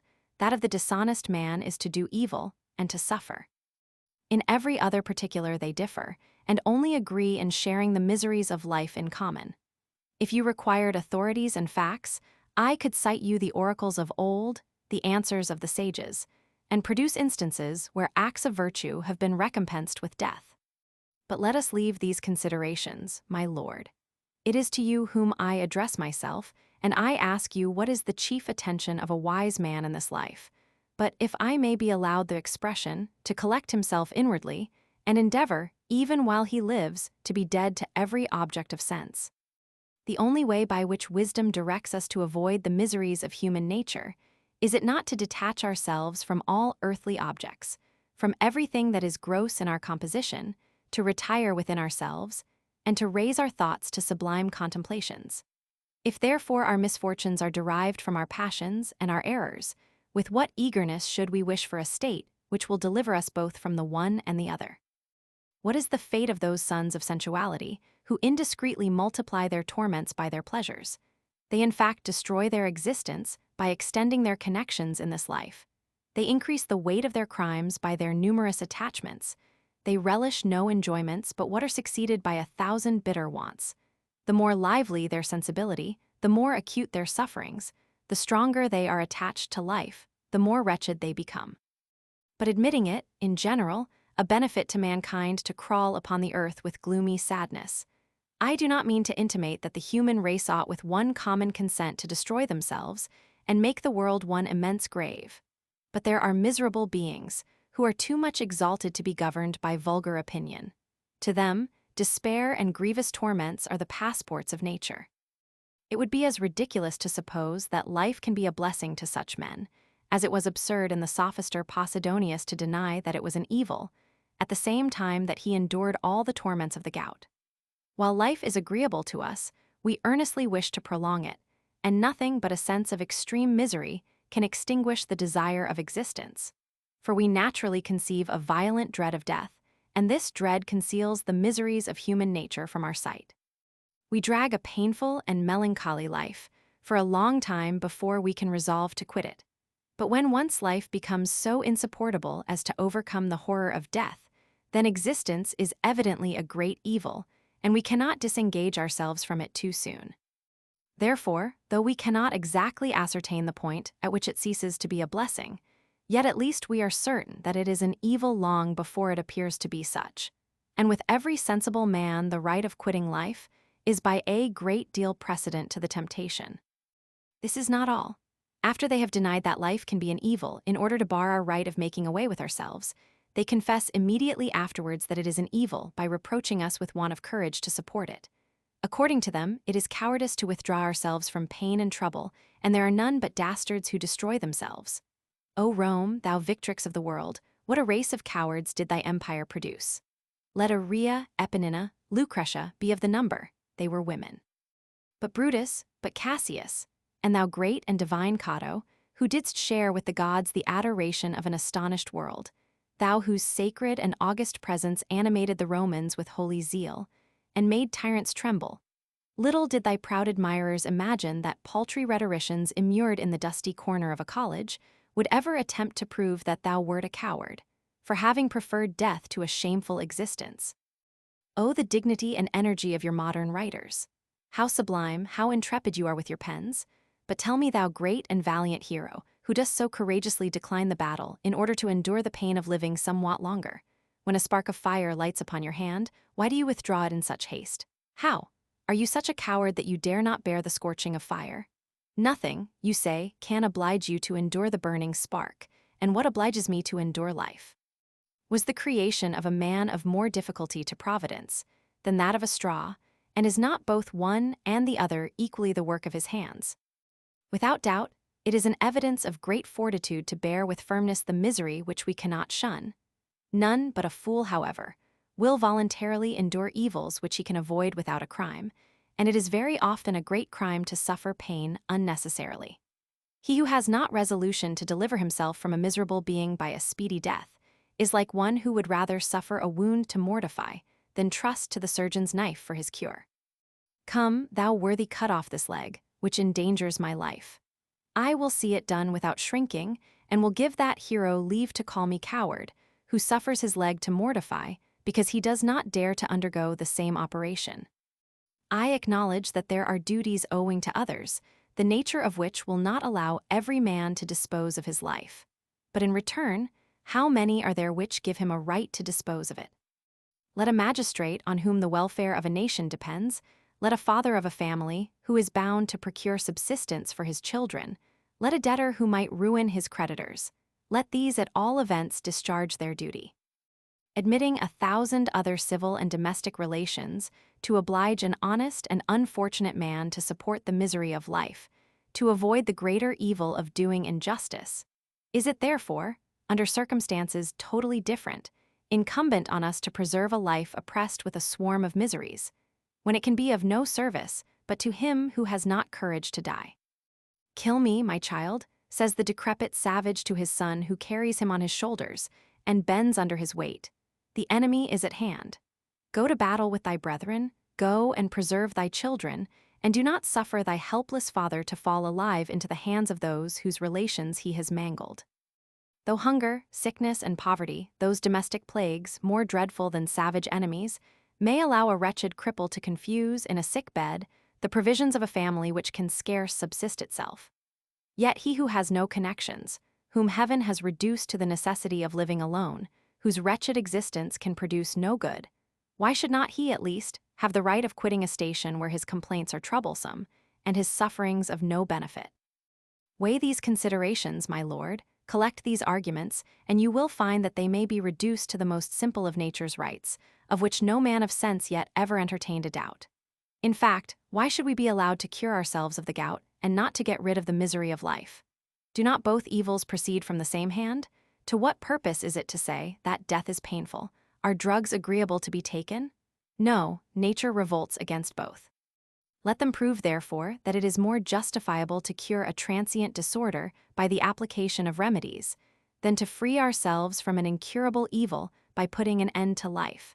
And let them show how it can be less criminal to use the bark for a fever than to take opium for the stone. If we consider the object in view, it is in both cases to free ourselves from painful sensations. If we regard the means, both one and the other are equally natural. If we consider the repugnance of our nature, it operates equally on both sides. If we attend to the will of Providence, can we struggle against any evil of which he is not the author? Can we deliver ourselves from any torment which his hand has not inflicted? What are the bounds which limit his power, and when is resistance lawful? Are we then to make no alteration in the condition of things, because everything is in the state he appointed? Must we do nothing in this life, for fear of infringing his laws, or is it in our power to break them if we would? No, my lord, the occupation of man is more great and noble. God did not give him life, that he should remain supinely in a state of constant inactivity. But he gave him freedom to act, conscience to will, and reason to choose what is good. He has constituted him sole judge of all his actions. He has engraved this precept in his heart: do whatever you conceive to be for your own good, provided you thereby do injury to no one. If my sensations tell me that death is eligible, I resist his orders by an obstinate resolution to live, for by making death desirable, he directs me to put an end to my being. My lord, I appeal to your wisdom and candor. What more infallible maxims can reason deduce from religion with respect to suicide? If Christians have adopted contrary tenets, they are neither drawn from the principles of religion, nor from the only sure guide, the Scriptures, but borrowed from the pagan philosophers. Lactantius and Augustine, the first who propagated this new doctrine, of which Jesus Christ and his apostles take no notice, ground their arguments entirely on the reasoning of Phaedo, which I have already controverted, so that the believers, who, in this respect, think they are supported by the authority of the gospel, are in fact only countenanced by the authority of Plato. In truth, where do we find throughout the whole Bible any law against suicide, or so much as a bare disapprobation of it? And is it not very unaccountable that among the instances produced of persons who devoted themselves to death, we do not find the least word of improbation against examples of this kind? Nay, what is more, the instance of Samson's voluntary death is authorized by a miracle, by which he revenges himself of his enemies. Would this miracle have been displayed to justify a crime, and would this man who lost his strength, by suffering himself to be seduced by the allurements of a woman, have recovered it to commit an authorized crime, as if God himself would practice deceit on men? Thou shalt do no murder, says the Decalogue. What are we to infer from this? If this commandment is to be taken literally, we must not destroy malefactors, nor our enemies. And Moses, who put so many people to death, was a bad interpreter of his own precept. If there are any exceptions, certainly the first must be in favor of suicide, because it is exempt from any degree of violence and injustice, the two only circumstances which can make homicide criminal, and because nature, moreover, has in this respect thrown sufficient obstacles in the way. But still, they tell us, we must patiently endure the evils which God inflicts, and make a merit of our sufferings. This application, however, of the maxims of Christianity is very ill calculated to satisfy our judgment. Man is subject to 1,000 troubles, his life is a complication of evils, and he seems to have been born only to suffer. Reason directs him to shun as many of these evils as he can avoid, and religion, which is never in contradiction to reason, approves of his endeavors. But how inconsiderable is the account of these evils, in comparison with those he is obliged to endure against his will. It is with respect to these that a merciful God allows man to claim the merit of resistance. He receives the tribute he has been pleased to impose as a voluntary homage, and he places our resignation in this life to our profit in the next. True repentance is derived from nature.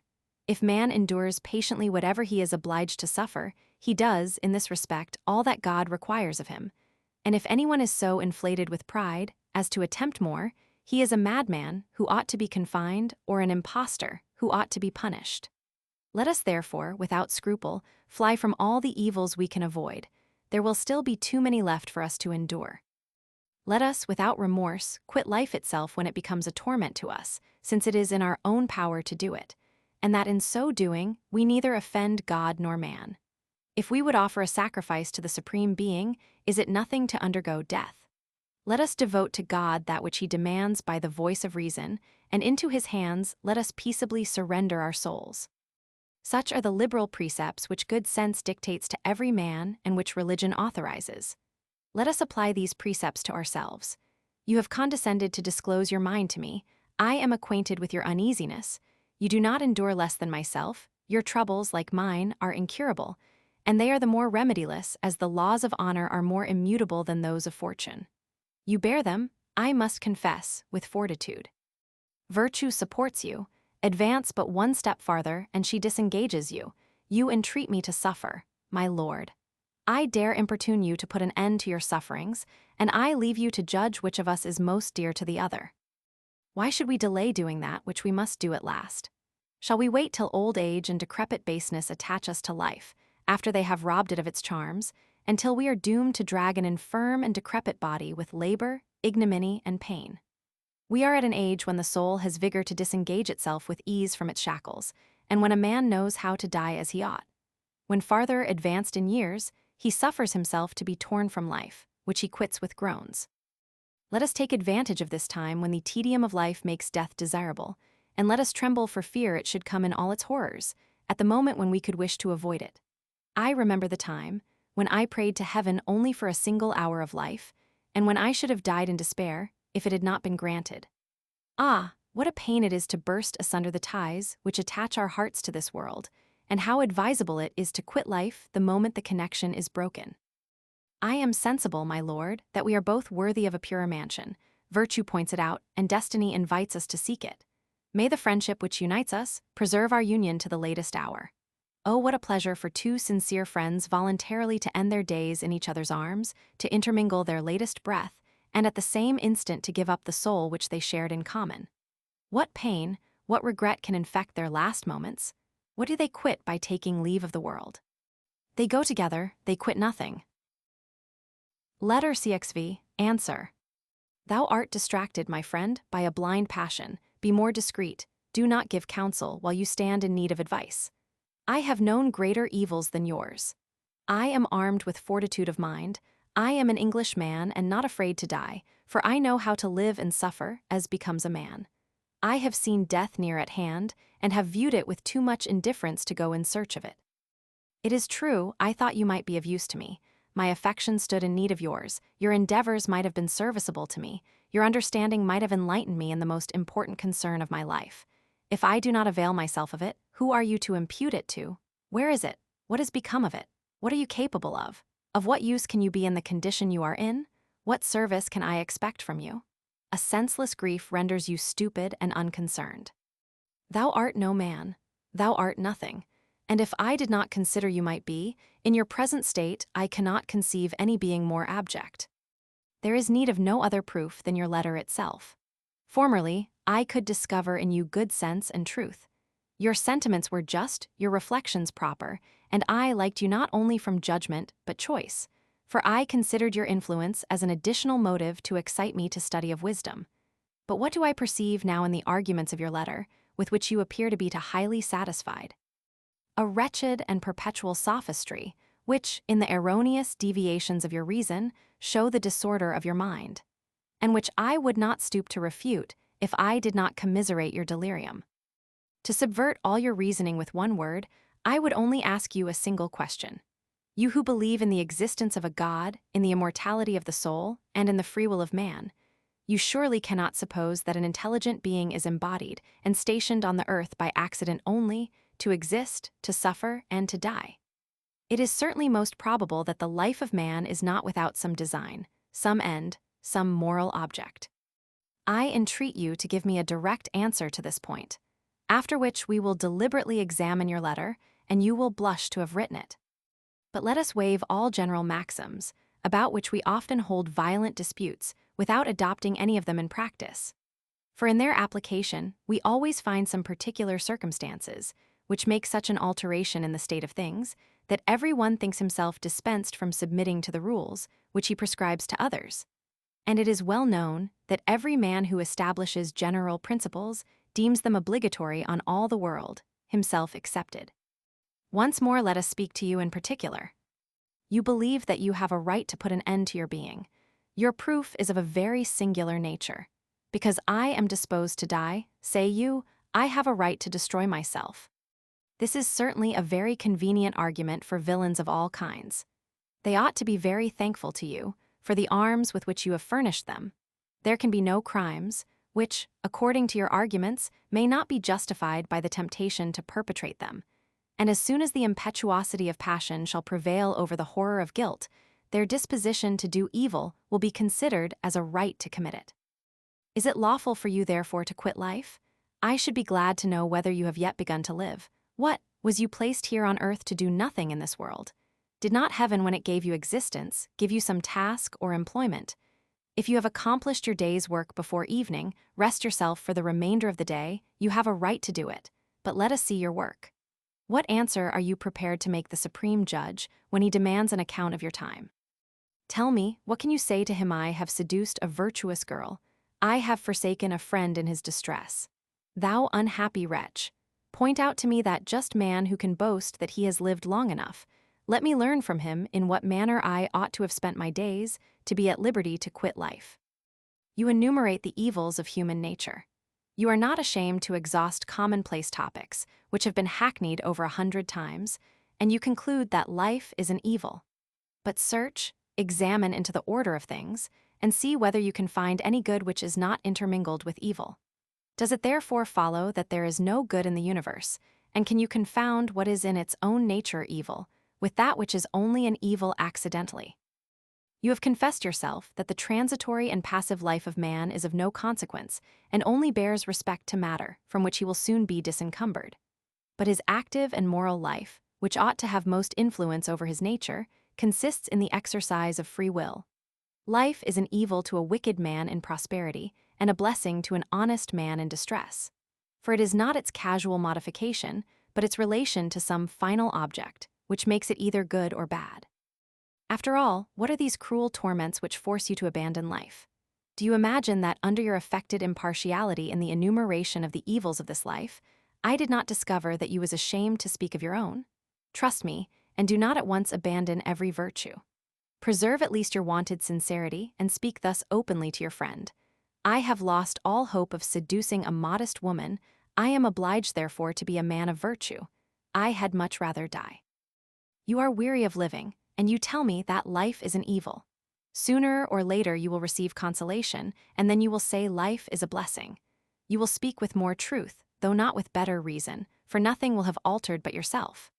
Begin the alteration then from this day, and since all the evil you lament is in the disposition of your own mind, correct your irregular appetites, and do not set your house on fire to avoid the trouble of putting it in order. I endure misery, say you, is it in my power to avoid suffering? But this is changing the state of the question, for the subject of inquiry is not whether you suffer, but whether your life is an evil. Let us proceed. You are wretched, you naturally endeavor to extricate yourself from misery. Let us see whether, for that purpose, it is necessary to die. Let us for a moment examine the natural tendency of the afflictions of the mind, as in direct opposition to the evils of the body, the two substances being of contrary natures. The latter become worse and more inveterate the longer they continue, and at length utterly destroy this mortal machine. The former, on the contrary, being only external and transitory modifications of an immortal and uncompounded essence, are insensibly effaced and leave the mind in its original form, which is not susceptible of alteration. Grief, disquietude, regret, and despair are evils of short duration which never take root in the mind, and experience always falsifies that bitter reflection, which makes us imagine our misery will have no end. I will go farther. I cannot imagine that the vices which contaminate us are more inherent in our nature than the troubles we endure. I not only believe that they perish with the body which gives them birth, but I think, beyond all doubt, that a longer life would be sufficient to reform mankind, and that many ages of youth would teach us that nothing is preferable to virtue. However this may be, as the greatest part of our physical evils are incessantly increasing, the acute pains of the body, when they are incurable, may justify a man's destroying himself. For all his faculties being distracted with pain, and the evil being without remedy, He has no longer any use either of his will or of his reason. He ceases to be a man before he is dead, and does nothing more in taking away his life than quit a body which encumbers him, and in which his soul is no longer resident. But it is otherwise with the afflictions of the mind, which, let them be ever so acute, always carry their remedy with them. In fact, what is it that makes any evil intolerable? Nothing but its duration. The operations of surgery are generally much more painful than the disorders they cure, but the pain occasioned by the latter is lasting, that of the operation is momentary, and therefore preferable. What occasion is there therefore for any operation to remove troubles which die of course by their duration, the only circumstance which could render them insupportable? Is it reasonable to apply such desperate remedies to evils which expire of themselves? To a man who values himself on his fortitude, and who estimates years at their real value, of two ways by which he may extricate himself from the same troubles, which will appear preferable, death or time? Have patience, and you will be cured. What would you desire more? Oh, you will say, it doubles my afflictions, to reflect that they will cease at last. This is the vain sophistry of grief, an apothegm void of reason, of propriety, and perhaps of sincerity. What an absurd motive of despair is the hope of terminating misery! Even allowing this fantastical reflection, who would not choose to increase the present pain for a moment, under the assurance of putting an end to it, as we scarify a wound in order to heal it? And admitting any charm in grief, to make us in love with suffering, when we release ourselves from it by putting an end to our being, do we not at that instant incur all that we apprehend hereafter? Reflect thoroughly, young man. What are 10, 20, 30 years in competition with immorality? Pain and pleasure pass like a shadow, life slides away in an instant. It is nothing of itself. Its value depends on the use we make of it. The good that we have done is all that remains, and it is that alone which marks its importance. Therefore, do not say any more that your existence is an evil, since it depends upon yourself to make it a blessing. And if it is an evil to have lived, this is an additional reason for prolonging life. Do not pretend neither to say any more that you are at liberty to die, for it is as much as to say that you have power to alter your nature, that you have a right to revolt against the author of your being, and to frustrate the end of your existence.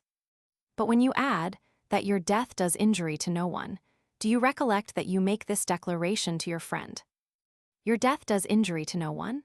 I understand you. You think the loss I shall sustain by your death of no importance, you deem my affliction of no consequence. I will urge to you no more the rights of friendship which you despise, but are there not obligations still more dear, which ought to induce you to preserve your life? If there is a person in the world who loved you to that degree as to be unwilling to survive you, and whose happiness depends on yours, do you think that you have no obligations to her? Will not the execution of your wicked design disturb the peace of a mind, which has been, with such difficulty, restored to its former innocence? Are not you afraid to add fresh torments to a heart of such sensibility? Are not you apprehensive lest your death should be attended with a loss more fatal, which would deprive the world and virtue itself of its brightest ornament? And if she should survive you, are not you afraid to rouse up remorse in her bosom, which is more grievous to support than life itself? Thou ungrateful friend, thou indelicate lover! Wilt thou always be taken up wholly with thyself?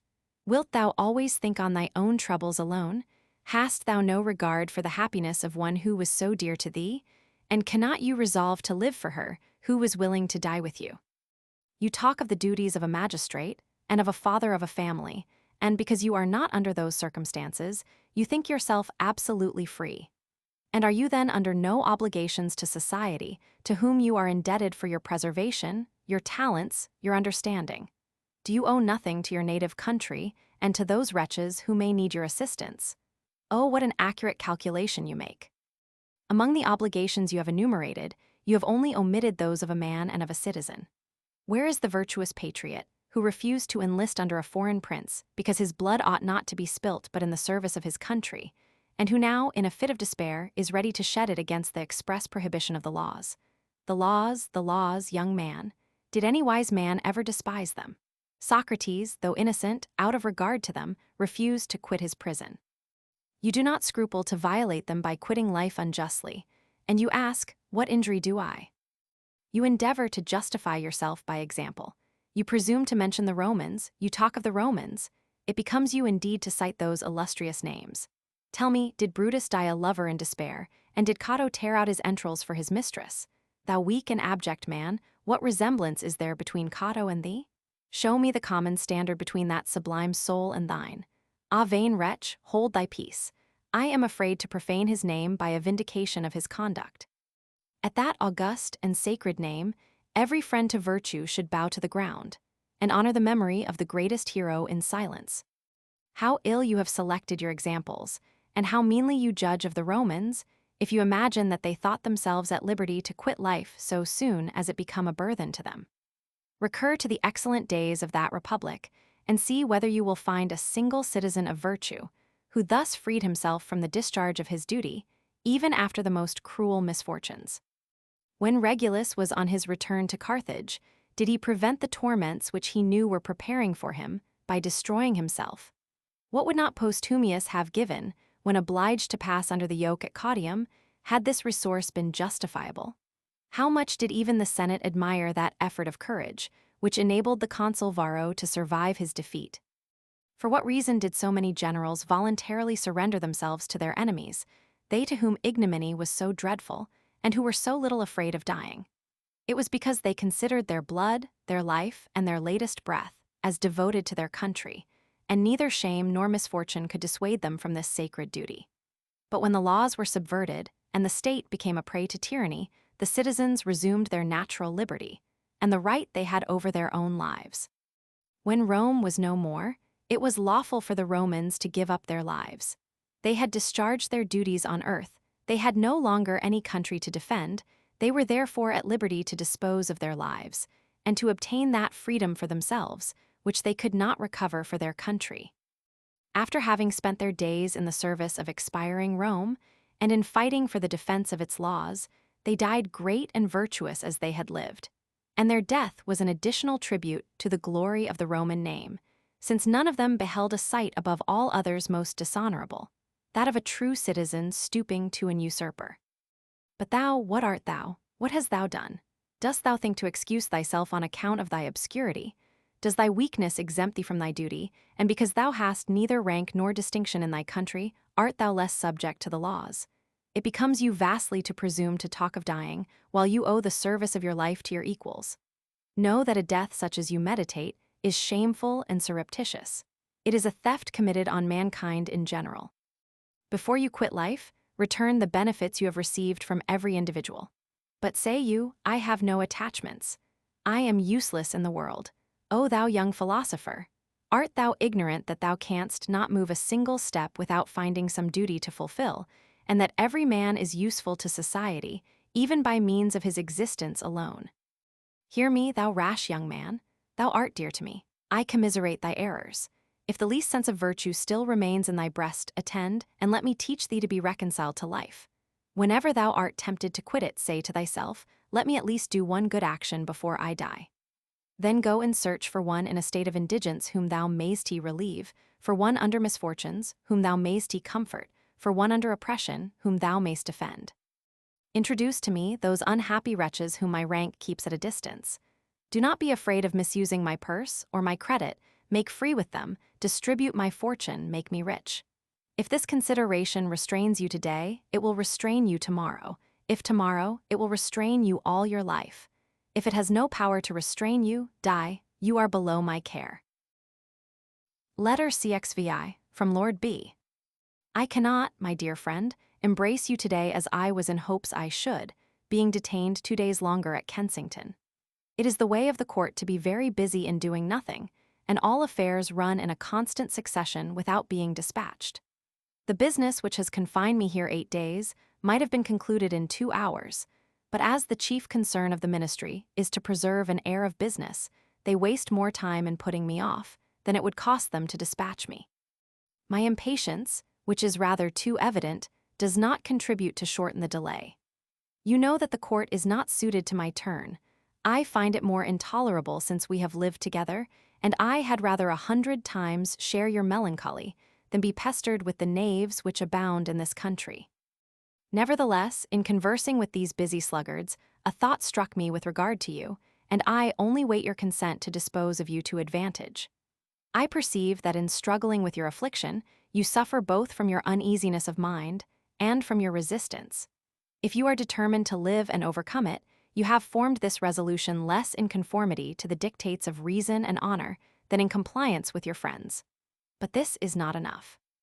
You must recover the relish of life to discharge its duties as you ought, for with so much indifference about everything, you will succeed in nothing.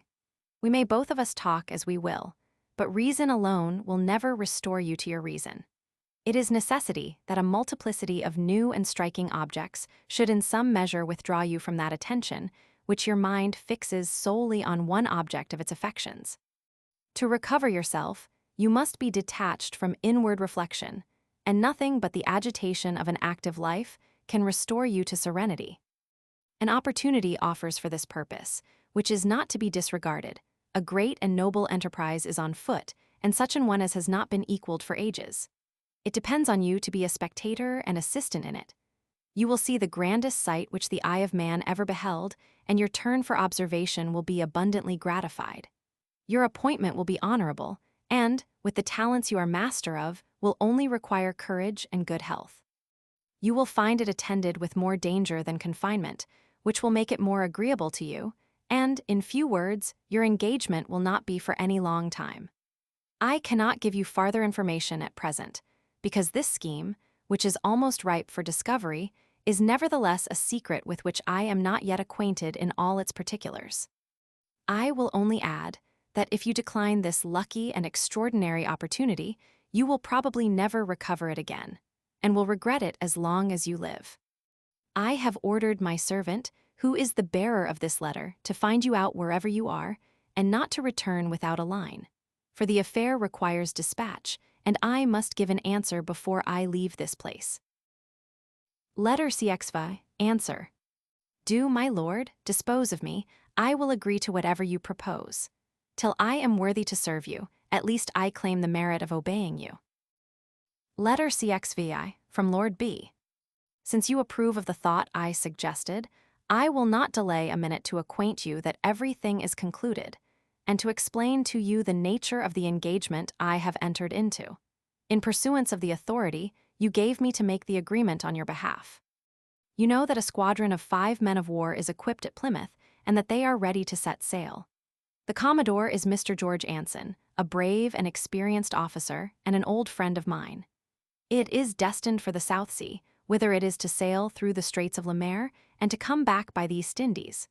You see, therefore, that the object is no less than to make the tour of the world, an expedition which, it is imagined, will take up 3 years.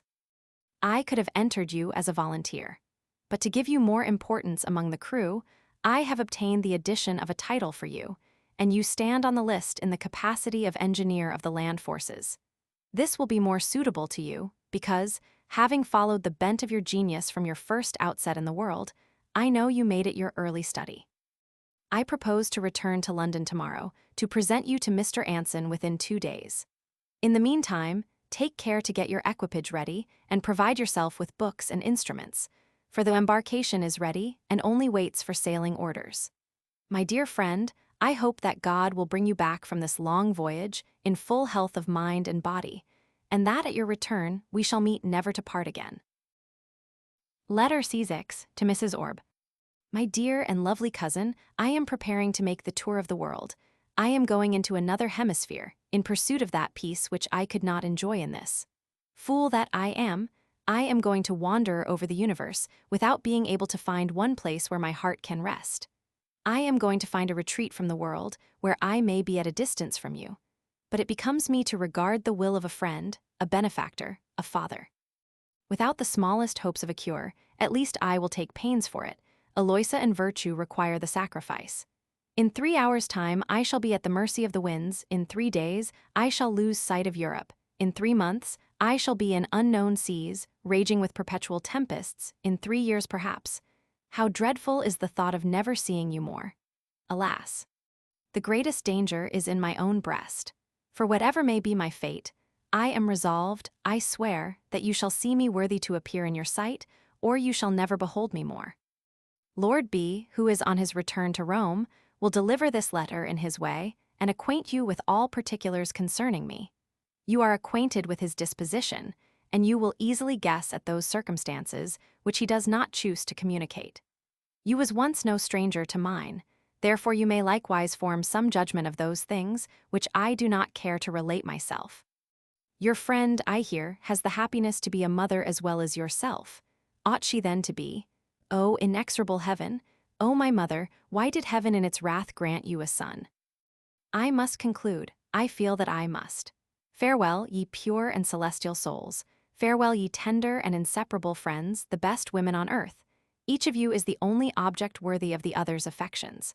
May you mutually contribute to each other's happiness. Deign now and then to call to mind the memory of an unfortunate wretch, who only existed to share with you every sentiment of his soul, and who ceased to live the moment he was divided from you, if ever.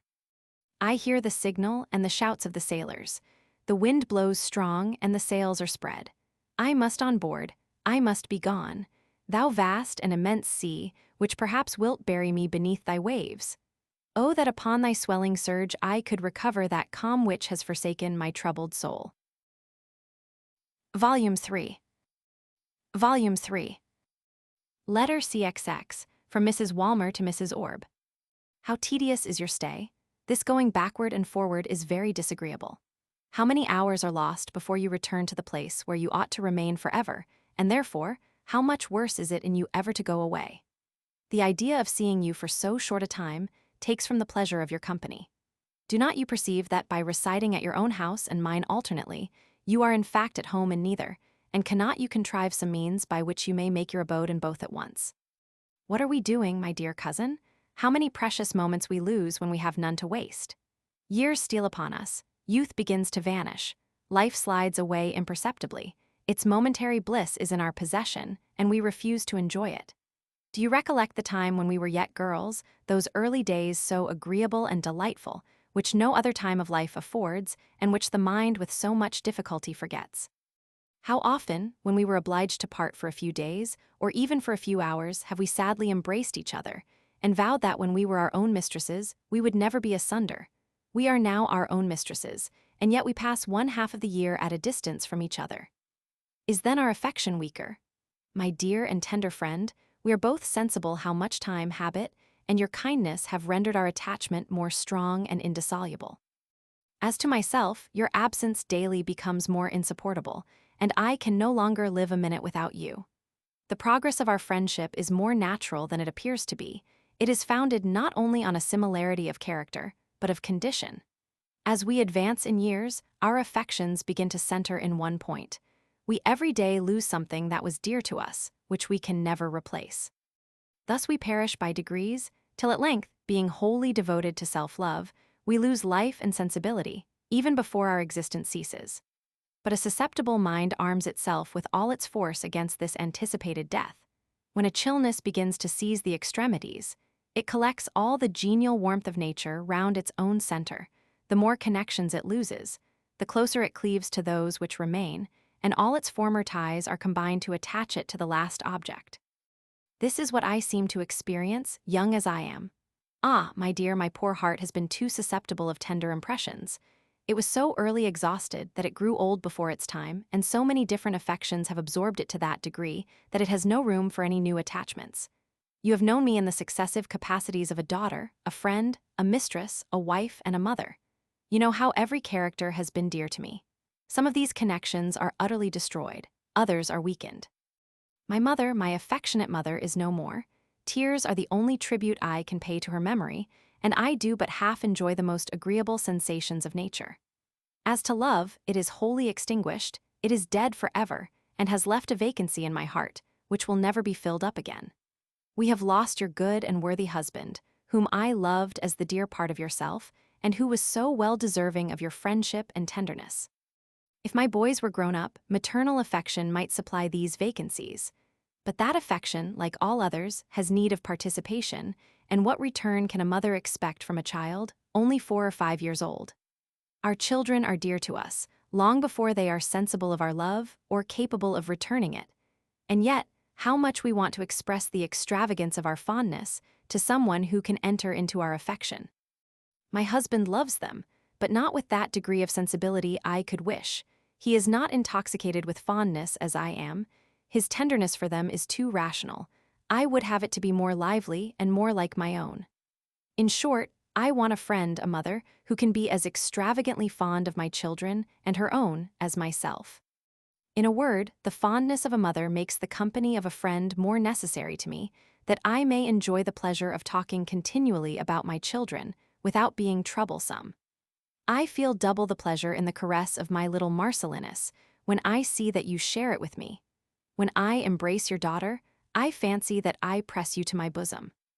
We have observed 100 times, on seeing our little cherubs at play together, that the union of our affections has so united them, that we have not been able to distinguish to which of us they severally belonged.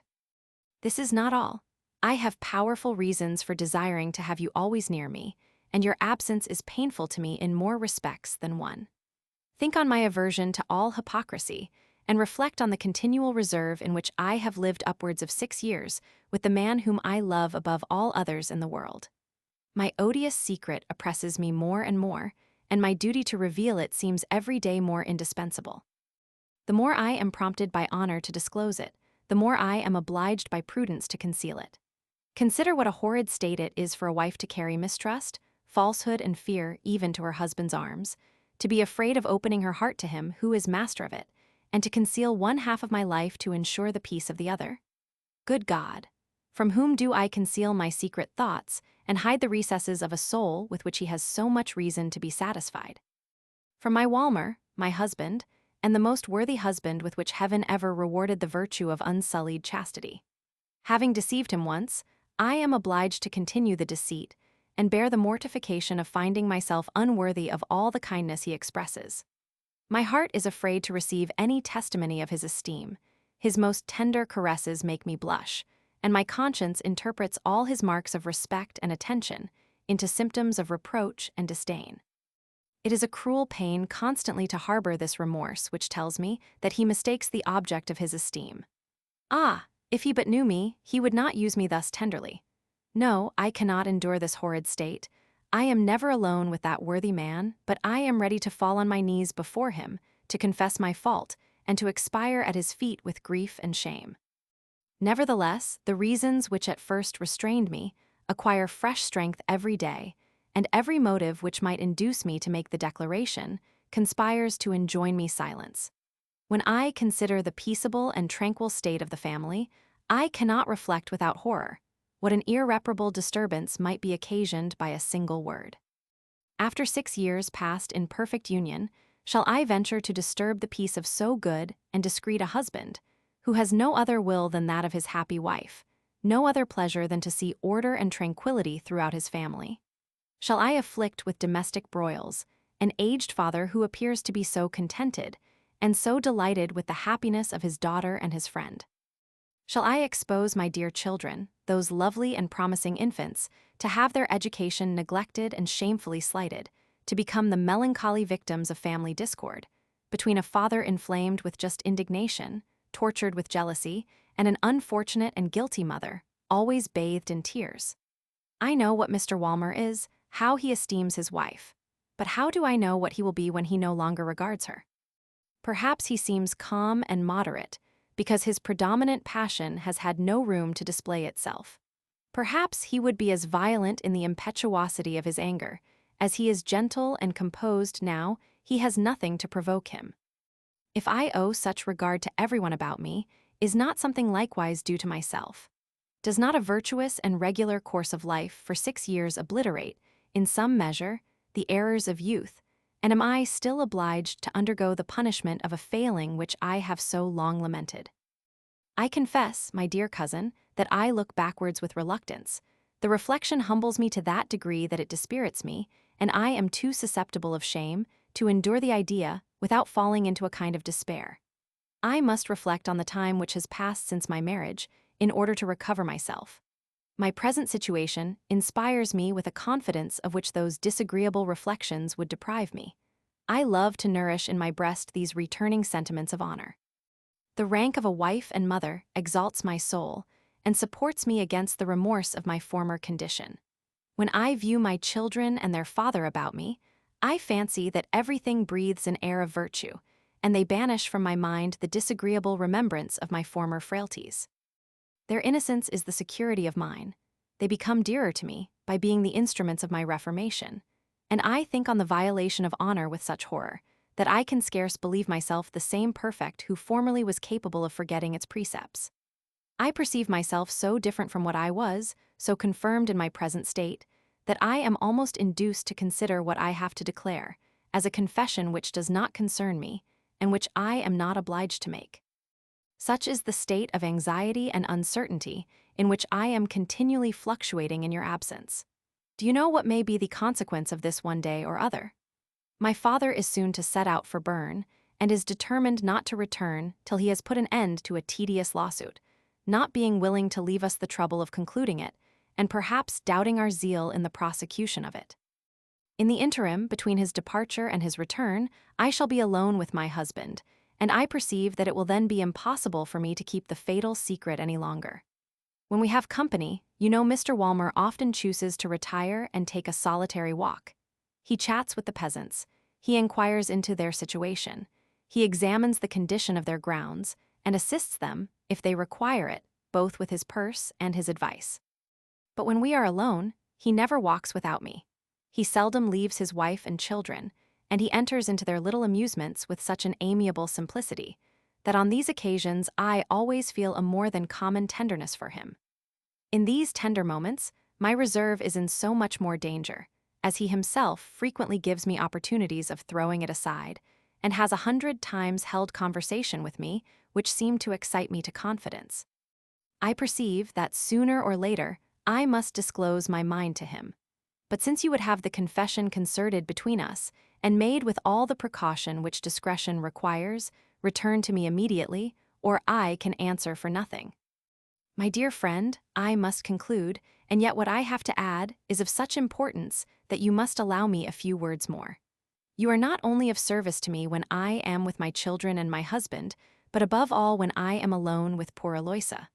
Solitude is more dangerous, because it grows agreeable to me, and I court it without intending it. It is not, as you are sensible, that my heart still smarts with the pain of its former wounds. No, they are cured, I perceive that they are, I am very certain, I dare believe myself virtuous. I am under no apprehensions about the present, it is the time past which torments me.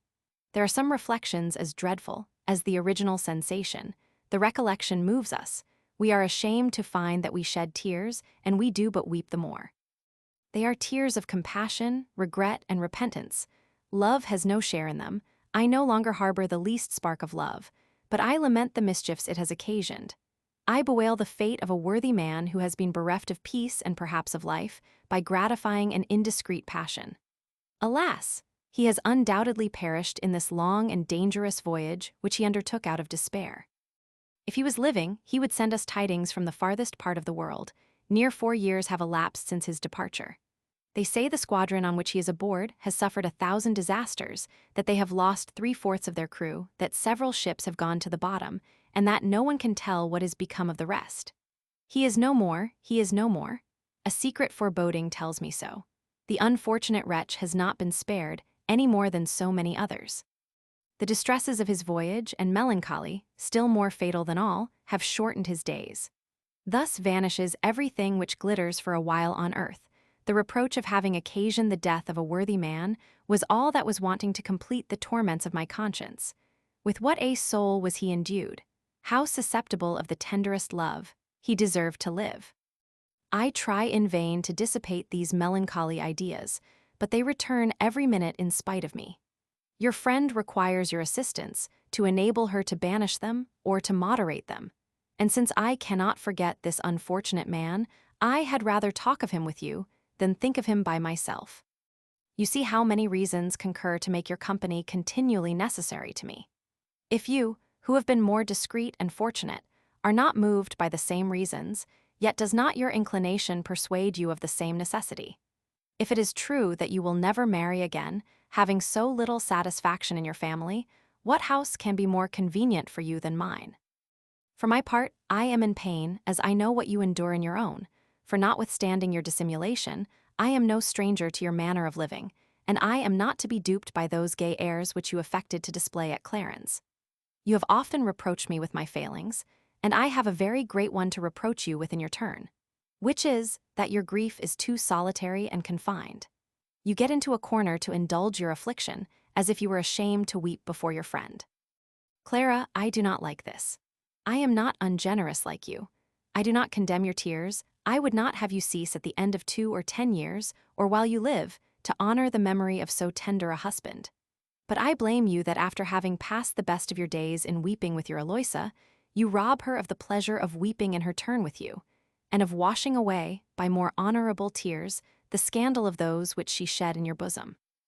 If you are ashamed of your grief, you are a stranger to real affliction. If you find a kind of pleasure in it, why will you not let me partake of it? Are you ignorant that a participation of affections communicates a soft and affecting quality to melancholy, which content never feels, and was not friendship particularly designed to alleviate the evils of the wretched and lessen their pains?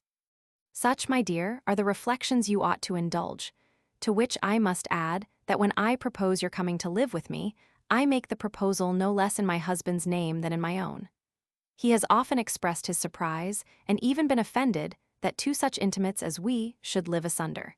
He assures me that he has told you so, and he is not a man who talks inadvertently. I do not know what solution you will take with respect to these proposals. I have reason to hope that it will be such as I could wish. However it be, mine is fixed and unalterable. I have not forgotten the time when you would have followed me to England. My incomparable friend, it is now my turn.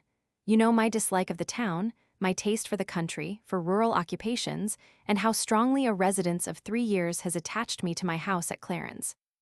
You are no stranger likewise to the trouble of removing a whole family, and you are sensible that it would be abusing my father's good nature to oblige him to move so often. Therefore, if you will not leave your family and come to govern mine, I am determined to take a house at Lausanne, where we will all live with you. Prepare yourself, therefore. Everything requires it. My inclination, my duty, my happiness. The security of my honor, the recovery of my reason, my condition, my husband, my children, myself, I owe all to you. I am indebted to you for all the blessings I enjoy. I see nothing but what reminds me of your goodness, and without you I am nothing. Come then, my much-loved friend, my guardian angel, come and enjoy the work of your own hands. Come and gather the fruits of your benevolence. Let us have but one family, as we have but one soul to cherish it. You shall superintend the education of my sons, and I will take care of your daughters. We will share the maternal duties between us, and make our pleasure double. We will raise our minds together to the contemplation of that being, who purified mine by means of your endeavors, and having nothing more to hope for in this life, we will quietly wait for the next, in the bosom of innocence and friendship. Letter CXXI, answer. Good heaven, my dear cousin, how I am delighted with your letter, thou lovely preacher, lovely indeed, but in the preaching strain nevertheless. What a charming peroration, a perfect model of ancient oratory, the Athenian architect, that florid speaker. You remember him, in your old Plutarch. Pompous descriptions, superb temple. When he had finished his harangue comes another, a plain man with a grave, sober, and unaffected air, who answered as your cousin Clara might do. With a low, hollow, and deep tone, all that he has said I will do. Here he ended, and the assembly rang with applause.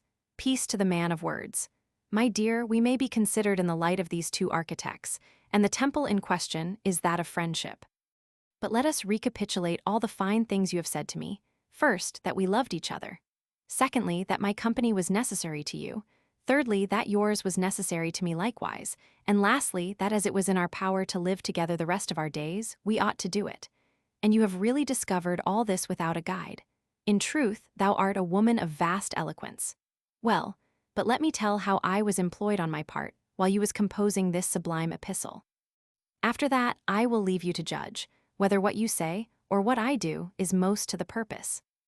I had no sooner lost my husband than you supplied the vacancy he had left in my heart. While he was living, he shared my affections with you.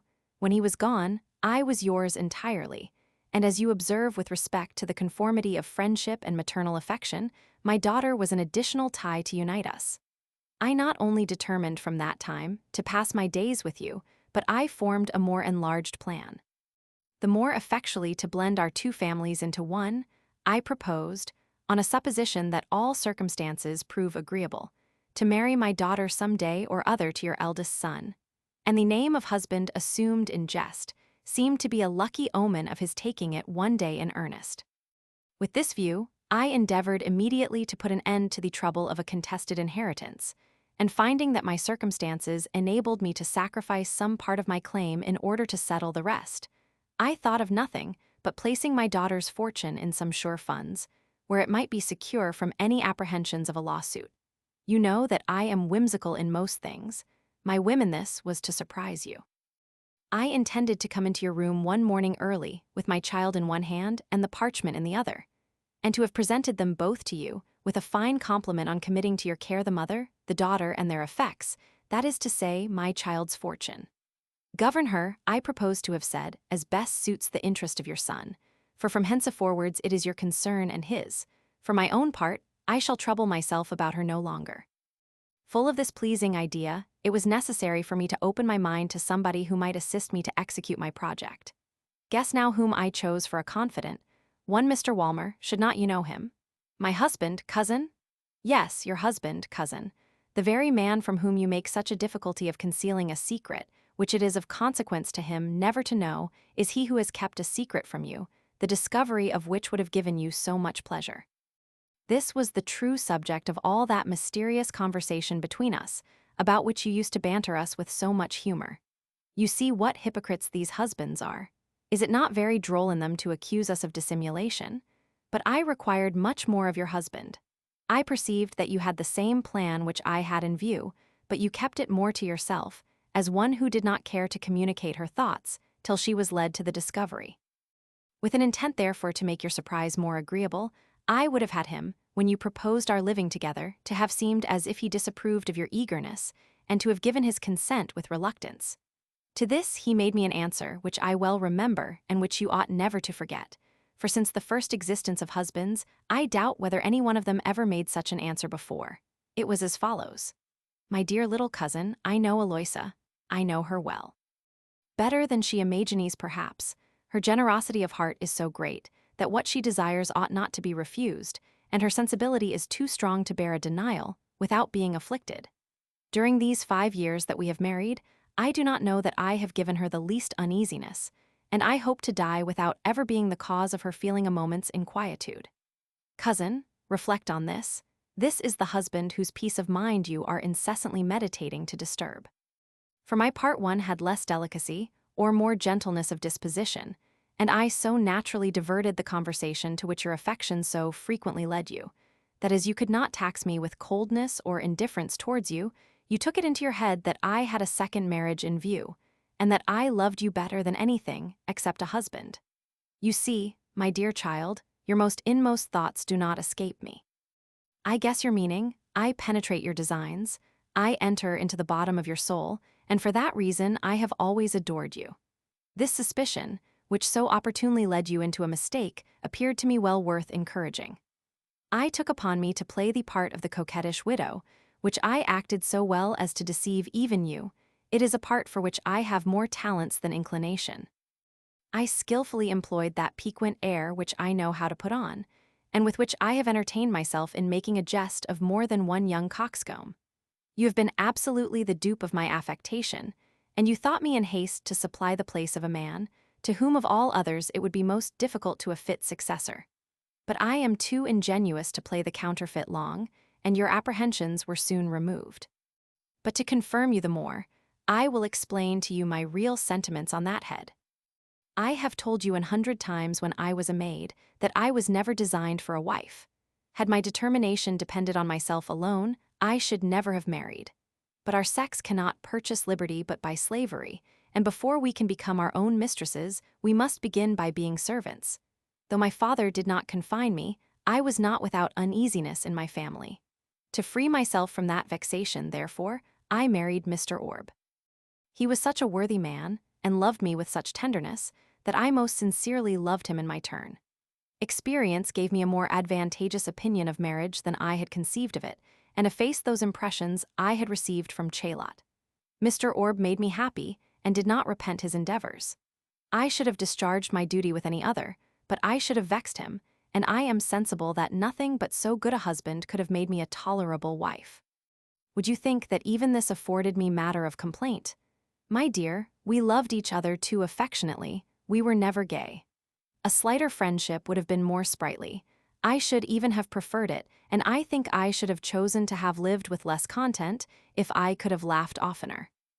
Add to this that the particular circumstances of your situation gave me uneasiness. I need not remind you of the dangers to which an unruly passion exposed you. I reflect on them with horror. If you had only hazarded your life, perhaps I might have retained some remains of gaiety. But terror and grief pierced my soul, and till I saw you married, I did not enjoy one moment of real pleasure.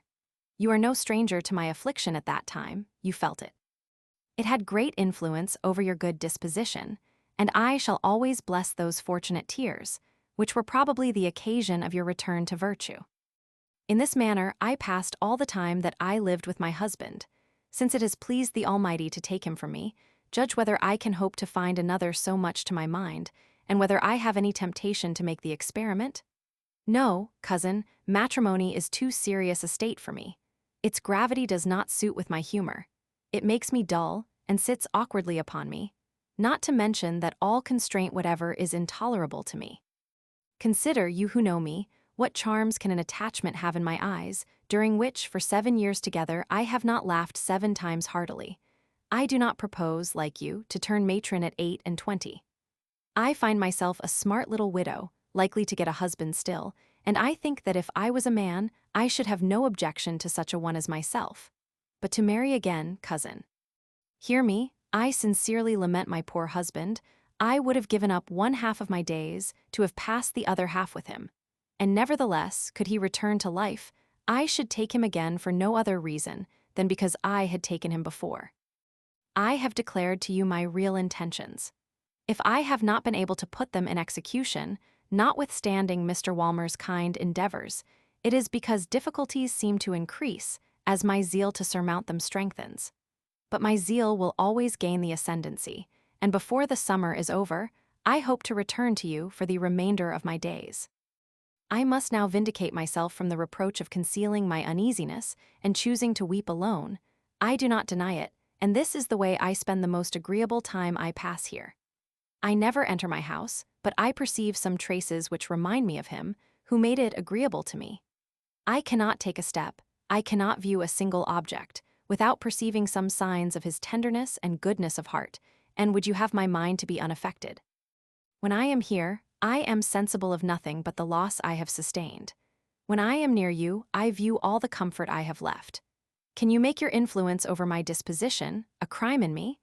If I weep in your absence and laugh in your company, whence proceeds the difference? Ungrateful woman, it is because you alleviate all my afflictions, and I cannot grieve while I enjoy your society. You have said a great deal in favor of our long friendship, but I cannot pardon you for omitting a circumstance that does me most honor, which is that I love you though you eclipse me. Eloisa, you were born to rule. Your empire is more despotic than any in the world. It extends even over the will, and I am sensible of it more than anyone. How happens it, my Eloisa? We are both in love with virtue, honor is equally dear to us, our talents are the same. I have very near as much spirit as you, and am not a bit less handsome. I am sensible of all this, and yet notwithstanding all, you prescribe to me, you overcome me, you cast me down, your genius crushes mine, and I am nothing before you. Even while you were engaged in an attachment with which you reproached yourself, and that I, who had not copied your failing, might have taken the lead in my turn, yet the ascendancy still remained in you. The frailty I condemned in you appeared to me almost in the light of a virtue. I could scarce forbear admiring in you what I should have censured in another. In short, even at that time, I never accosted you without a sensible emotion of involuntary respect, and it is certain that nothing but your gentleness and affability of manners could entitle me to the rank of your friend. By nature, I ought to be your servant. Explain this mystery if you can. For my part, I am at a loss how to solve it. But after all, I do in some measure conceive the reason, and I believe that I have explained it before now. The reason is that your disposition enlivens everyone round you and gives them a kind of new existence, for which they are bound to adore you, since they derive it entirely from you. It is true, I have done you some signal services, you have so often acknowledged them, that it is impossible for me to forget them. I cannot deny but that, without my assistance, you had been utterly undone. But what did I do, more than return the obligation I owed you? Is it possible to have a long acquaintance with you without finding one's mind impressed with the charms of virtue and the delights of friendship? Do not you know that you have power to arm in your defense everyone who approaches you, and that I have no advantage whatever over others, but that of being, like the guards of Saracitus, of the same age and sex, and of having been brought up with you? However it be, it is some comfort to Clara, that, though she is of less estimation than Eloisa, yet without Eloisa she would be of less value still. And in short, to tell you the truth, I think that we stood in great need of each other, and that we should both have been losers if fate had parted us. I am chiefly concerned lest, while my affairs detain me here, you should discover your secret, which you are every minute ready to disclose. Consider, I entreat you, that there are solid and powerful reasons for concealing it, and that nothing but a mistaken principle can tempt you to reveal it. Besides, our suspicion that it is no longer a secret to him who is most interested in the discovery is an additional argument against making any declaration without the greatest circumspection. Perhaps your husband's reserve may serve as an example and a lesson to us, for in such cases there is very often a great difference between pretending to be ignorant of a thing and being obliged to know it. Stay, therefore, I beseech you, till we consult once more on this affair.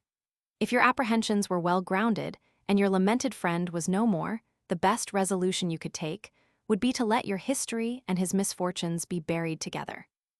If he is alive, as I hope he is, the case may be different, but let us wait till we are sure of the event. In every state of the case, do not you think that you ought to pay some regard to the last advice of an unfortunate wretch, whose evils all spring from you? With respect to the danger of solitude, I conceive and cannot condemn your fears, though I am persuaded that they are ill-founded. Your past terrors have made you fearful, but I presage better of the time present, and you would be less apprehensive if you had more reason to be so. But I cannot approve of your anxiety with regard to the fate of our poor friend. Now your affections have taken a different turn, believe me, he is as dear to me as to yourself. Nevertheless, I have forebodings quite contrary to yours, and more agreeable to reason. Lord B. has heard from him twice, and wrote to me on the receipt of the last letter, to acquaint me that he was in the South Seas, and had already escaped all the dangers you apprehend. You know all this as well as I, and yet you are as uneasy as if you were a stranger to these particulars. But there is a circumstance you are ignorant of, and of which I must inform you. It is, that the ship on which he is on board was seen 2 months ago off the Canaries, making sail for Europe. This is the account my father received from Holland, which he did not fail to transmit to me, for it is his custom to be more punctual in informing me concerning public affairs than in acquainting me with his own private concerns. My heart tells me that it will not be long before we hear news of our philosopher, and that your tears will be dried up, unless, after having lamented him as dead, you weep to find him alive, but, thank God, you are no longer in danger from your weakness. De, fos or quiquel miser puran poco, ch, egiati pienger edi viver lasso. This is the sum of my answer. Your affectionate friend proposes and shares with you the agreeable expectation of a lasting reunion. You find that you are neither the first nor the only author of this project, and that the execution of it is more forward than you imagined. Have patience, therefore, my dear friend, for this summer. It is better to delay our meeting for same time than to be under the necessity of parting again. Well, good madam, have not I been as good as my word, and is not my triumph complete? Come, fall on your knees, kiss this letter with respect, and humbly acknowledge that, once in her life at least, Eloisa Walmer has been outdone in friendship. Letter CXI to Mrs. Orb. My dear cousin, my benefactress, my friend, I come from the extremities of the earth and bring a heart full of affection for you. I have crossed the line 4 times. I have traversed the 2 hemispheres. I have seen the 4 quarters of the globe. Its diameter has been between us. I have been quite round it, and yet could not escape from you one moment. It is in vain to fly from the object of our adoration. The image, more fleet than the winds, pursues us from the end of the world, and wherever we transport ourselves, we bear with us the idea by which we are animated. I have endured a great deal. I have seen others suffer more. How many unhappy wretches have I seen perish? Alas, they rated life at a high price, and yet I survived them. Perhaps my condition was less to be pitied. The miseries of my companions affected me more than my own. I am wretched here, said I to myself, but there is a corner of the globe where I am happy and tranquil, and the prospect of felicity on the side of the lake at Geneva made me amends for what I suffered on the ocean. I have the pleasure on my return to find my hopes confirmed. Lord B informs me that you both enjoy health and peace, and that if you, in particular, have lost the agreeable distinction of a wife, you nevertheless retain the title of a friend and mother, which may contribute to your happiness. I am at present too much in haste to send you a detail of my voyage in this letter. I dare hope that I shall soon have a more convenient opportunity. Meantime, I must be content to give you a slight sketch, rather to excite than gratify your curiosity. I have been near 4 years in making this immense tour, and I returned in the same ship in which I set sail, the only one of the whole squadron which we have brought back to England. I have seen South America, that vast continent which for want of arms has been obliged to submit to the Europeans, who have made it a desert, in order to secure their dominion. I have seen the coasts of Brazil, from whence Lisbon and London draw their treasures, and where the miserable natives tread upon gold and diamonds, without daring to lay hands on them for their own life. I crossed, in mild weather, those stormy seas under the Antarctic Circle, and I met with the most horrible tempests in the Pacific Ocean. Ian mar debioso sato ignoto polo pravi eland fallaci, el vento in fido. I have seen, at a distance, the abode of those supposed giants, who are no otherwise greater than the rest of their species, than as they are more courageous, and who maintain their dependence more by a life of simplicity and frugality than by their extraordinary stature. I made a residence of 3 months in a desert and delightful island, which afforded an agreeable and lively representation of the primitive beauty of nature, and which seems to be fixed at the extremity of the world to serve as an asylum to innocence and persecuted love. But the greedy European indulges his brutal disposition in preventing the peaceful Indian from residing there, and does justice on himself by not making it his own abode. I have seen, in the rivers of Mexico and Peru, the same scenes as at Brazil. I have seen the few wretched inhabitants, the sad remains of 2 powerful nations, loaded with irons, ignominy, and misery, weeping in the midst of their precious metals, and reproaching heaven for having lavished such treasures among them. I have seen the dreadful conflagration of a whole city, which perished in the flames without having made any resistance or defense. Such is the right of war among the intelligent, humane, and refined Europeans. They are not satisfied with doing the enemy all the mischief from whence they can reap any advantage, but they reckon as clear gain all the destruction they can make among his possessions. I have coasted along almost the whole western part of America, not without being struck with admiration on beholding 1,500 leagues of coast, and the greatest sea in the world, under the dominion of a single potentate, who may be said to keep the keys of one hemisphere. After having crossed this vast sea, I beheld a new scene on the other continent. I have seen the most numerous and most illustrious nation in the world, in subjection to a handful of banditti. I have had close intercourse with this famous people, and I do not wonder that they are slaves. As often conquered as attacked, they have always been a prey to the first invader, and will be so to the end of the world. They are well suited to their servile state, since they have not the courage even to complain. They are learned, lazy, hypocritical, and deceitful. They talk a great deal without saying anything. They are full of spirit without any genius. They abound in signs, but are barren in ideas. They are polite, full of compliments, dexterous, crafty, and knavish. They comprise all the duties of life in trifles, all morality in grimace, and have no other idea of humanity than what consists in bows and salutations. I landed upon a second desert island, more unknown, more delightful still than the first, and where the most cruel accident had like to have confined us forever. I was the only one perhaps, whom so agreeable an exile did not terrify. Am I not doomed to be an exile everywhere? In this place of terror and delight, I saw the attempts of human industry to disengage a civilized being from a solitude where he wants nothing, and plunge him into an abyss of new necessities. On the vast ocean, where one would imagine men would be glad to meet with their own species, I have seen 2 great ships sail up to each other, join, attack, and fight together with fury, as if that immense space was too little for either of them. I have seen them discharge flames and bullets against each other. In a sight which was not of long duration, I have seen the picture of hell. I have heard the triumphant shouts of the conquerors, drown the cries of the wounded, and the groans of the dying. I blushed to receive my share of an immense plunder, but I received it in the nature of a trust, and as it was taken from the wretched, to the wretched it shall be restored. I have seen Europe transported to the extremities of Africa by the labors of that avaricious, patient, and industrious people, who by time and perseverance have surmounted difficulties which all the heroism of other nations could never overcome. I have seen those immense and miserable countries, which seem destined to no other purpose than to cover the earth with herds of slaves. At their vile appearance, I turned away my eyes, out of disdain, horror, and pity, and on beholding 1/4 part of my fellow creatures transformed into beast for the service of the rest, I could not forbear lamenting that I was a man. Lastly, I beheld in my fellow travelers a bold and intrepid people, whose freedom and example retrieved, in my opinion, the honor of the species, a people who despised pain and death, and who dreaded nothing but hunger and disquiet.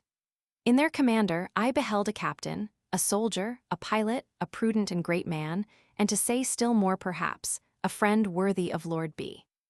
But throughout the whole world, I have never met with any resemblance of Clara Orbe, or Eloisa Etange, or found one who could recompense a heart truly sensible of their worth, for the loss of their society. How shall I speak of my cure? It is from you that I must learn how far it is perfect. Do I return more free and more discreet than I departed? I dare believe that I do, and yet I cannot affirm it. The same image has constant possession of my heart. You know how impossible it is for me ever to efface it, but her dominion over me is more worthy of her, and if I do not deceive myself, she holds the same empire in my heart as in your own. Yes, my dear cousin, her virtue has subdued me. I am now, with regard to her, nothing more than a most sincere and tender friend. My adoration of her is of the same nature with yours. Or rather, my affections do not seem to be weakened, but rectified, and however nicely I examine, I find them to be as pure as the object which inspires them. What can I say more, till I am put to the proof, by which I may be able to form a right judgment of myself? I am honest and sincere. I will be what I ought to be, but how shall I answer for my affections when I have so much reason to mistrust them? Have I power over the past? How can I avoid recollecting 1,000 passions which have formerly distracted me? How shall my imagination distinguish what is from what has been? And how shall I consider her as a friend, whom I never yet saw but as a mistress? Whatever you may think of the secret motive of my eagerness, it is honest and rational and merits your approbation. I will answer beforehand, at least for my intentions. Permit me to see you, and examine me yourself, or allow me to see Eloisa, and I shall then know my own heart. I am to attend Lord B into Italy. Shall I pass close by your house and not see you? Do you think this possible? Ah, if you are so cruel to require it, you ought not to be obeyed. But why should you desire it? Are you not the same Clara, as kind and compassionate as you are virtuous and discreet, who condescended from her infancy to love me, and who ought to love me still more, now that I am indebted to her for everything? No, my dear and lovely friend, such a cruel denial will not become you, nor will it be just to me. It shall not put the finishing stroke to my misery. Once more in my life, I will lay my heart at your feet. I will see you, you shall consent to an interview. I will see Eloisa likewise, and she too shall give her consent. You are both of you too sensible of my regard for her. Can you believe me capable of making this request, if I found myself unworthy to appear in her presence? She has long since bewailed the effects of her charms. Ah, let her for once behold the fruits of her virtue. P.S. Lord B.'s affairs detain him here for some time. If I may be allowed to see you, why should not I get the start of him, to be with you the sooner? Letter CXCI, from Mr. Walmer. Though we are not yet acquainted, I am commanded to write to you. The most discreet and most beloved wife has lately disclosed her heart to her happy husband. He thinks you worthy to have been the object of her affections, and he makes you an offer of his house. Peace and innocence reign in this mansion. You will meet with friendship, hospitality, esteem, and confidence. Examine your heart, and if you find nothing there to deter you, come without any apprehensions. You will not depart from him, without leaving behind you at least one friend by name. Walmer. P.S. Come, my friend, we expect you with eagerness. I hope I need not fear a denial. Eloisa. Letter CXIV from Mrs. Orb, in which the preceding letter was enclosed. Welcome, welcome 1,000 times, dear Saint Preux, for I intend that you shall retain that name, at least among us. I suppose it will be sufficient to tell you that you will not be excluded unless you mean to exclude yourself. When you find, by the enclosed letter, that I have done more than you required of me, you will learn to put more confidence in our friends, and not to reproach them on account of those inquietudes which they participate when, compelled by reason, they are under a necessity of making you uneasy. Mr. Walmer has a desire to see you. He makes you an offer of his house, his friendship, and his advice. This is more than requisite to quiet my apprehensions with regard to your journey, and I should injure myself if I mistrusted you one moment. Mr. Walmer goes farther. He pretends to accomplish your cure, and he says that neither Eloisa, you nor I, can be perfectly happy till it is complete. Though I have great confidence in his wisdom, and more in your virtue, yet I cannot answer for the success of this undertaking. This I know, that considering the disposition of his wife, the pains he proposes to take is out of pure generosity to you. Come then, my worthy friend, in all the security of an honest heart, and satisfy the eagerness with which we all long to embrace you, and to see you easy and contented. Come to your native land, and in the midst of your friends, rest yourself after all your travels, and forget all the hardships you have undergone. The last time you saw me, I was a grave matron, and my friend was on the brink of the grave. But now that she is well, and I am once more single, you will find me as gay, and almost as handsome as ever. One thing, however, is very certain, that I am not altered with respect to you, and you may travel many times round the world, and not find one who has so sincere a regard for you as your, and C. Letter CXXV, to Lord B. Just risen from my bed. 'Tis yet the dead of night. I cannot rest a moment. My heart is so transported that I can scarce confine it within me. You, my lord, who have so often rescued me from despair, shall be the worthy confidant of the first pleasure I have tasted for many a year. I have seen her, my lord. My eyes have beheld her. I heard her voice. I have pressed her hand with my lips. She recollected me. She received me with joy. She called me her friend, her dear friend. She admitted me into her house. I am happier than ever I was in my life. I lodge under the same roof with her, and while I am writing to you, we are scarce 30 paces asunder. My ideas are too rapid to be expressed. They crowd upon me all at once, and naturally impede each other. I must pause a while to digest my narrative into some kind of method. After so long an absence, I had scarce given way to the first transports of my heart, while I embraced you as my friend, my deliverer, and my father, before you thought of taking a journey to Italy. You made me wish for it, in hopes of relief from the burthen of being useless to you. As you could not immediately dispatch the affairs which detained you in London, you proposed my going first, that I might have more time to wait for you here. I begged leave to come hither.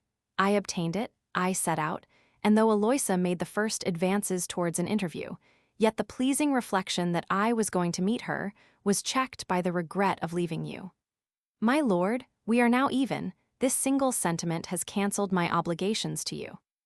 I need not tell you that my thoughts were all the way taken up with the object of my journey, but I must observe one thing, that I began to consider that same object, which had never quitted my imagination, quite in another point of view. Till then, I used to recall Eloisa to my mind, sparkling, as formerly, with all the charms of youth. I had always beheld her lovely eyes, enlivened by that passion with which she inspired me. Every feature which I admired seemed, in my opinion, to be a surety of my happiness. My affection was so interwoven with the idea of her person that I could not separate them. Now I was going to see Eloisa married, Eloisa a mother, Eloisa indifferent. I was disturbed when I reflected how much an interval of 8 years might have impaired her beauty. She had had the smallpox, she was altered. How great might that alteration be? My imagination obstinately refused to allow any blemish in that lovely face. I reflected likewise on the expected interview between us, and what kind of reception I might expect. This first meeting presented itself to my mind under 1,000 different appearances, and this momentary idea came athwart my imagination 1,000 times a day. When I perceived the top of the hills, my heart beat violently and told me there she is. I was affected in the same manner at sea on viewing the coast of Europe. I felt the same emotions at Mailerie when I discovered the house of the Baron d'Etange. The world, in my imagination, is divided only into two regions, that where she is and that where she is not. The former dilates as I remove from her, and contracts when I approach her, as a spot where I am destined never to arrive. It is at present confined to the walls of her chamber.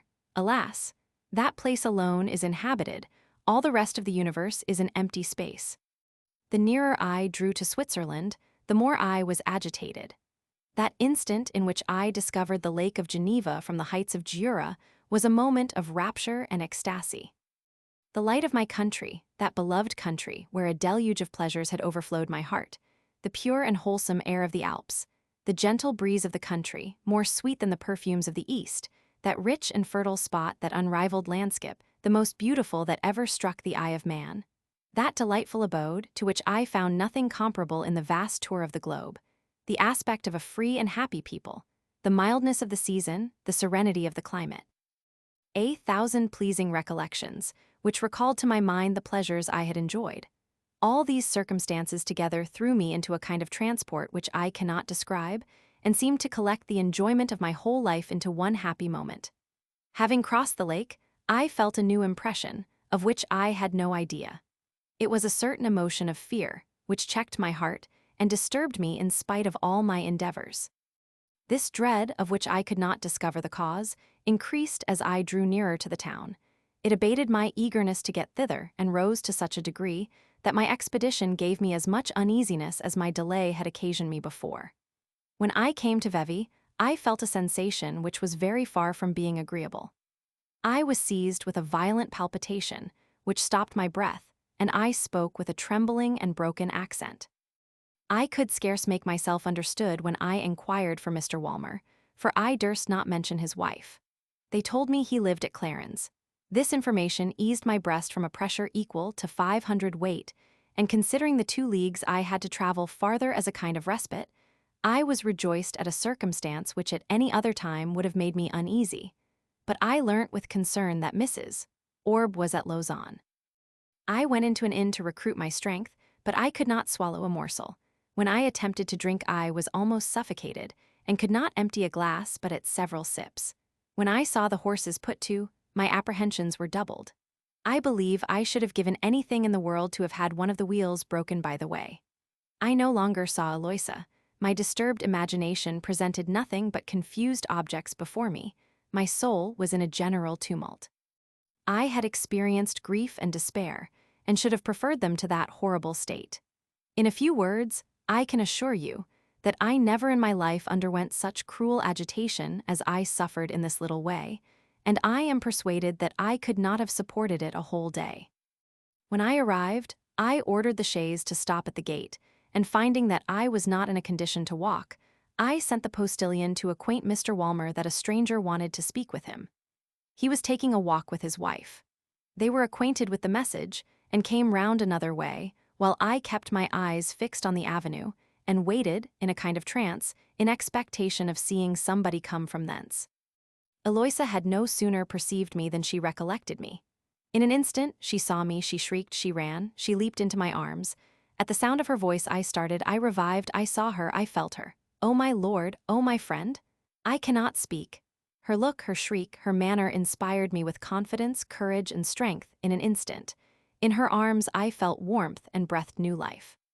A sacred transport kept us for some time closely embraced in deep silence, and it was not till after we recovered from this agreeable delirium that our voices broke forth in confused murmurs and our eyes intermingled tears. Mr. Walmer was present. I knew he was, I saw him, but what was I capable of seeing? No, though the whole universe had been united against me, though 1,000 torments had surrounded me, I would not have detached my heart from the least of those caresses, those tender offerings of a pure and sacred friendship, which we will bear with us to heaven. When the violent impetuosity of our first meeting began to abate, Mrs. Walmer took me by the hand, and turning towards her husband, she said to him, with a certain air of candor and innocence which instantly affected me, "Though he is my old acquaintance, I do not present him to you, but I receive him from you, and he will hereafter enjoy my friendship no longer than he is honored with yours if new friends. said Mr. Walmer, embracing me, express less natural ardor than those of long standing. Yet they will grow old in their turn, and will not yield to any in affection. I received his embraces, but my heart had quite exhausted itself, and I was entirely passive. After this short scene was over, I observed, by a side glance, that they had put up my chaise and taken off my trunk. Eloisa held by my arm, and I went with them towards the house, almost overwhelmed with pleasure, to find they were determined I should remain their guest. It was then that, upon a more calm contemplation of that lovely face, which I imagined might have grown homely, I saw with an agreeable yet sad surprise that she was really more beautiful and sparkling than ever. Her charming features are now more regular. She is grown rather fatter, which is an addition to the resplendent fairness of her complexion. The smallpox has left some slight marks on her cheeks scarce perceptible. Instead of that mortifying bashfulness which formerly used to make her cast her eyes downwards, you may perceive in her chaste looks the security of virtue allied with gentleness and sensibility. Her countenance, though not less modest, is less timid. An air of greater freedom and more liberal grace has succeeded that constrained carriage which was compounded of shame and tenderness, and if a sense of her failing rendered her then more bewitching, a consciousness of her purity now renders her more celestial. We had scarce entered the parlor when she disappeared and returned in a minute. She did not come alone. Who do you think she brought with her? Her children, those two lovely little ones, more beauteous than the day, in whose infant faces you might trace all the charms and features of their mother. How was I agitated at the sight? It is neither to be described nor conceived. 1,000 different emotions seized me at once. 1,000 cruel and delightful reflections divided my heart. What a lovely sight! What bitter regrets! I found myself distracted with grief and transported with joy. I saw, if I may be allowed the expression, the dear object of my affections multiplied before me. Alas! I perceived at the same time too convincing a proof that I had no longer any interest in her, and my losses seemed to be multiplied with her increase. She led them towards me. "Behold," said she, with an affecting tone that pierced my soul, "behold the children of your friend. They will hereafter be your friends. Henceforward I hope you will be theirs." And immediately the two little creatures ran eagerly to me, took me by the hand, and so overwhelmed me with their innocent caresses that every emotion of my soul centered in tenderness. I took them both in my arms, and pressing them against my throbbing breast, "Dear and lovely little souls," said I, "with a sigh, you have an arduous task to perform. May you resemble the authors of your being, may you imitate their virtues, and by your own hereafter administer comfort to their unfortunate friends." Mrs. Walmer in rapture threw herself round my neck a second time, and seemed disposed to repay me, by her embraces, those caresses which I had bestowed on her two sons. But how different was this from our first embrace! I perceived the difference with astonishment. It was the mother of a family whom I now embraced. I saw her surrounded by her husband and children, and the scene struck me with awe. I discovered an air of dignity in her countenance, which had not affected me till now. I found myself obliged to pay her a different kind of respect. Her familiarity was almost uneasy to me. Lovely as she appeared to me, I could have kissed the hem of her garment, with a better grace than I saluted her cheek. In a word, from that moment, I perceived that either she or I were no longer the same, and I began in earnest to have a good opinion of myself. Mr. Walmer at length took me by the hand, and conducted me to the apartment which had been prepared for me. "This," said he, as he entered, "is your apartment. It is not destined to the use of a stranger. It shall never belong to another, and hereafter, if you do not occupy it, it shall remain empty." You may judge whether such a compliment was not agreeable to me, but as I had not yet deserved it, I could not hear it without confusion. Mr. Walmer, however, spared me the trouble of an answer. He invited me to take a turn in the garden. His behavior there was such as made me less reserved, and assuming the air of a man who was well acquainted with my former indiscretions, but who entirely confided in my integrity, he conversed with me as a father would speak to his child, and by conciliating my esteem, made it impossible for me ever to deceive him. "No, my lord, he is not mistaken in me. I shall never forget that it is incumbent on me to justify his and your good opinion. But why should my heart reject his favors? Why should the man whom I am bound to love be the husband of Eloisa?" That day seemed defined to put me to every kind of proof which I could possibly undergo. After we had joined Mrs. Walmer, her husband was called away to give some necessary orders, and I was left alone with her. I then found myself involved in fresh perplexity, more painful and more unexpected than any which I had yet experienced. What should I say to her? How could I address her? Should I presume to remind her of our former connections, and of those times which were so recent in my memory? Should I suffer her to conclude that I had forgot them, or that I no longer regarded them? Think what a punishment it must be to treat the object nearest your heart as a stranger. What infamy, on the other hand, to abuse hospitality so far as to entertain her with discourse to which she could not now listen with decency. Under these various perplexities, I could not keep my countenance. My color went and came. I durst not speak, nor lift up my eyes, nor make the least motion. And I believe that I should have remained in this uneasy situation till her husband's return if she had not relieved me. For her part, this tete-a-tete did not seem to embarrass her in the least. She preserved the same manner and deportment as before, and continued to talk to me with the same freedom. The only, as I imagined, endeavored to affect more ease and gaiety, tempered with a look, not timid or tender, but soft and affectionate, as if she meant to encourage me to recover my spirits, and lay aside a reserve which she could not but perceive. She talked to me of my long voyages. She inquired into particulars, into those especially which related to the dangers I had escaped and the hardships I had endured. For she was sensible, she said, that she was bound in friendship to make me some reparation. "Ah, Eloisa," said I in a plaintive accent, "I have enjoyed your company but for a moment. Would you send me back to the Indies already?" "No," she answered with a smile, "but I would go thither in my turn." I told her that I had given you a detail of my voyage, of which I had brought her a copy for her perusal. She then inquired after you with great eagerness. I gave her an account of you, which I could not do without recounting the troubles I had undergone and the uneasiness I had occasioned you. She was affected. She began to enter into her own justification in a more serious tone, and to convince me that it was her duty to act as she had done. Mr. Walmer joined us in the middle of her discourse, and what confounded me was that she proceeded in the same manner as if he had not been there. He could not forbear smiling on discovering my astonishment.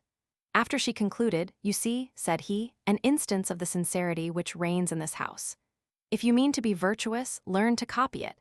It is the only request I have to make, and the only lesson I would teach you. The first step towards vice is to make a mystery of actions innocent in themselves, and whoever is fond of disguise will sooner or later have reason to conceal himself. One moral precept may supply the place of all the rest, which is this: neither to say or do anything which you would not have all the world see and hear. For my part, I have always esteemed that Roman above all other men who wished that his house was built in such manner that the world might see all his transactions. I have two proposals," he continued, "to make to you. Choose freely that which you like best, but accept either one or the other."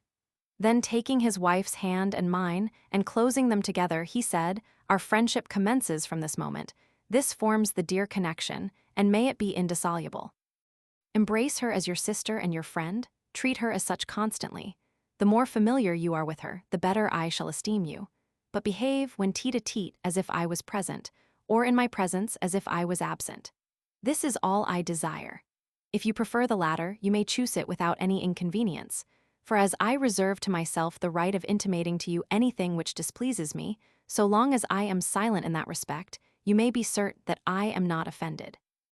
I should have been greatly embarrassed by this discourse 2 hours before, but Mr. Walmer began to gain such an ascendancy over me that his authority already grew somewhat familiar to me.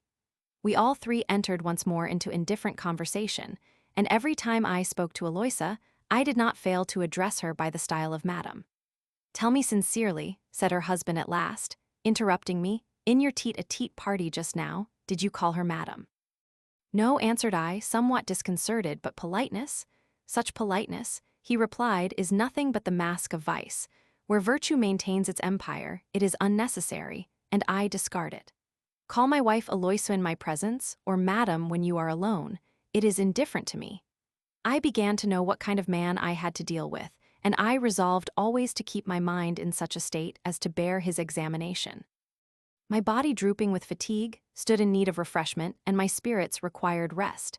I found both one and the other at table. After so many years' absence and vexation, after such tedious voyages, I said to myself in a kind of rapture, I am in company with Eloisa, I see her, I talk with her. I sit at table with her, she views me without inquietude, and entertains me without apprehensions. Nothing interrupts our mutual satisfaction. Gentle and precious innocence, I never before relished thy charms, and today, for the first time, my existence ceases to be painful. At night, when I retired to rest, I passed by their chamber. I saw them go in together. I proceeded to my own in a melancholy mood, and this moment was the least agreeable to me of any I that day experienced. Such, my lord, were the occurrences of this first interview, so passionately wished for, and so dreadfully apprehended. I have endeavored to collect myself since I have been alone. I have compelled myself to self-examination, but as I am not yet recovered from the agitation of the preceding day, it is impossible for me to judge of the true state of my mind. All that I know for certain is that if the nature of my affection for her is not changed, at least the mode of it is altered. For I am always anxious to have a third person between us, and I now dread being alone with her, as much as I longed for it formerly. I intend to go to Lausanne in 2 or 3 days. I have seen Eloisa but half, not having seen her cousin, that dear and amiable friend to whom I am so much indebted and who will always share my friendship, my services, my gratitude, and all the affections of my soul. On my return, I will take the first opportunity to give you a farther account. I have need of your advice, and I shall keep a strict eye over my conduct. I know my duty and will discharge it. However agreeable it may be to fix my residence in this house, I am determined, I have sworn, that when I grow too fond of my abode, I will quit it immediately.